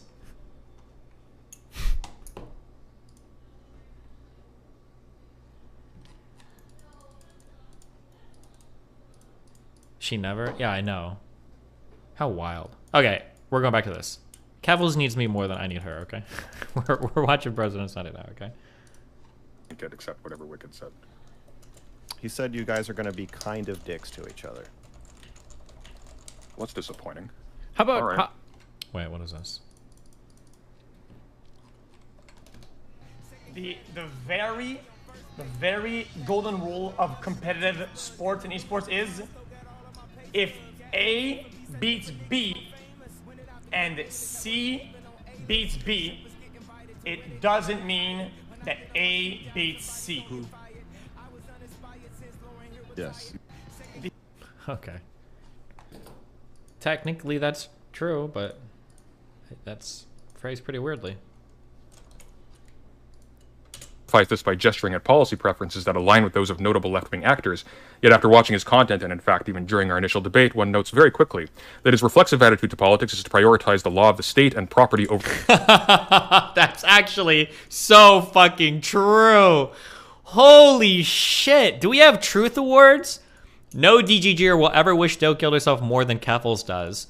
That is probably the most true thing that has been typed in my chat this year. You win the 2022 True Statement Award. Over human life and freedom, hence his self-characterization as a quote-unquote status quo Andy when it comes to policing in America, as well as his bizarre assertion that protests cease being protests after dark, and his reflexive concerns regarding immigration, even in the United States, where access is heavily restricted by law, being the discomfort of the incumbent population, disregarding, of course, that we sit here because... She just said you had a duty to protect trans people and never interact with them. Fuck. There's... it's always just the same stupid shit. No, it doesn't. Well, because of the imperial pervasion of indigenous territory, and that large parts of our respective current populations were brought here as either de facto or de jure slaves. He also regularly cites the difference between undocumented and documented immigration to sanitize his position, thereby demonstrating additionally his ignorance that liberals once opposed the mandate of documentation to license one to cross borders when it was first proposed, because the liberal principle of consent of the governed requires the principle of tacit consent, i.e., you choose your sovereign by choosing your location. This was once a revolutionary idea. The border has an ethnic filter, which by insisting on this... True, I probably do have a larger trans audience than her. That's actually true. Significance of the legal/illegal immigrant distinction Wicked himself tacitly defends, is defended with the same fetishistic fervor as the Crown in France once was. He is demonstrably a grifter because despite insisting that the role of content creators is to deal with ideas, he demonstrated in our previous debate that he is totally unaware not only of the substance of what has been said on these issues by those who have the most influential concerning them, but even of their existence, falling back as people like him tend to do on repeating policy stances he has absorbed from the online ecosystem he finds most hospitable, hack debates with know-nothing internet personalities desperate for attention and internet clout. People like Wicked Supreme want to be seen talking about important things like rights, but he doesn't care to know anything first to make sure he's not carrying water for bad actors. I quote from Martin Luther King Jr. in a letter from Birmingham jail, quote, I have almost reached the regrettable conclusion that the Negro's great stumbling block in the stride toward freedom is not the white citizen's counselor or the Ku Klux Klanner, but the white moderate who is more devoted to quote-unquote order than to justice, who prefers a negative peace, which is the absence of tension, to a positive peace, which is the presence of justice, who constantly says, quote, I agree with you in the goal you seek, but I can't agree with your methods of direct action, unquote, who paternalistically feels he can set the timetable for another man's freedom, who lives by the myth of time and who constantly advises the Negro to wait until a, quote, more... Okay. What else? Making videos. He has entire arcs where he just constantly goes off on a single person. Interestingly enough, I did a 7-hour-long stream once on the history of this. He admitted, I think it was in a Telegram chat, that... Wait, who, me? He mass reported the stream because I had a photo of him in the title card. I don't even know how to use Telegram. Quotes taken directly from my Kiwi Farms thread. I got banned for 30 days for hateful slurs, and then got unbanned after 14 days. The reason that I'm bringing this up is because in that stream, I laid out everything. Yeah, she's talking about me typing in my chat. Much of the things. It was in DGG. Oh, let's see. Good job.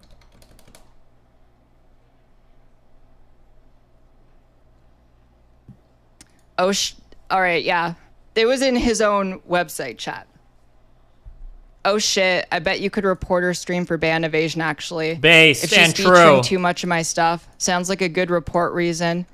That and having the F word on screen. True. Keffal wiggle. Yeah. He was encouraging people to mass report me. She had hate speech on stream. That's a violation of Twitch policies. Against deplatforming on principle. So if he ever goes off about how deplatforming is the greatest evil, just remember he's absolutely willing to do it to people that he doesn't like. If they're flagrantly violating TOS, yeah, fuck it. Yeah, I think so. I think that's okay. I think it's different than mass reporting everybody's shit in a hope to get them like silenced and taken down because you disagree with what they say. It's a pretty big violation of TOS there. As a fellow bisexual man, I was getting triggered seeing that F slur on the screen. There is a journalist who decided to mention another doxing website that retaliated against me for the Drop Kiwi Farms campaign and doxed my entire family. A lot of my family was doxed, but on Kiwi Farms already. But these people were more technically skilled and got even more information and targeted people in my family that Kiwi Farms was not capable of doing. Capable. And I know from the manifesto stream, he is more than willing to talk about the website. And by doing so, he's indirectly telling his followers, hey, by the way, here's where the dox is for Keffals. And if he does it again because he's planning on doing another gossip teenage girl manifesto stream or whatever, explicitly about me, if he drops the website, he's putting my family at risk. I think you've done that enough to yourself, buddy. So yeah, it's like, do I know he's going to do it or not? No. Should I be nervous about it? Absolutely. Because I know that he doesn't care. And when the people he targets and harasses try to take their own lives, he mocks them for it. That's so wild. That I'm blamed for fucking being. Doe's suicide attempt? That's insane. Jeez. Shameless. Let's see. Are you saying that there is another dock site out there worse than Kiwi Farms? There's lots of dock sites out Yeah. there worse than Kiwi Farms. Come on. I mean, there are other sites, but I don't want to bring attention to them because that's you don't want to do that. Yeah. Wow. Now she knows, OPSEC. Now she knows not to fixate and obsess over people that are trying to dox you. Oh, interesting how she selectively understands how the rules of the internet work only when it like benefits her, like for maximum clout seeking. Do it.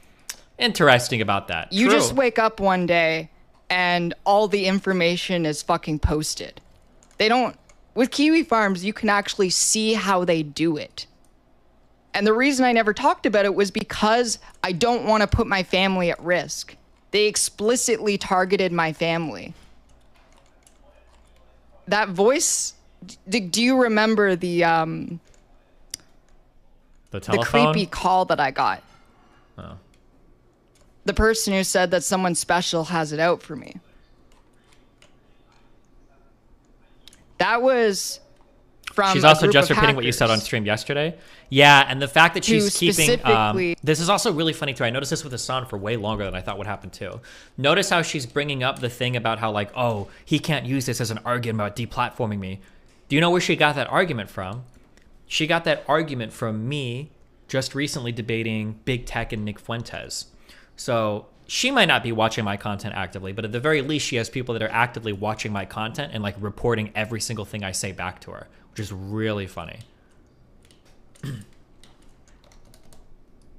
Because that's a really big risk to be at.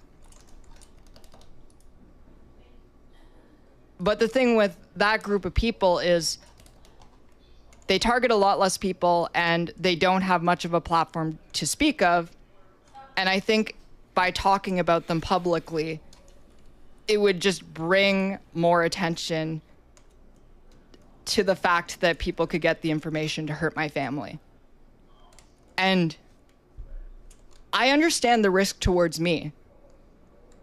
I'm willing to accept it. I understand that as The thing that's really irritating too is she keeps talking about the risk towards her when there is no risk. You're shielded by all of the media and you're raising 6 figures off of your dox attempts. Most people in this industry, like me or other people that have got swatted, we don't get to raise hundreds of thousands of dollars, tens of thousands of dollars, and mass fucking clout off of getting swatted or doxed. That's really irritating. Like, I've been doxed by Kiwi Farms several times. My family's been doxed by Kiwi Farms. I didn't get to raise a ton of money off it. When I was getting DDoSed by that one insane kid, I didn't get to raise any money off it. I didn't get any fucking sympathy or clout from it. People told me to quit streaming and get another job.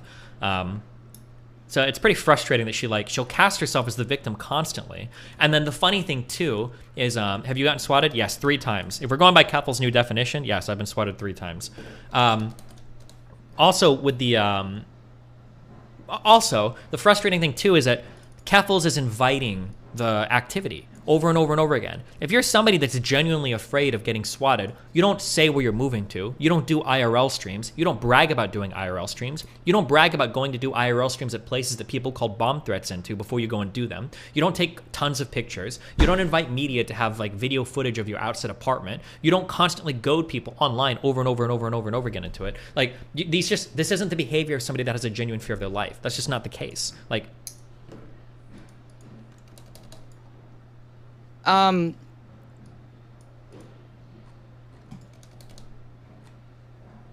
long as you tell law enforcement, yeah, there's already an open case about it. Since the start of August, there have been like half a dozen different police investigations opened. It's been insane.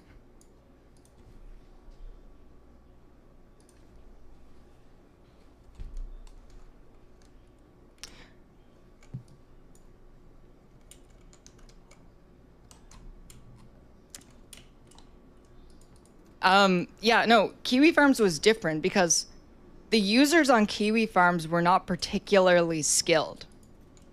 Doxing someone isn't actually hard to do. Most people have I like how she does the fascism thing. This is like the fascism thing where your opponents are simultaneously like ultra fucking skilled like doxing assassins, but they're also like dipshits that represent no harm whatsoever. When your opponents are simultaneously weak and strong, it's like a common fascism technique to be true. or to be. They try and honest. brute force your passwords. They do something called a SIM swap, which is basically when, if you have enough of someone's personal information, Who's brute forcing any password in 2022? call into their mobile carrier and ask to have their number transferred over to your phone. And if you can convince them to do that, you can access their SMS verifications and get into their other accounts. Like, it gets scary at a certain point. When people who actually know what they're doing get involved, it does get scary.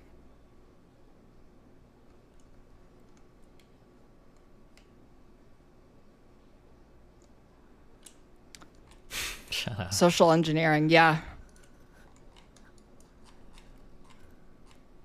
What am I looking for? Where the fuck did my capsule go? Where the fuck did I land? Hold on a sec. I want to see if I'm logged into Google Drive. I am, okay.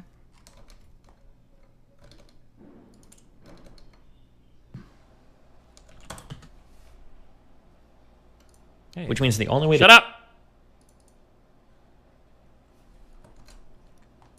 I work for a mobile provider, and the only way you do a SIM swap is either going into a store with photo ID or already being able to receive an OTP on another number in that account. I don't know, Kiwity First. I've heard stories of if you get the right person on the phone, Just going over something really quick. that you can to show you can get some SIM swaps for some real dumb shit. I don't know. It's always hard to tell how true anything is, but So, what I want to make more public, and this is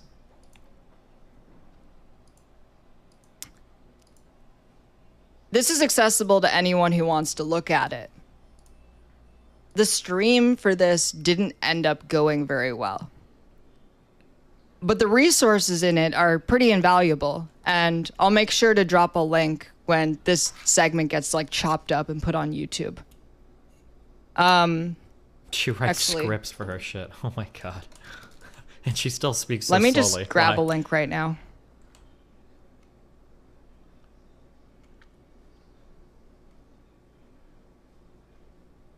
Don't do that? Why? All right, you know what? I'm going to use the version that I chopped up for a press kit. Wait, No, what the this was already in a press kit. We already did that. This is fine. This has already been made public. It's just not enough people really. Yeah. It was She put didn't in get a enough press views kit on it. for the things I've escalated. Now I'm in hiding video, but no one really talked about it. So can you guys please talk about it if I leak it again? If you want to know more about the stuff that I'm talking about, you should take a look at this. Here's a link. Here's a link. Okay, hold on.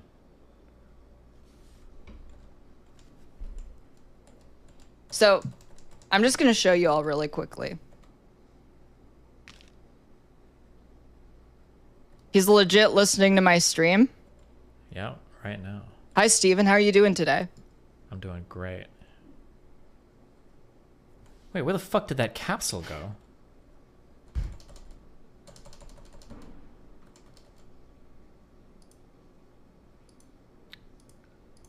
Debate him? All right, we're debating now, I guess. She would never talk to me. That would be funny, though. All right, it's actually getting a little frustrating because I can't look at the YouTuber stream since he's banned from Twitch for hateful conduct. Did I... Oh, wait, hold on. Hold on. Debate Destiny.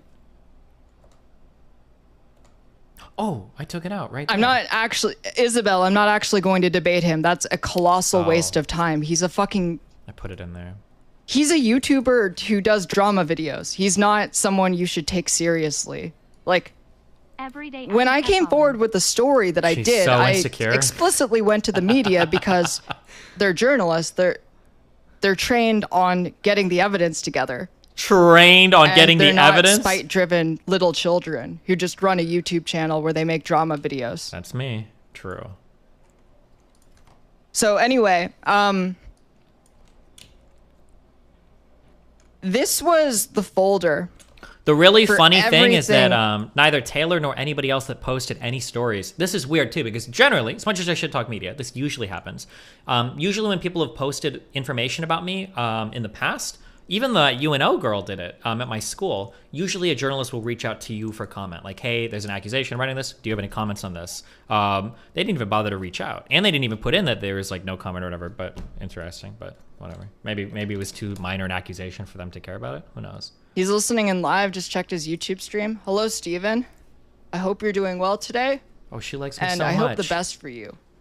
I really hope that you can learn from this situation and you can grow as a person. Prescott has logs of you saying you're close friends with Noel. She's actually deranged. Yeah, she held on to that a lot. But the interesting thing is she's already admitted publicly on Twitter that she was lying about thinking I was close to Noel, which is interesting. But Why are you telling me this in a Twitch chat while I'm live?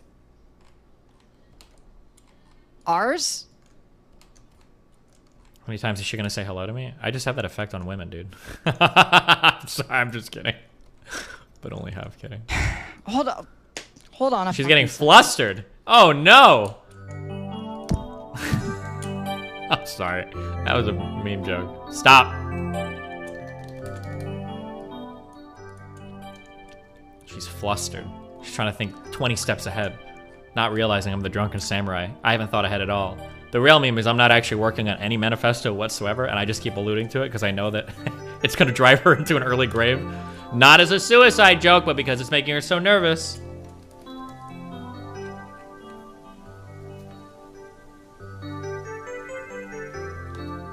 Oh, I see. One of our mods in chat said, revoke that link, please. It has emails. It's got our emails. Nice. I see why she's so upset. Look at chat. She doxed her mods. She's doxing her mods. Are they trans? She might be putting their lives at risk.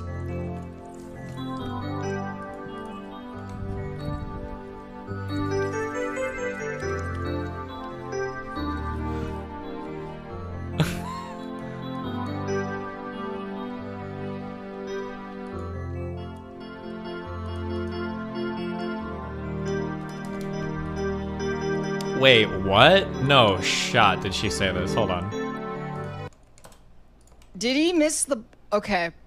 I really can't... Okay, hold on. I really can't take anything Keffals says about me for granted. Even in her tweet where she makes a false... He invited nationalists. He makes money off her. Weirdest cope I've ever seen. Hold on. He just fucked himself up. I mean, yeah, he's been on this path for a while. It's why, like, look, if he ever says anything about me, just don't take it seriously because he's just, like, really mad. And he really wants, like, a boogeyman, you know? Like, his content relies on having, like, a big bad boogeyman. And he's currently trying to make me the big bad boogeyman. And it's okay. You know, when I was growing up, I was often told, like, that when boys are really mean, like, when boys, like, bully girls, it's because, like, the boys have a thing for it, so, a thing for the girl, right? So I'm just, like, assuming, you know, Steven has a crush on me, which is why he keeps doing this. Did he miss the... Oh no, dude. Oh, yikes. Oh no. Oof.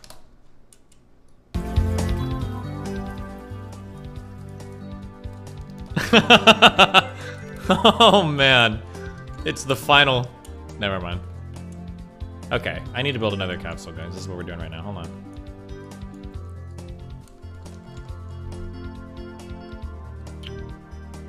Jesus Christ.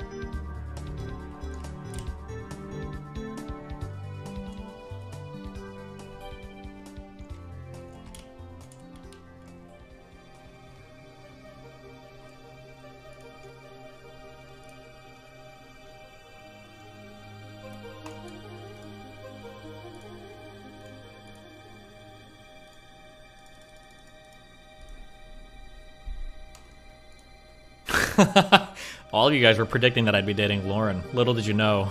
You were going after the wrong extremist. I'm just kidding. In a video game. That's the real reason why I cut ties with Nick, guys.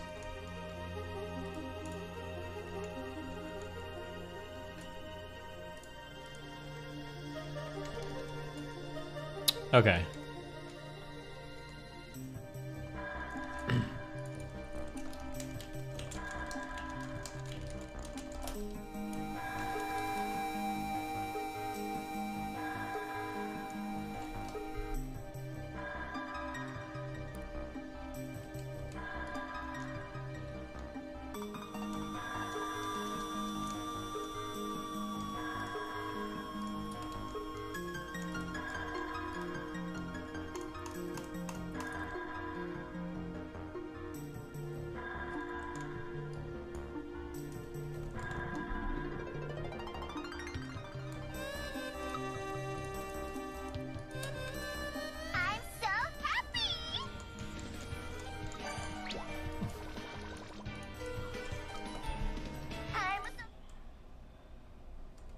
Hi, sorry about that, everyone. Accidentally leaked some shit. There was a miscommunication. Basically, there are two versions of this, and this is the one that was in the press kit that was made for public release. And the team was afraid that I just shared, like, sensitive information like emails and shit. I didn't. Oh. This is the press kit version that I just shared. Okay, of course not. Yeah, we're good.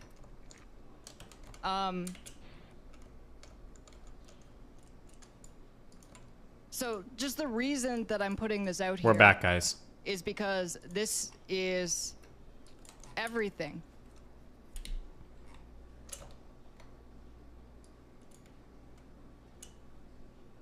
So like it proof that Destiny is brigaded my stream. Destiny asking people to go to my Kiwi Farms thread to find information about my parents' jobs and background. Destiny linking my Kiwi Farms thread, as you can see. What's the context? She just doesn't go over any of that. Linking Kiwi Farms on its own. Wait, what was linking Kiwi Farms on its own? Wait, where was that?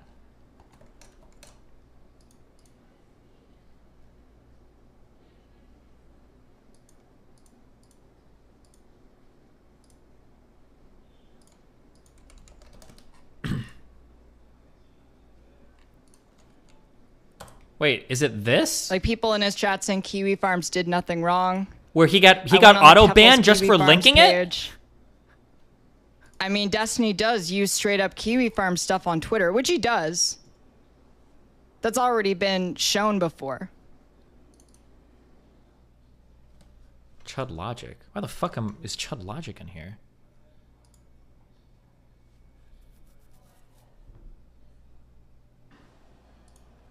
Oh, she's pointing out this where I test to see if it's to make sure it's a banned phrase in my chat. So like, for instance, can someone try typing that in? Does it work or do you get banned? Here are people in Steven's Kiwi Farms thread chewing him out from explicitly stealing posts about me from my Kiwi Farms thread to post on Twitter in order to encourage harassment against me. This is one of those things where it's funny because I know that she's maliciously lying about me because she's assuming that I'm pulling stuff from her thread and that's where I'm getting the post from when she knows that's not true. Just like she probably doesn't watch my stream all the time, I don't have time to go through her fucking thread. Have you guys seen that thread? That thing moves at 1,000,000 miles an hour. The only shit I post on Twitter is usually stuff people either DM me or people, well, I was gonna say DM me on Twitter or DM me on Discord. I don't know where the fuck half the shit I post comes from. It's not like somebody posts me like, this came from her Kiwi Farms thread, check it out. And she knows this because that's probably how she gets information on me. Maybe you guys don't realize this or she's expecting you not to realize this because you're not streamers. But like whenever I'm posting shit, 95% of the time it's because somebody DM'd it to me. The day after my Kiwi Farms thread opened.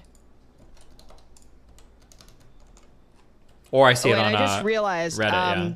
He's still banned on Twitch, so I'm not going to show that. But this information's all public. Close one.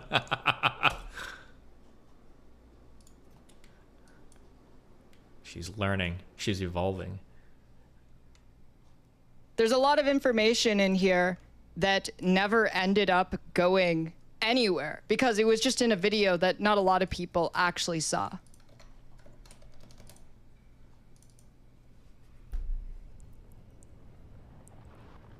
Oh, cute. She has like footnotes written into her thing. I like hyperlinks. I think it looks better. I don't like the lack of indentation on the paragraphs too. Not good. But, you know, I don't have to go over very much.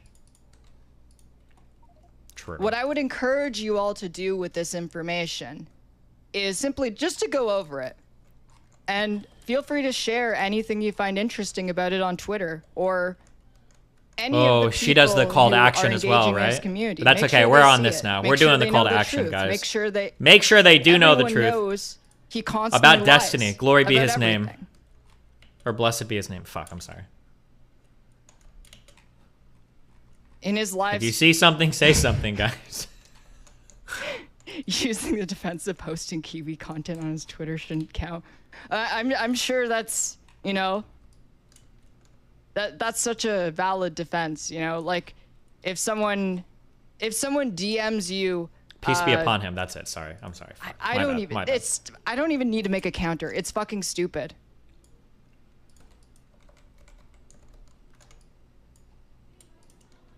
I went over the press release when it dropped. It's why I've been able to spot the bad faith tweets and commenters so much easier. It's a good resource. True. That's why I dropped the press. That's why I do kits when all manifestos. of this stuff happened, because I wanted people to have a resource. Yep. that She they learned could that from look me. at Good one. with Young all of the known Keffals. facts. So it's easier Wise to debunk Padawan. misinformation. And that's why so much of the misinformation about me is fucking insane, because they really, really want to Young debunk Keff. the things I'm saying, True. but they have nothing. Your Honor, I was merely trolling.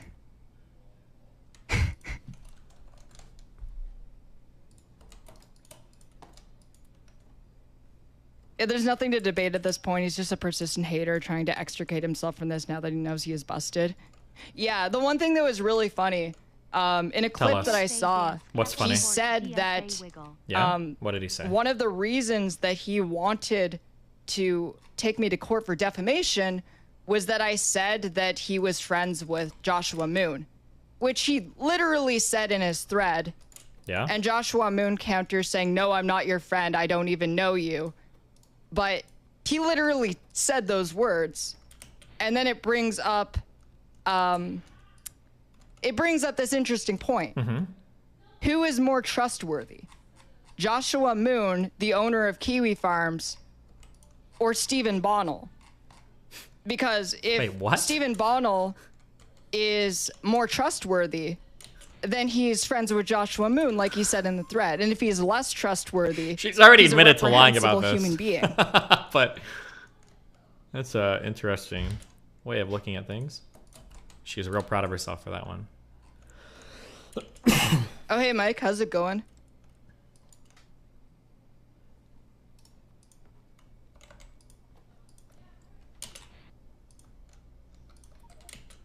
In the absence of fact, they're hoping they can keep telling the big lie long enough, it would be believed.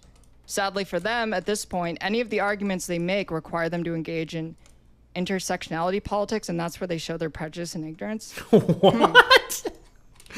Even Keffals knows that's a... on Twitch.tv, a website I can stream on. I don't know what the... Me too. Shout out to streaming on Twitch.tv. I need to be right back for like 5 minutes. Mike from and I'll PA be in back, chat. but it's Yeah, I see important. it. Oh, it's important. Hold on. Jesse mentioned that Teddy showed him a ticket from Ireland in May. I just went and looked, and Keffals was in Ireland in May. Suspicious? Nah, I don't think there's any. That's way too much. Everybody say hi to the sofa champion, the sofa abuser. Mike from PA. Okay, I think we're good here. We're going back to this. Unquote. As a final quick note, I resent the circumstances of this conversation and the public insinuations made by my interlocutor that I was attempting to skirt this conversation by requesting an additional day to recover from illness brought on by a natural disaster and make additional preparations given the addition of a moderator with whom I have a documented history of hostile engagement. He has successfully disappointed my already low expectations. I look forward to him demonstrating his consistency in his reply. Wait, am I the moderator who you have a documented history of hostile engagement? I do. I don't hate you, Max. Okay. But we do, objectively. You said you hated me once. Okay, Wicked Supreme and I also have a documented history of hostile engagement. I just want Oh, to put brothers. that out there. Okay. All right. Supreme, do you want to make an opening statement? Do you want to respond to that, or do you want to? What do you want to do? Can I ask questions before I do my opening statement, or should I? No. It's not an opening statement. Then opening statement. All right. Or respond to what about? I'm just saying. Do you want a chunk of time to talk uninterrupted, or do you want to start the conversation? Yeah, I'd like an opening statement. Okay. The topic of this debate is that I am a right-wing grifter. 5 days ago, President Sunday tweeted, "Show me a liberal content creator in 2022 and I'll show you a right-wing grifter hedging their bets." That same night, he agreed to defend this position and how it applied to me. 2 hours before the scheduled debate, he searched my YouTube channel in a scramble to substantiate the accusation and found my second most recent YouTube video titled "Why I'm Not on the Left." Jackpot. The substance of the video, however, is how certain complex topics and events tend to get highly politicized and categorized as essentially a right-wing position or essentially a left-wing position, when in reality, a given individual can identify with either side of the American bimodal majority and find themselves taking any number of positions based on how that individual interprets that event or topic and based on how that individual prioritizes their values.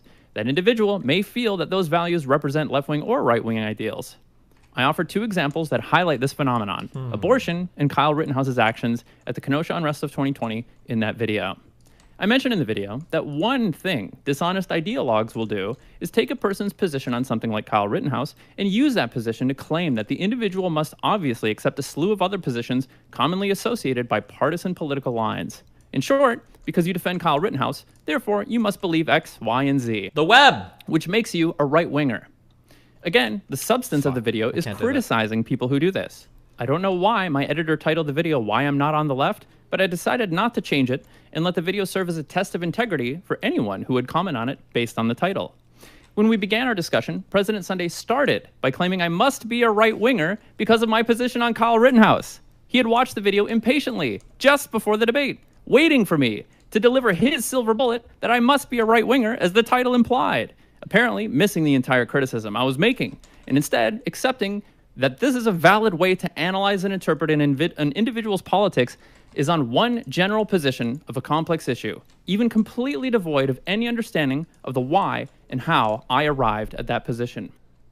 He then quizzed me on a list of book titles and which authors were associated with them. I didn't know a single one. The authors included Marx, Lenin, and classical political theorists like Jean-Jacques Rousseau. He said that he had not read these books, but because I couldn't match the authors to the titles, then it was safe to conclude that I was not interested in ideas, dude. He said this makes me a grifter because I considered it to be the role of the content creator to really explore ideas and interrogate these really nuanced and complex ideas.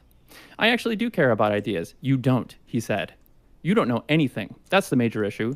You don't know anything, he said.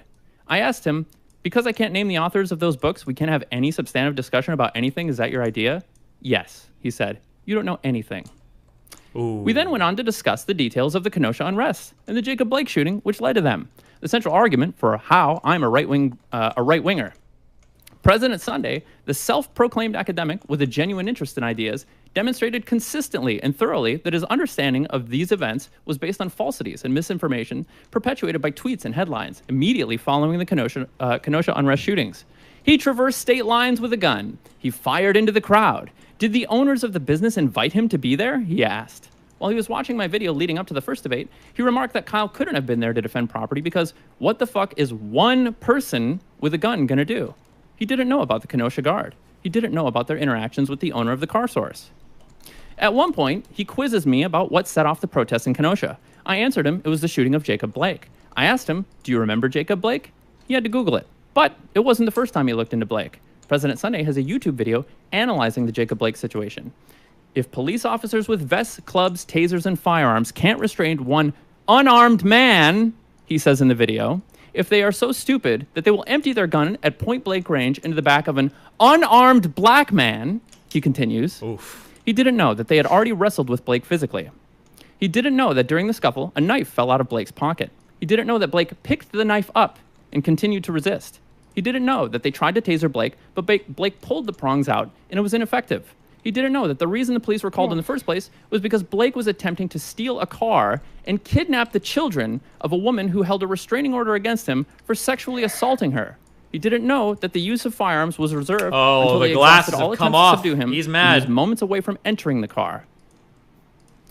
President Sunday uploaded this knee-jerk analysis on August 25th, 2020, the day of the Kyle Rittenhouse shootings. He never went back to understand the details of anything surrounding the events as they came to light. The video is still up to this day. I remember being linked to headlines for the Blake shooting in real time back in 2020. I was streaming. I read the article and said, this looks really bad, but we're going to have to come back to this when more details come out. I think this highlights the difference in our dedication to information, commentary, and reality. He reads theory and offers a leftist analysis, absent the facts. I read the news and articulate to the audience the degree to which the claims are substantiated in an attempt to promote media literacy. That's my role. I don't often claim political labels. My first appearance on a panel in the politics space, I was asked my political affiliation. I said, I try to examine things on a topic-by-topic or policy-by-policy basis. I'm not super interested in wearing a team jersey or political tribalism. That was my answer. I don't claim to be a bulwark for a political tribe to this day. I don't claim to be a left-winger. I don't claim to be a leftist. I don't claim to be a centrist. Anytime I did that in my videos was in jest. Hell, I don't even like being called a political streamer. There are values I agree with and values I disagree with, of course, and if you ask me, I'm happy to share them with you. We never got that far in my first conversation with Sunday. President Sunday's entire calculation on how I'm a right-winger is based on a two-dimensional political compass called fishhook theory. The idea is that the left and the right is as simple as whether or not an individual is open to critiquing and dismantling old or currently existing power structures. The only way to be left-wing, according to President Sunday, is an active will to completely dismantle currently existing structures. He claims the left-wing and right-wing values are mutually exclusive, and any concession that any aspect of the current structures can remain, regardless of how radically the system is modified, is definitionally right-wing. Who exactly can qualify as left-wing then? Neo-Luddites? Anarcho-primitivists? President Sunday's entire conception of right and left is based on a disagreement on the nature of the state by 1600s and 1700s political theorists Thomas Hobbes and Jean-Jacques Rousseau. It essentially boils down to the nature versus nurture argument. Does the state shape us to need the state against our nature, or is the construction of a state a reflection of our nature? Conjecture on the mechanistic workings of social psychology and human behavior from the 16 and 1700s. Great. Who cares? Why should we trust that either of these two had valuable, testable insights on human nature? How can we use their speculation to measure the outcomes of human reorganization? Nobody in the current day interprets right or left wing in this way. I see no reason to accept this extremely simplistic and nearly universally inapplicable rubric to identify the politics of neither a person nor a society. The reality is that there are many one-dimensional compasses you can draw to distinguish ideological poles. Authority versus liberty, freedom versus security, egalitarian versus exceptional. I could draw all sorts of two-dimensional political compasses. I could even do Atari compass, where different civilizations start at different places and all lead towards some value of philosophical righteousness. Hell, you could have a theocratic monarchy right next to a communist utopia because they're all aiming upwards towards something that is identified as righteous and valuable. The reality is that none of these political compasses are sufficient to analyze or say anything useful about the dynamics of the real politic of any nation or any civilization today. It's simplistic. It's exactly that. It's unintelligent. And nobody cares. Nobody understands these words this way. Even in America, where we consider left and right wing to be mostly freedom versus authority, you see a lot of interplay between the two poles. Hey, Max, give him an additional 3 minutes. Would you want to see him dig this grave further? Oh, are my 5 minutes up? Oh, it's getting close, but did you want to wrap it up, or we could talk about it more. It's fine. I can wrap it up here. No, keep going. Okay. Well, go ahead. Go ahead and ask some. 3 minutes. I have no questions. Keep going. You had something written down. Finish it. I don't. I'm freeballing here. Well, it might help you to know in advance that you're actually incorrect. I quote from JS Online. 2 brothers whose family owns the car lots of downtown told jurors in Kyle Rittenhouse's homicide trial they never asked this group of armed men to protect their businesses or gave them permission to do so. Some from that group had previously testified. A friend of Rittenhouse's who used to work at Car Source had offered to help, and Anmal Sam Kindry accepted and gave keys to get inside the repair shop. This is very quick. You'll get to there very quickly. And a ladder to get on the roof. Kindry told jurors Friday he had no such conversations, nor did he offer keys to the shop. He recalled that early on August 25th, 2020, Rittenhouse was among dozens of people who spoke to him with sympathy and encouragement after the family's main lot had been burned on the first night of unrest. Sahil Kindry, his brother, also testified. He said he was working with a technician at the family's car source lot at 63rd Street and Sheridan Road when Rittenhouse's group of friends and some older men with rifles were mustering at the lot. Assistant District Attorney Thomas Binger asks, so all these guys are on your family's property, you don't ask them to leave? And he replies, not when they're dressed like that. Okay, I just want to interject. Go for it. Conflicting testimony was given in court. Some people said they did ask, that they even paid them, or they offered to pay them and didn't end up paying them. And then they themselves testified that they did not ask them to guard the property.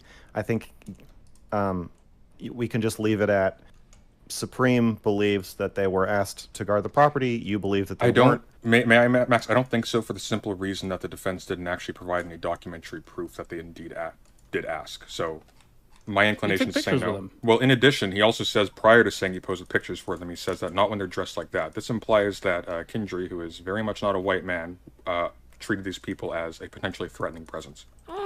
Yeah, I understand that's what you believe, but I think it's not what I believe. It's what they testified in court. So hang yes, on, real quick. Yes, but okay. I really don't think we should get into a I want to comment on micro. that. Knock yourself out. But why? It's gonna. There's one person said one thing, the other person said the other thing. There's no proof either way.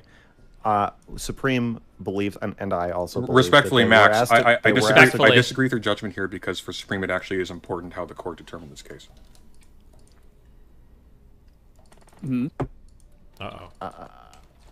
I think that you're going to end up going in circles arguing about something that there's just no answer to. Modest spoken, nothing we can do. Go back and forth one each, but like whether they asked them to guard the lot is a question that we will probably never know the real answer to. Sure. I'm just curious if your analysis is they definitely didn't ask them to guard the lot because they're people of color that are super afraid of white people. Why in the photo are they grinning ear to ear gleefully? Because maybe I have no notion. But the reason why I don't think they did so is because they say they didn't do so. And when he says not when they're dressed like that, is he going to ask them to leave? He may have approached them and made a judgment call. But I have no idea. We have their testimony and the testimony of somebody who has a specific motive that we know of. Don't they have a motive too, though? Licensed by the owners of the car lot to be there. So with how everything turned out, wouldn't they have motive to not want those people there? You guys disagree. I think we can just leave that as Schrodinger's request to guard the lot. Or garage keys or something. Lot. Yeah. I do have another question about that. Why didn't the Kindry brothers go to the police and ask them to help them leave? I don't know. Ask them. I think we should. I think we should move on. Neither of you, or there's no answer. If this was solvable, it would be solved. We don't know the answer. Okay. So let's just remove this. If we can't agree on the premise, and there's obviously no way that you guys are going to agree. To me, this is part of the premise. Okay, so you have what is right wing, what is left wing, what is centrism, does it exist, where do you identify? We have all these questions, right? And the Rittenhouse case is a good battleground to discuss that on because of your take on it and because of Sunday's take on it. Stupid meme. We can kind of use this as like the chessboard for figuring some of these things out, but we have to agree on the premise in order to do that. So I think let's just remove. Were they asked to guard the car lot? Let's just remove that. Neither of you can use that argument in either way. Let's just figure out what we do agree happened, and then go from there. You know, Max, it's a damn shame you abuse your girlfriend for content because I like your moderation style. You're good. Can I summarize President Sunday's position on this without asking a question? Well, I would like to respond to that. I 99.99% of the time I abuse my girlfriend is for free. Okay. What did you want to say, Supreme?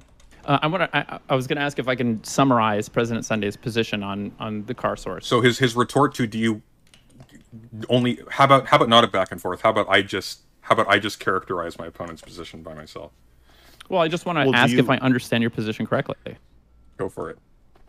Well, I'm asking Max. All right, Max. Yeah, I think that's fine. Maybe let's both summarize each other's positions. Sure. That's a good way to establish good faith. Has he made a position? I quite have lost track. Okay, so your position on the Kindry brothers is that they put out a call on social media saying that they lost $1.5 million and asking for people to come help. People showed up to come help. They took pictures with these people where they're grinning. Wait. We I said just want to that make we sure were that he remo- accepts that all this is true. No. We're removing no discussion of whether they were asked to guard the lot. And just I as a wanna matter take of that off the as a table. matter of fairness, because he broke the rules first, there is no documentary evidence saying they did so, and they testified in court that they didn't. Okay, neither of you bring up the owners of the lot ever again for the rest of your lives. Deal. I thought you were going to talk about his position overall on the shooting. Oh no. On the Kindry brothers. Our that is position his- overall on the shooting is No. identical. He was firing in self-defense, and in the context of the riot, he was actually completely justified, at least to the extent that anybody can say that he. And what are you going to tell him? Don't shoot if somebody's chasing you. You've got a gun. At that point, he's introduced an element of danger where somebody who actually assails him and gets his gun can actually kill him. The issue where we disagree is meta to that. Right. Okay. So, is that what you guys want to talk about? Not particularly. I thought we wanted to talk about why he's a right-wing grifter. We're talking about Rittenhouse as if this is like an active discussion. Well, but this it's was really not.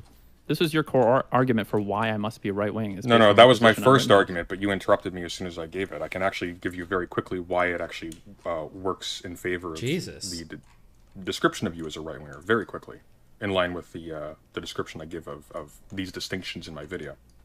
Sure.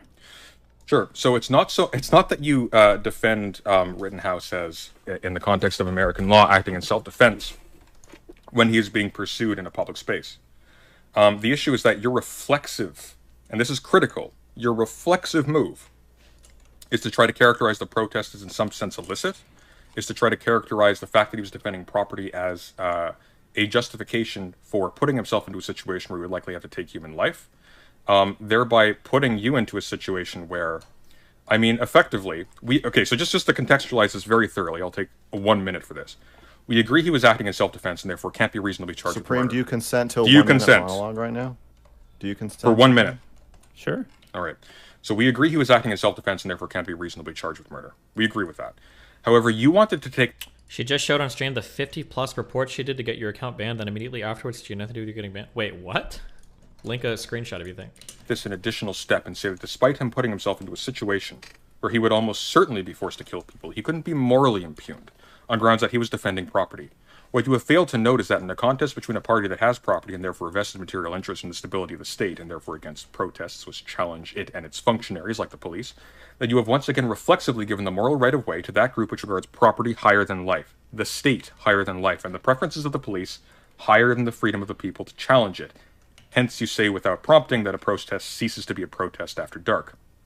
So in this case, you actually allow for systemic injustice to determine moral justice by giving the right to defend private property under capitalism equivalent moral standing to defending human life. Effectively giving the moral advantage to property owners. Go on. I guess I should ask if my analysis on your understanding of right and left wing is correct. What? No, it's not. It's very wrong. Okay, I think we might have to sort that out first. Sure. Why don't you restate it and try to restate it simply without a time limit? I give you free reign. Sure. Let's see. President Sunday's entire calculation on how I'm a right winger is based on a two-dimensional. Hey, you lied. You said you didn't write that down, and yet you look at your screen and you recite what you said earlier. No, I had finished everything that I'd written down when you told me to you asked to give me another 3 minutes. Sure thing, buddy. Continue. Do you want me to link you what I wrote? Continue. No. Stop. Okay. Everybody stop. Do you want to retract the accusation that I lied about that? Nope. Oh, okay, well, I'm prepared to prove it. How the hell are you going to prove it? You deleted it as soon as I asked. Okay. No. You guys are just having a misunderstanding. I'm not taking that serious. Guys, that's not serious. Okay, it's okay. Just continue. Supreme read something from a script. By the time you accused him of reading from a script, he had finished reading from the script and was freestyling, right? So let's just... Supreme, do you want to state, in your own non-written words, a brief summary of Sunday's configuration of right and left and why you're right wing to make sure that we're all using the same terminology? Can I make an additional suggestion very quickly? Very quickly. Anything else you'd like, birthday boy? Yeah. Just for the sake of clarity, I would suggest you try and reconstruct it instead of just recapitulate what you said earlier because it was very long-winded and very confused.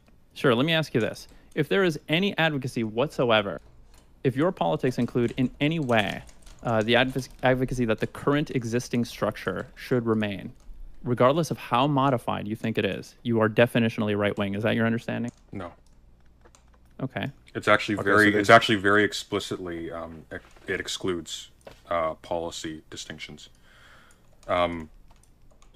Because the issue is, again, an orientation towards either fetishizing existing structures or towards being willing to critique existing structures. Did somebody say fetish? Obviously, in any situation, there are going to be contingent factors, among other things, just the bare fact that some system or structure has like wide uptake. You're going to have to address it as a thing.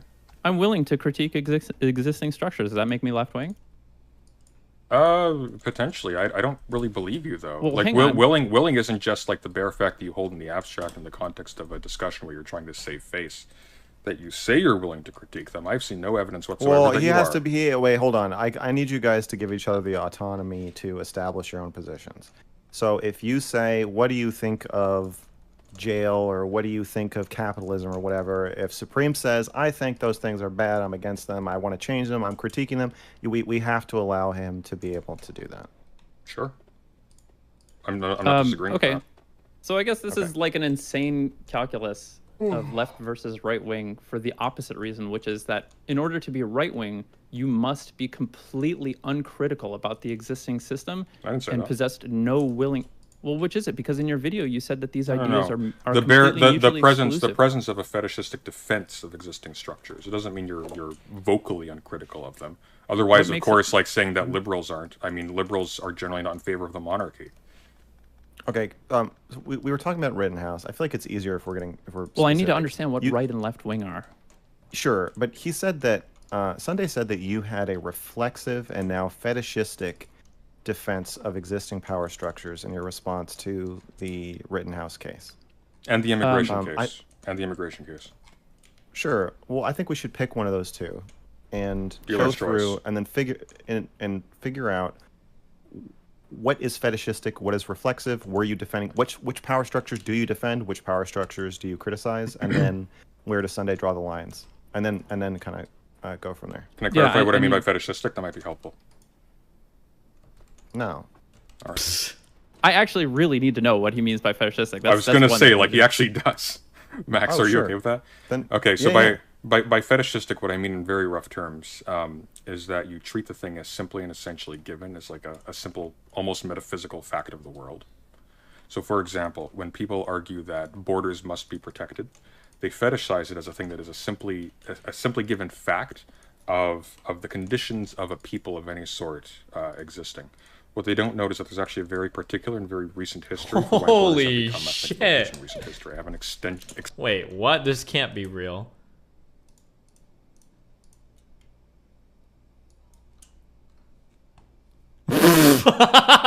Oh my god! Holy fuck! Wait, is this... What is the context of this? Is she, like, staying up late at night, reporting every single fucking tweet that I've made? Oh, it's a chatter, not her? Oh, okay. Damn, she's got some dedicated chatters.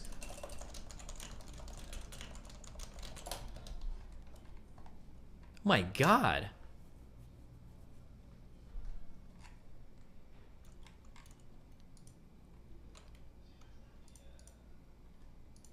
James Gray Poupon.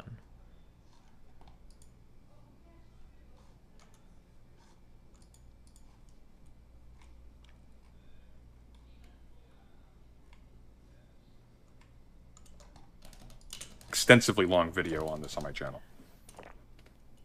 Okay, well... Does that clarify things for you at all?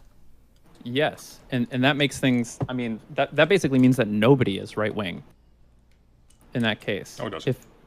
I don't think there's anybody that wouldn't accept that there are modifications that can be made to the My current dude, there are existing people who structures. think that the nuclear family is the bedrock of society even being possible. At every single level, there are people who fetishize these different structures. It's ubiquitous. It's about whether or not people have the intellectual honesty to ever accept any alternative as long as it can be demonstrated to be true, right? I don't know what that's responding to. Can you say something else that tries to do the same thing? Okay, if you're open to critiquing an existing structure, right? You said that it was mutually exclusive to either be open to critiquing existing structures in your video or to be fetishistic about the preservation of the existing structure. If you're fetishizing them, you're definitionally not open to them being critiqued because the stance is one of naive accepting the thing is simply and absolutely given. based. Oh my god. Yeah, so I look don't at think he anybody pulls out does the that Rubik's with cube. currently Oh my existing god, the characters. Rubik's cube Or strategy I think has the come number of out. people who do that are in the extreme minority. I wish that was Like- true. You were very much mistaken. Okay, well, it doesn't represent me, so do I win the debate? No. Sure. Let's I get think let's Max. let's I think he no. wins. I think he wins. Sunday. Let's Okay. get more specific. Obviously, let's try to steelman each other here. Okay, so I don't think you're saying that any defense of any existing power structure in any circumstance ever makes you right wing. I think you're saying that it depends on why you're defending it, how strongly, the context, the situation, the person, blah blah. So again, I think we should get to specifics. It's not my on preferred either- phrasing, but I think we're in the same ballpark. Yeah. Okay, so let's get specific about either Rittenhouse or immigration or any other issue you guys want to put through the orange juice squeezing machine to see what comes out. I like the immigration position or example because it explicitly deals with spatial relations. So I'd actually like yes, Mr. spatial Wicked. relations. I would like Wicked Indeed. to actually recapitulate his immigration stance if he could, and then I think that would be fruitful to talk about if he agrees. Okay, so Supreme, do you want to talk about immigration or Rittenhouse? This is amazing. I would like, at the very least, there's one request I have for this conversation, that I get to represent my position on anything at least once before we start diverting to different topics throughout this conversation. Is that okay? Yeah. What do you want to talk about? Okay. I don't know. I would just say that my conception of the defensive property is certainly not fetishistic. I can entertain the possibility of structures at some point in time where we don't really, I'll just say this, my entire calculation, my entire analysis on the value of a person's property and how it relates to their livelihood and the quality of their life is entirely pragmatic, right? It's just an analysis on where we are in the current state of things and how highly we can predict, how reasonably and how well we can predict that, like, a person's assets being destroyed, especially in the context of a business owner having like half their assets destroyed and like losing millions of dollars, how that's going to affect the lives and the quality of lives of them and their employees. They'd probably have to let a bunch of employees go, you know, having to fight with insurance companies and probably getting shortchanged and things like that. It's entirely pragmatic. Yeah, Not that I so can't very, predict. very, very quickly, if I may just ask a very quick question. Wait. Are we talking about Rittenhouse or immigration? I think we're talking. Well, we're using the Rittenhouse example, but I don't think he's specifically talking about Rittenhouse. He's just using but I want to specifically talk about one of these issues and then run it through the juicer. Respectfully, because Max, you can say I don't respect your respect for me. I think that you can say all this shit and then it can. I don't but then you respect bring your up an disrespect actual, for my respect. Oh, Well, good. Well, you can say all another this shit, then you big can bring up W. the actual issue and then say something that doesn't follow what you just said at all. So abstractly, like, you can make yourself sound like super reasonable or whatever, but I think we got to get specific. So can we please, immigration or Rittenhouse as the field? I keep talking about Rittenhouse. I don't know. I want you to answer this question. Yeah, well, I feel like my Do you answer is wanna- obviously Rittenhouse. Do you want to talk about Okay, so you want to talk about Rittenhouse? Yes. Sunday said he wants to talk about immigration. Sunday, are you okay Good with for talking him. about Rittenhouse? If we're not bleeding again into a litigation of the outcomes of the trial, then yes. Well, it sounds like you both agree self-defense, so we don't need to litigate that. We all agree, I agree with you. The question is about everything that took place before Rittenhouse feared for his life and killed those people. I do want to remove away from the trivia about whether or not he was asked to go, because there is no evidence one way or the other. We're not allowed to talk about. I'm not even allowed to talk about that anyway. I've removed that. That's now sealed. You're not allowed to talk about that. And you're not even allowed to talk about. You're not even allowed to talk about how you're not allowed to talk about it. So let's talk about Rittenhouse. Jesus Christ. Supreme is asked to be able to lay out his beliefs without interruption. Supreme, do you want to give your stance on the Rittenhouse case minus thanks, memory the thing that we're not going to talk about? Well, I mean, yeah, I feel like I just addressed it. If the idea is that I'm right wing because I have a reflexive and fetishistic conception of the defensive property or something like that, I've just said that, like, my analysis of it is entirely pragmatic. I can conceive of a world where property doesn't directly relate to the people's quality of life or their livelihoods, or even eventually extrapolated down to human life and death.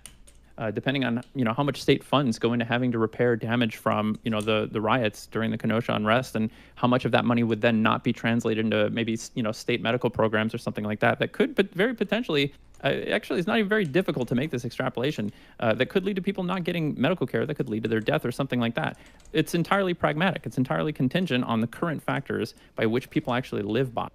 It doesn't mean that I'm completely averse to ever entertaining any ideas of how we could change our entire relationship with property, and how we could maybe have a society where the existing state of property or like the soundness of property, or whether or not it gets destroyed, we devise some way that it doesn't interact with people's quality of life or something like that I would be able to change my mind on that. Why don't you clarify, for my edification, why on earth the circumstances under which Jacob Blake was shot bear on this discussion?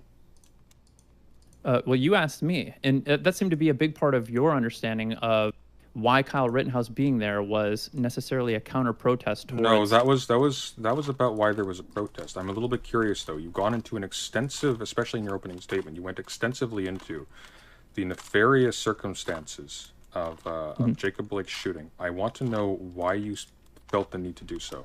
Sure, there's two reasons. Number one, you quizzed me on it in our last conversation, only for us to find out that you didn't know any information about it. It's clearly not true. Continue. Well, it is true, as demonstrated by your own coverage of it, which is posted. Okay, so you were They suspected the man. Wait. Hang on, very quickly, Max. They suspected the man had a knife. They didn't know until after having shot him. Sorry, continue. And okay, so you continue to not know until... Wait. Okay, Supreme, you included... No, at the time, he was not known. You included... Well, hang on, Max. This is actually very important. I don't think it is important. You guys are just calling each other stupid and I'm not.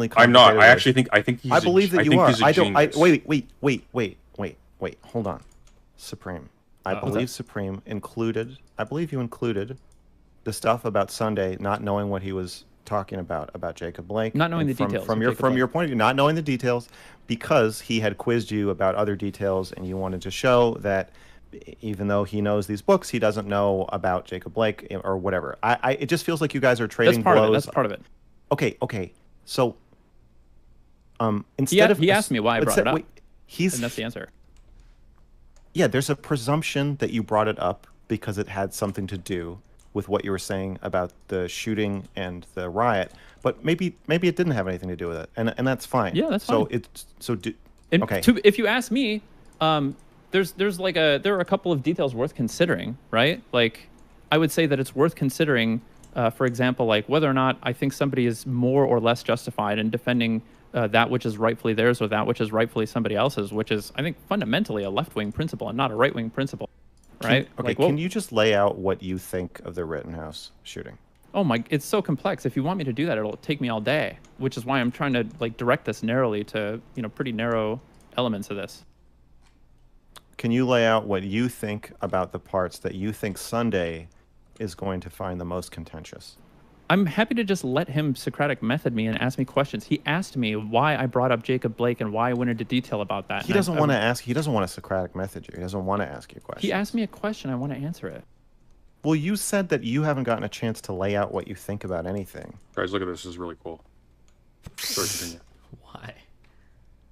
Sunday, I'm going to have to ask you to pay attention to what Supreme is saying during the I'm a very good multitasker. I'm going to have to ask you to appear that you're paying attention to what Supreme is saying during the debate.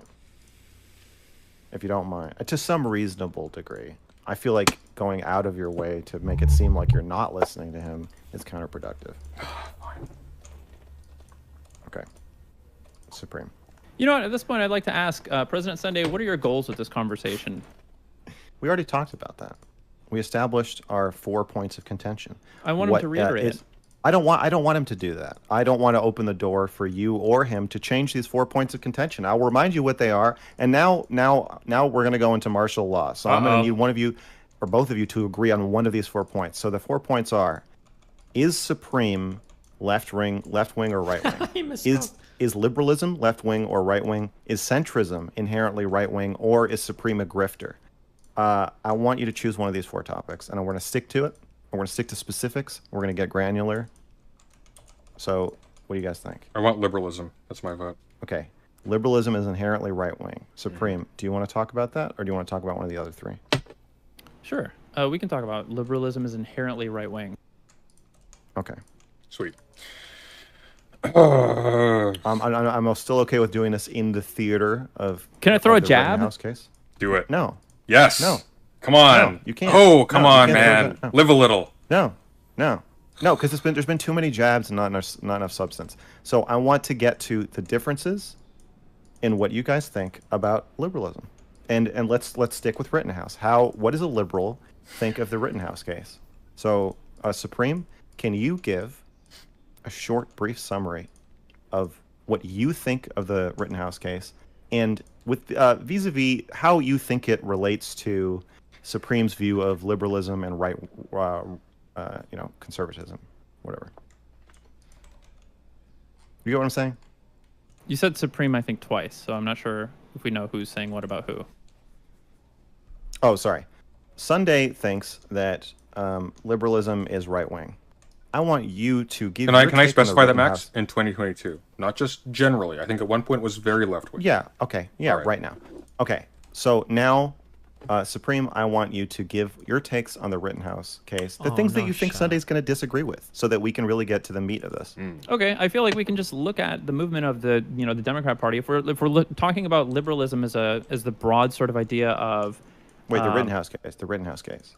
Wait, are we talking about liberalism or the Rittenhouse case? Wait, hang on. Are you as a liberal? Wait a second, Max. I have a clarifying question that actually bears very importantly on this. May I? What are we talking about? Wicked, do you consent?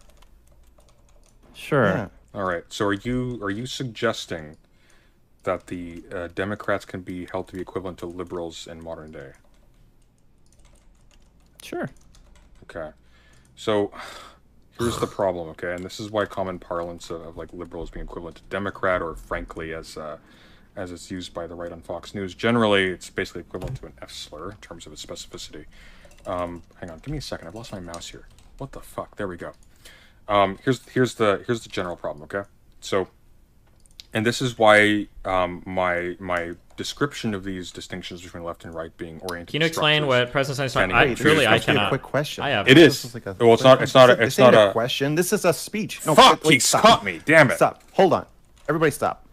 I don't know what the fuck was going on. You've identified Supreme as a liberal. He's identified himself as a liberal in his response. And to a centrist. So what? Yeah, but and he agrees that Osama bin Laden is funny. Okay. So, as a liberal, Supreme, what do you think just drunk? of the Rittenhouse case? After you give your summary, I want Supreme. I want you to see if you agree. Is this the kind of general liberal stance? True. And if so, how is that right wing? And then we'll get into it from there. Then we'll have a functioning, working definition of what liberal is in this context, at least. So, Supreme, for the love of sweet Jesus in heaven, can you please just say what you think of the Rittenhouse case, briefly and broadly? I have to be honest. I don't really understand the prompt. I don't understand what "as a liberal" really means in terms of in terms of investigating this shit.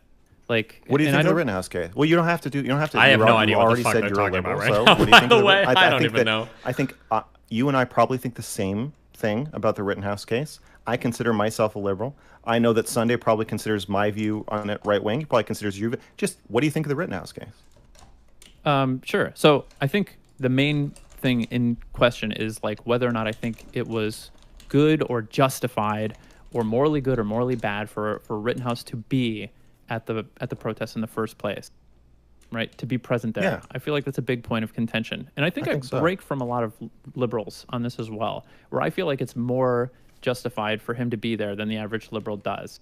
And the reasons for that are because most people who say that he shouldn't have been there is based on his age or something like that. I feel like most people are not judging the rest of the Kenosha Guard for being there. I think a lot of people are judging Kyle Rittenhouse based on his age, the fact that he was there. And my reasons for being a little more reserved about that are that Kyle Rittenhouse is not the average 17-year-old. 17-year-olds can go off to war. They can join the military and go off to war. 17-year-olds is like the beginning of your adult life. And he was already out of high school at that point. I think he was homeschooled. I'm not sure if he finished homeschooling, but he had dedicated the past 3 years of his life to programs that showed a very clear and consistent pursuit of doing some sort of emergency response work. He did some like police cadet programs, and he did some volunteer firefighter programs, and I think an EMT program or something like that. And so like getting some hands-on experience to serve a function that I also wouldn't morally condemn, which is people in a community coming out to help those in their community, in need against wanton, senseless destruction that's unjustified. Which is why I wouldn't judge the other people of the Kenosha Guard so fiercely as well, especially in a time of turmoil where the police were indisposed. Okay, I want to interject. Yeah. I believe that even if Rittenhouse's stated reasons for being there are 100% true, I believe Sunday is still going to maintain that defending his actions is a right-wing position. So I don't think you need to. Yeah, so I don't think you need to prove that he was there for whatever reason he said. I think Sunday is probably going to be willing to give you that. So let's just say he was there to help. He was there as a medic. He was there to protect the business.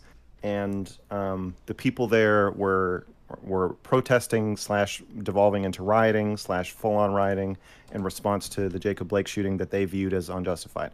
So, okay, so you've talked about his age. Let's talk about defensive property. And the notion that he's responding to a protest against police use of force. Sure. What the protest was about is irrelevant to me. It's just completely irrelevant. And yet you had a lot to say about Jacob Blake. Well, because you asked me about him.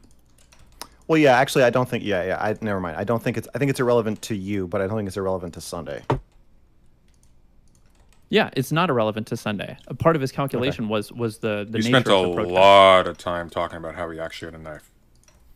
Yeah, to highlight the fact that you didn't understand the situation. No, I did. He wasn't known to have a knife until after he was shot. He was speculating about a knife. Oh my God! You asked Sunday this in the last debate. I don't know what the answer was, but if there was a KKK riot, a pogrom, would you be okay with black business owners standing in front of their business with phalanxes spearing them in the streets? Yes. Jesus. That's a joke. Okay. Yes, but would you be okay with them guarding their property with ARs? Absolutely. Okay, so the reason for the protest is relevant. Of course it is. That's why I asked. Okay. Great. Okay, so let's talk about him deciding to join this what could be called a counter protest, or it could be called defending property from protesters or rioters, or however you want to frame it. Let's talk about that. What do you think of that, Supreme? I don't believe it was a counter protest. When asked about it, Kyle Rittenhouse said very clearly. It was after dark. It can't be a counter protest. We can talk about that as well if you want to give me a chance to. Let's not. No. Yeah, just go ahead, Supreme. Well, that seems like a big sticking point for him when that's fine. It doesn't have to be a sticking point for us, though. This is true. Let's keep going. He's trying to derail you, so let's just keep going. Okay. Where the hell were we? What do you think about Rittenhouse showing up to threaten people who are rioting because of police use of force that they viewed as unjust and racist at the time? What do you think of Rittenhouse showing up and inserting himself into that situation with a gun?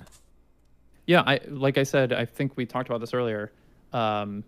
Just before this, I don't think the nature of the protest was relevant at all. It could have been a big lie protest where all the people protesting and whether the protests were peaceful a day, which I believe the protests were peaceful at day. Kyle Rittenhouse claims that he thinks the protests were peaceful at day, and he misspoke claims again. support He for the loses. protest.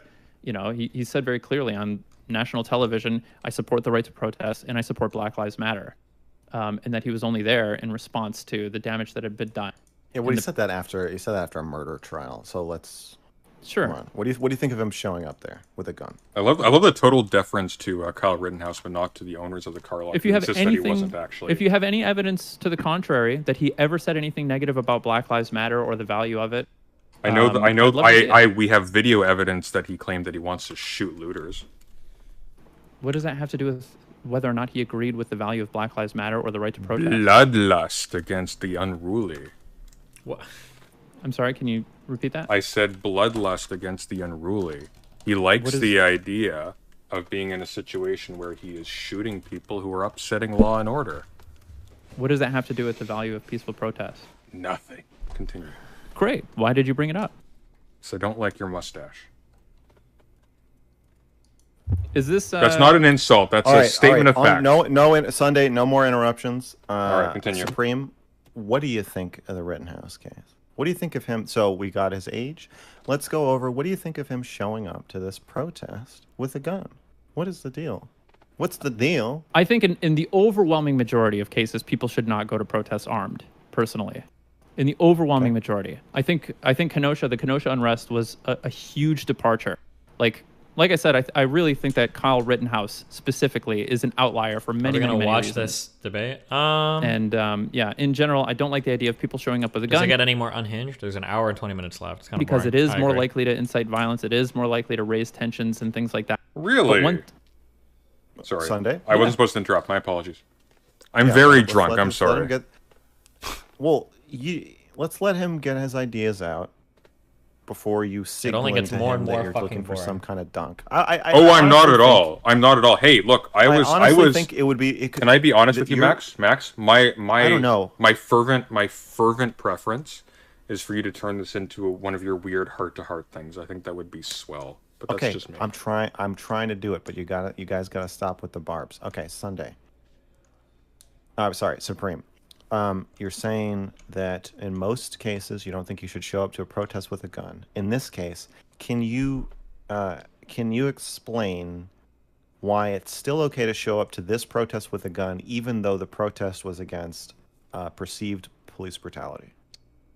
Yeah, because I don't think the nature of the protest is important at all. But in this case, I actually think that the nature of the protest being against the legitimacy of the police or calling the legitimacy of the police in question creates an added incentive, or at least an extra layer of permission for citizens of a community to come out and like protect each other, right? When called to action or something like that. Because if it's the legitimacy of the police that is called into question, then our ability to count on the police to provide protection for people who ask for it in times of unrest and violence is diminished.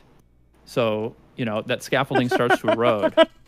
Okay, so just to be clear, as unrest increases, it's bad to bring a gun to a certain point because you're increasing unrest yourself by bringing the gun. He's getting right. He's getting toasted. And then at a certain point, bringing guns is more understandable, or begins to actually add order back in if you're acting as some sort of paramilitary or volunteer police force yourself.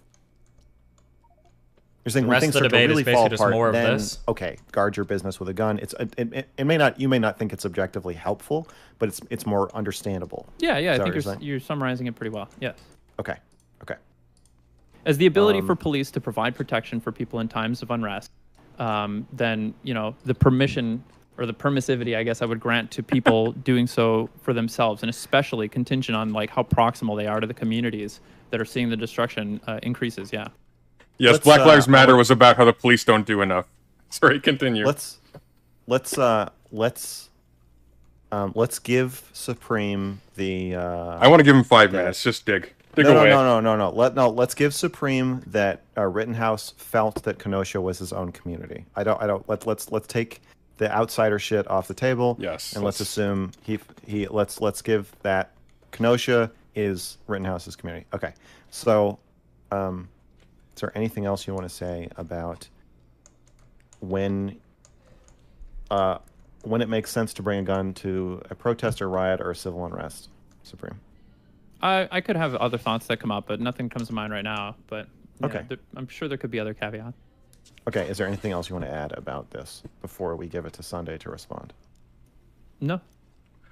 Max, can you in your words tell me what I'm responding to? You are responding to Supreme's overall take as a liberal, or as a liberal / centrist. I agree that he's leaning a little bit to the right of liberal, but I think I consider myself a liberal, and I would probably I basically agree with what he's saying. That's interesting. I actually disagree with you, Max. That that's a right-leaning position. It's not right-leaning. It's right of staunch progressive, for sure. I would say that staunch progressive is very far left. That's okay. Violently let me put it this way. Staunch progressives being. Well, hold on. Let me answer your question. Let me answer the fucking. Let me answer the question. Answer the fucking question. When I say it's right of liberal, I don't mean in theory. I don't mean like on the spectrum of theory. I mean if you just took everybody and asked them like how progressive and how conservative are you, and had them all stand in line. I think where you are at this is something that I think someone who is a little more right leaning would agree with. I understand, but also somebody much further left leaning. Right, that's basically the anarchist view. Is like, hell yeah, we should allow individuals to supersede the state and say fuck the state. We as individuals have the right to protect ourselves. Do you have the right to protect your property? I don't know if anarchists are saying you can shoot each other over cars. Did they say that, Mr. Girl? What would? Yeah, Yes. I mean, may I? That's a good question. Well, you asked me to summarize, and I feel like I did, but So you've that's- been interrogated and it's been specified. Can I ask an additional question just to sort of offset Well, I just even wanna the say balance a that little bit? Very quick, very quick. No, stop with all the fucking derailing. I think what Supreme is saying is that it was his community. He showed up with a gun because a certain threshold of unrest had been met that now makes it make sense to show up with a gun, whereas a less unrest makes it make less sense, and that he should not be seen as This is so hard to listen to. Have they made any progress at all on this That was his conversation? position that he's not an incompetent child. I mean, I never argued that he's an incompetent child. That would take away his agency and his culpability. He said that. Wicked That's what he there. said. Oh. Wicked said that. Yeah. Well, clearly I wasn't paying attention. That's a very silly. It's a very silly response. Is he saying? Wait. Just for my clarification. No, he's not saying that you thought that. He's just giving his take. He was thinks not a counter argument. It was just. It's all just a setup, guys. It's about to get No. really entertaining. I totally understand, Max. I'm just asking. Is Wicked saying that he thinks that Rittenhouse was an incompetent child, or the opposite? Not an incompetent child. Not an incompetent child. Okay, so you think it's an anarchist take to defend private property, which is a constituent part of the state. That's what you think. or property that you believe is rightfully somebody's, whether or not the state protects. And again, if the whole point is that the state's ability to protect it is breaking down, and a person claims this property is rightfully mine, a good argument can be made for that. I understand. So your point of confusion is that you think that the anarchist regards any property that is in use by a human being as being equivalent to liberal private property. So not the same. Okay, wait. Before you start going back and forth on this, Anarchists must believe can in you just some give form of your like broad personal response property, to right? his They broad must. take? There's And no way explain that an what anarchist parts of is. it, if any, you think are right wing, and what parts aren't. The assumption that the defense of private property, which is, of course, a constituent part of the modern liberal state, the modern liberal state, of course, being justified entirely on grounds of the, what's the word I want to look for here? The adhering onto of individual, the adhering onto of the space, the land that the liberal state occupies, the rights that are attached to individual subjects as they are provided in liberal political theory. Sorry. Yeah. You're not saying you're not against all defense of all property. I'm against very specifically. No. You're actually going to go way afield of where I'm actually going. No. Just answer this. Just trust me. With a giant sack. I'm going to answer you the I come same. to your house with a giant sack, and I start putting your books in my giant sack. And I sling it over my shoulder like Santa. You're going to either ask me to stop or prevent me from doing that in some way, right? Categorically, yes. But property isn't a house, crucially. Case in point, I live in a rented space. But if somebody did that, my response would be the same. But I don't own this property. Okay. Yeah, but you own the books. Yeah, but property doesn't mean possessions. That's critical here. When we're talking about property in a liberal sense, we're talking about partitioned areas of land. I've never heard this distinction between property and possessions. I've heard leftists make a distinction between private property and personal property, where private property is like capital, and personal property is like your possessions. I've never heard it called possessions before. Maybe some people call it that. I don't know. I just haven't heard it before. That are possessed Okay. legally. Are you saying you're never planning? Are you ever planning on owning a home or land? No. I mean, I would absolutely take part of the benefits of a liberal state. Okay, so if you owned a house, and I show up with a giant sack and a shovel, and I start scooping your garden, Santa, into your my beard's sack. supposed to be white.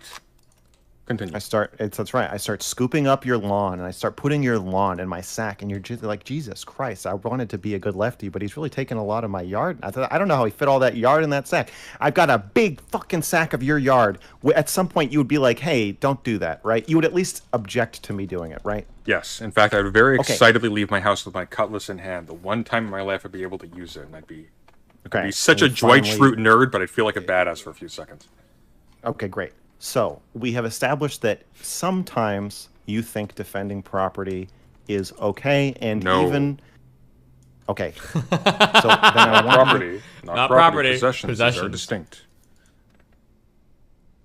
Okay, if I build a house in your front yard, and I say I live here now, Yeah. I build a house that's so big. Yes. It's actually identical to your house. It's just much bigger. Do you know what you're So describing?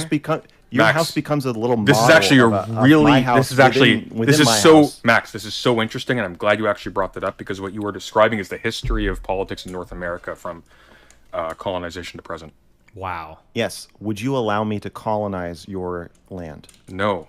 Or would I'd be beaten by your overwhelming technological power, and then I'd be treated as a guest. No. I don't want you to make an analogy. I want you to answer this question. If I built a giant house that's a replica of your Oh, the house, analogy over tracks your- the analogy tracks my response.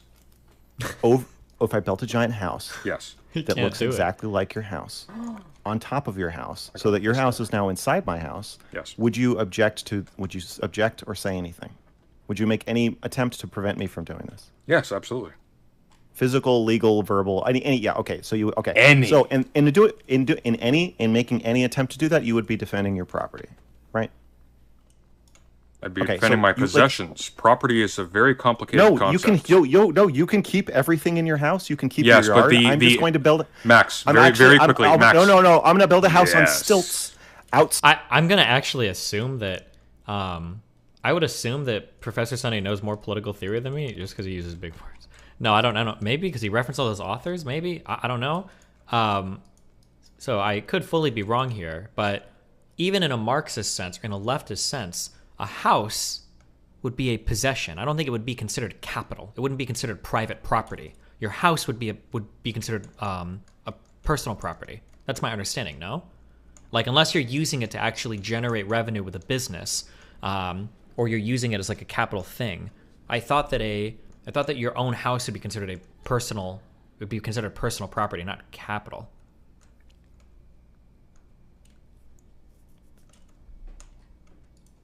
So this distinction that he keeps drawing, I think in a Marxist sense, I don't think makes sense. But I could be totally wrong on that. But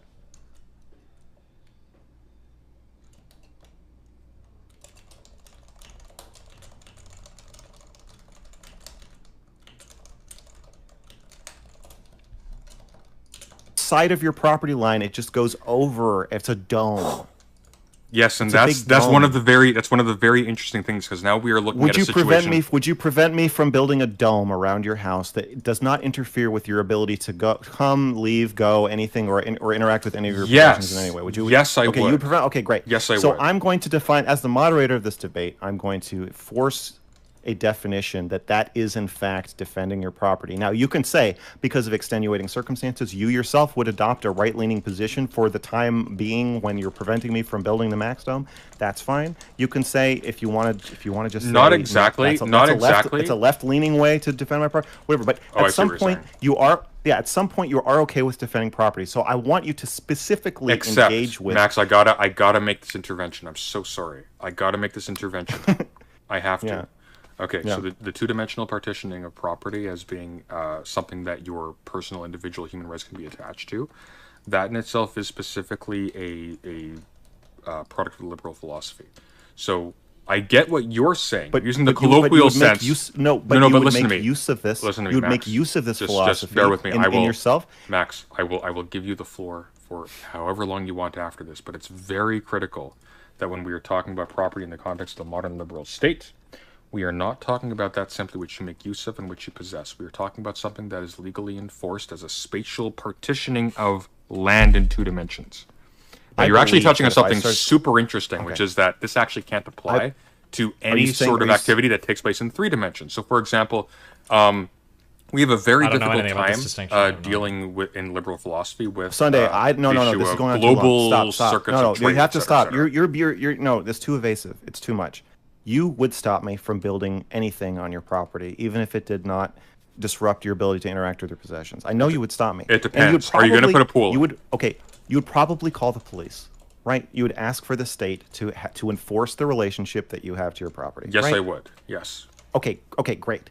So the question becomes, is no longer, is it ever okay to defend property? We live in a liberal system. Yes. So even if we are not liberals ourselves, at some point in I certain specified the situations- reflex for a reason. In some cases, we defend property.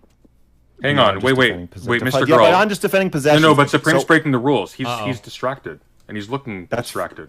Well, I'm just saying the same thing over and over again until you agree to stop derailing it. So it's okay. He heard me the first 20 times. So I want you to bring it back. I want you to bring it back to.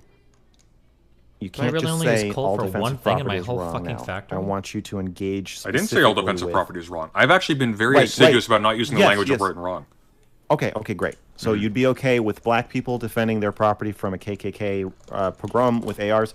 Now I want you Yes, to but to be explain- very clear, when I say explain- I'd be okay, it's important to be very clear. When I say I'd be okay, I do not mean that I think some cosmic law sanctions my opinion on that. I understand that. I Good. understand. Okay, Continue. so now I want you to. Okay, this is. I don't think I want to watch those.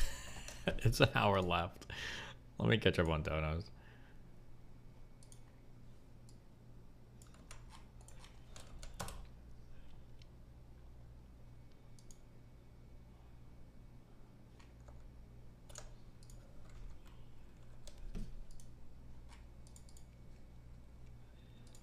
Somebody just donated 20 bucks. Said, so glad I stumbled on a clip of you about 2 months ago. Started watching you and then learning. Grown a lot since then, and I thank you for it. Thanks, buddy. We haven't done much of interest on the stream in a couple weeks because I want to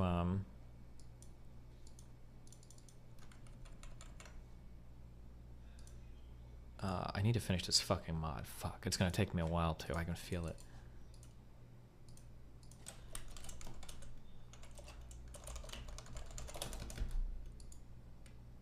Why is my Streamlabs not loading?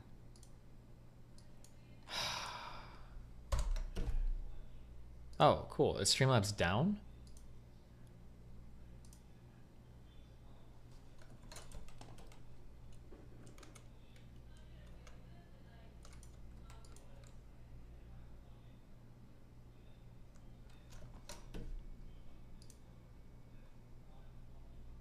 Damn. Okay, well, am I streaming tomorrow? Yeah, I should be. Yeah, I am. Next week, we've got a poker stream lined up with a big poker coach. We've got a debate on Monday night. Some EFAP convo on Saturday. Tombs of Scoria.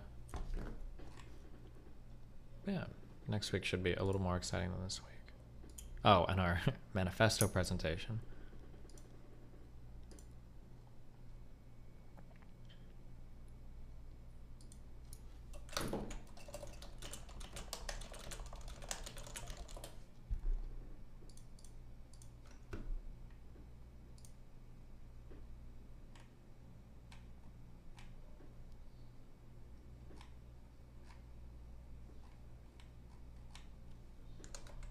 Damn, I just scammed everybody that's donated and I haven't played their audio.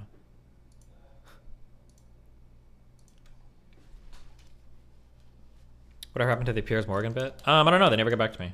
But, what's his name? David Packman said that he also got like a weird runaround, I think, from them, so they just might be...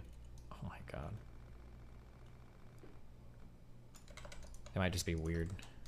Who knows?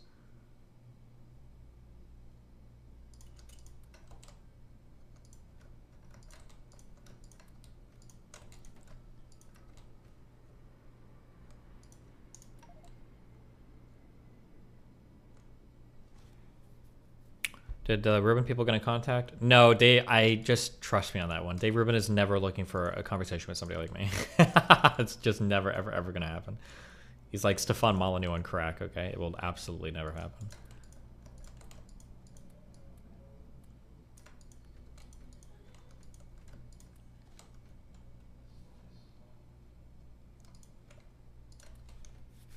He deleted the tweet too? Nice.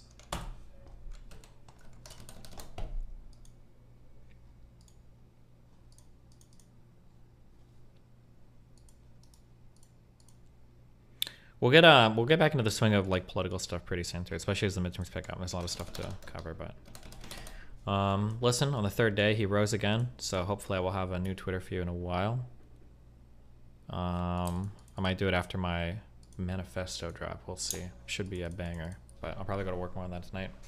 Have fun. Ripperino, cappuccino, poppuccino, hoppuccino, moppuccino, depuccino, cappuccino, appuccino, alpuccino, my duderinos. I will catch you guys. Back again tomorrow, Reno.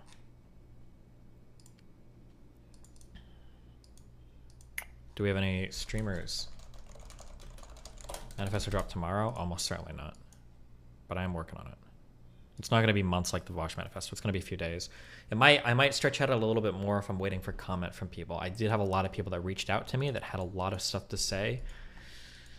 I have one incredibly crazy story, but I need to verify, vet, and wait for them to file other stuff. We'll see. And then there's just like a lot of stuff that's kind of like juggling. There's at least one really big journalist that was interested in some stuff, so who knows. There's a lot of stuff like hanging. As I finish the document, it'll be good. It'll be a good meme. This will be I think I have a decent media strategy for this one. Who knows if anything will happen, but she's not streaming. Fuck. Are any of our friends streaming right now?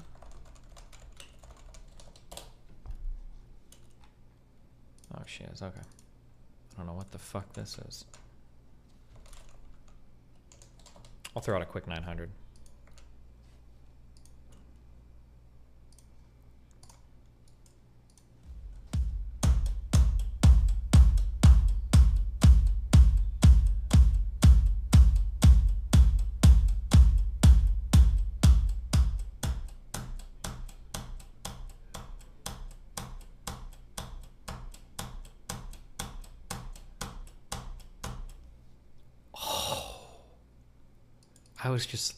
I was locked the fuck in. I was locked the fuck in, guys. Jesus.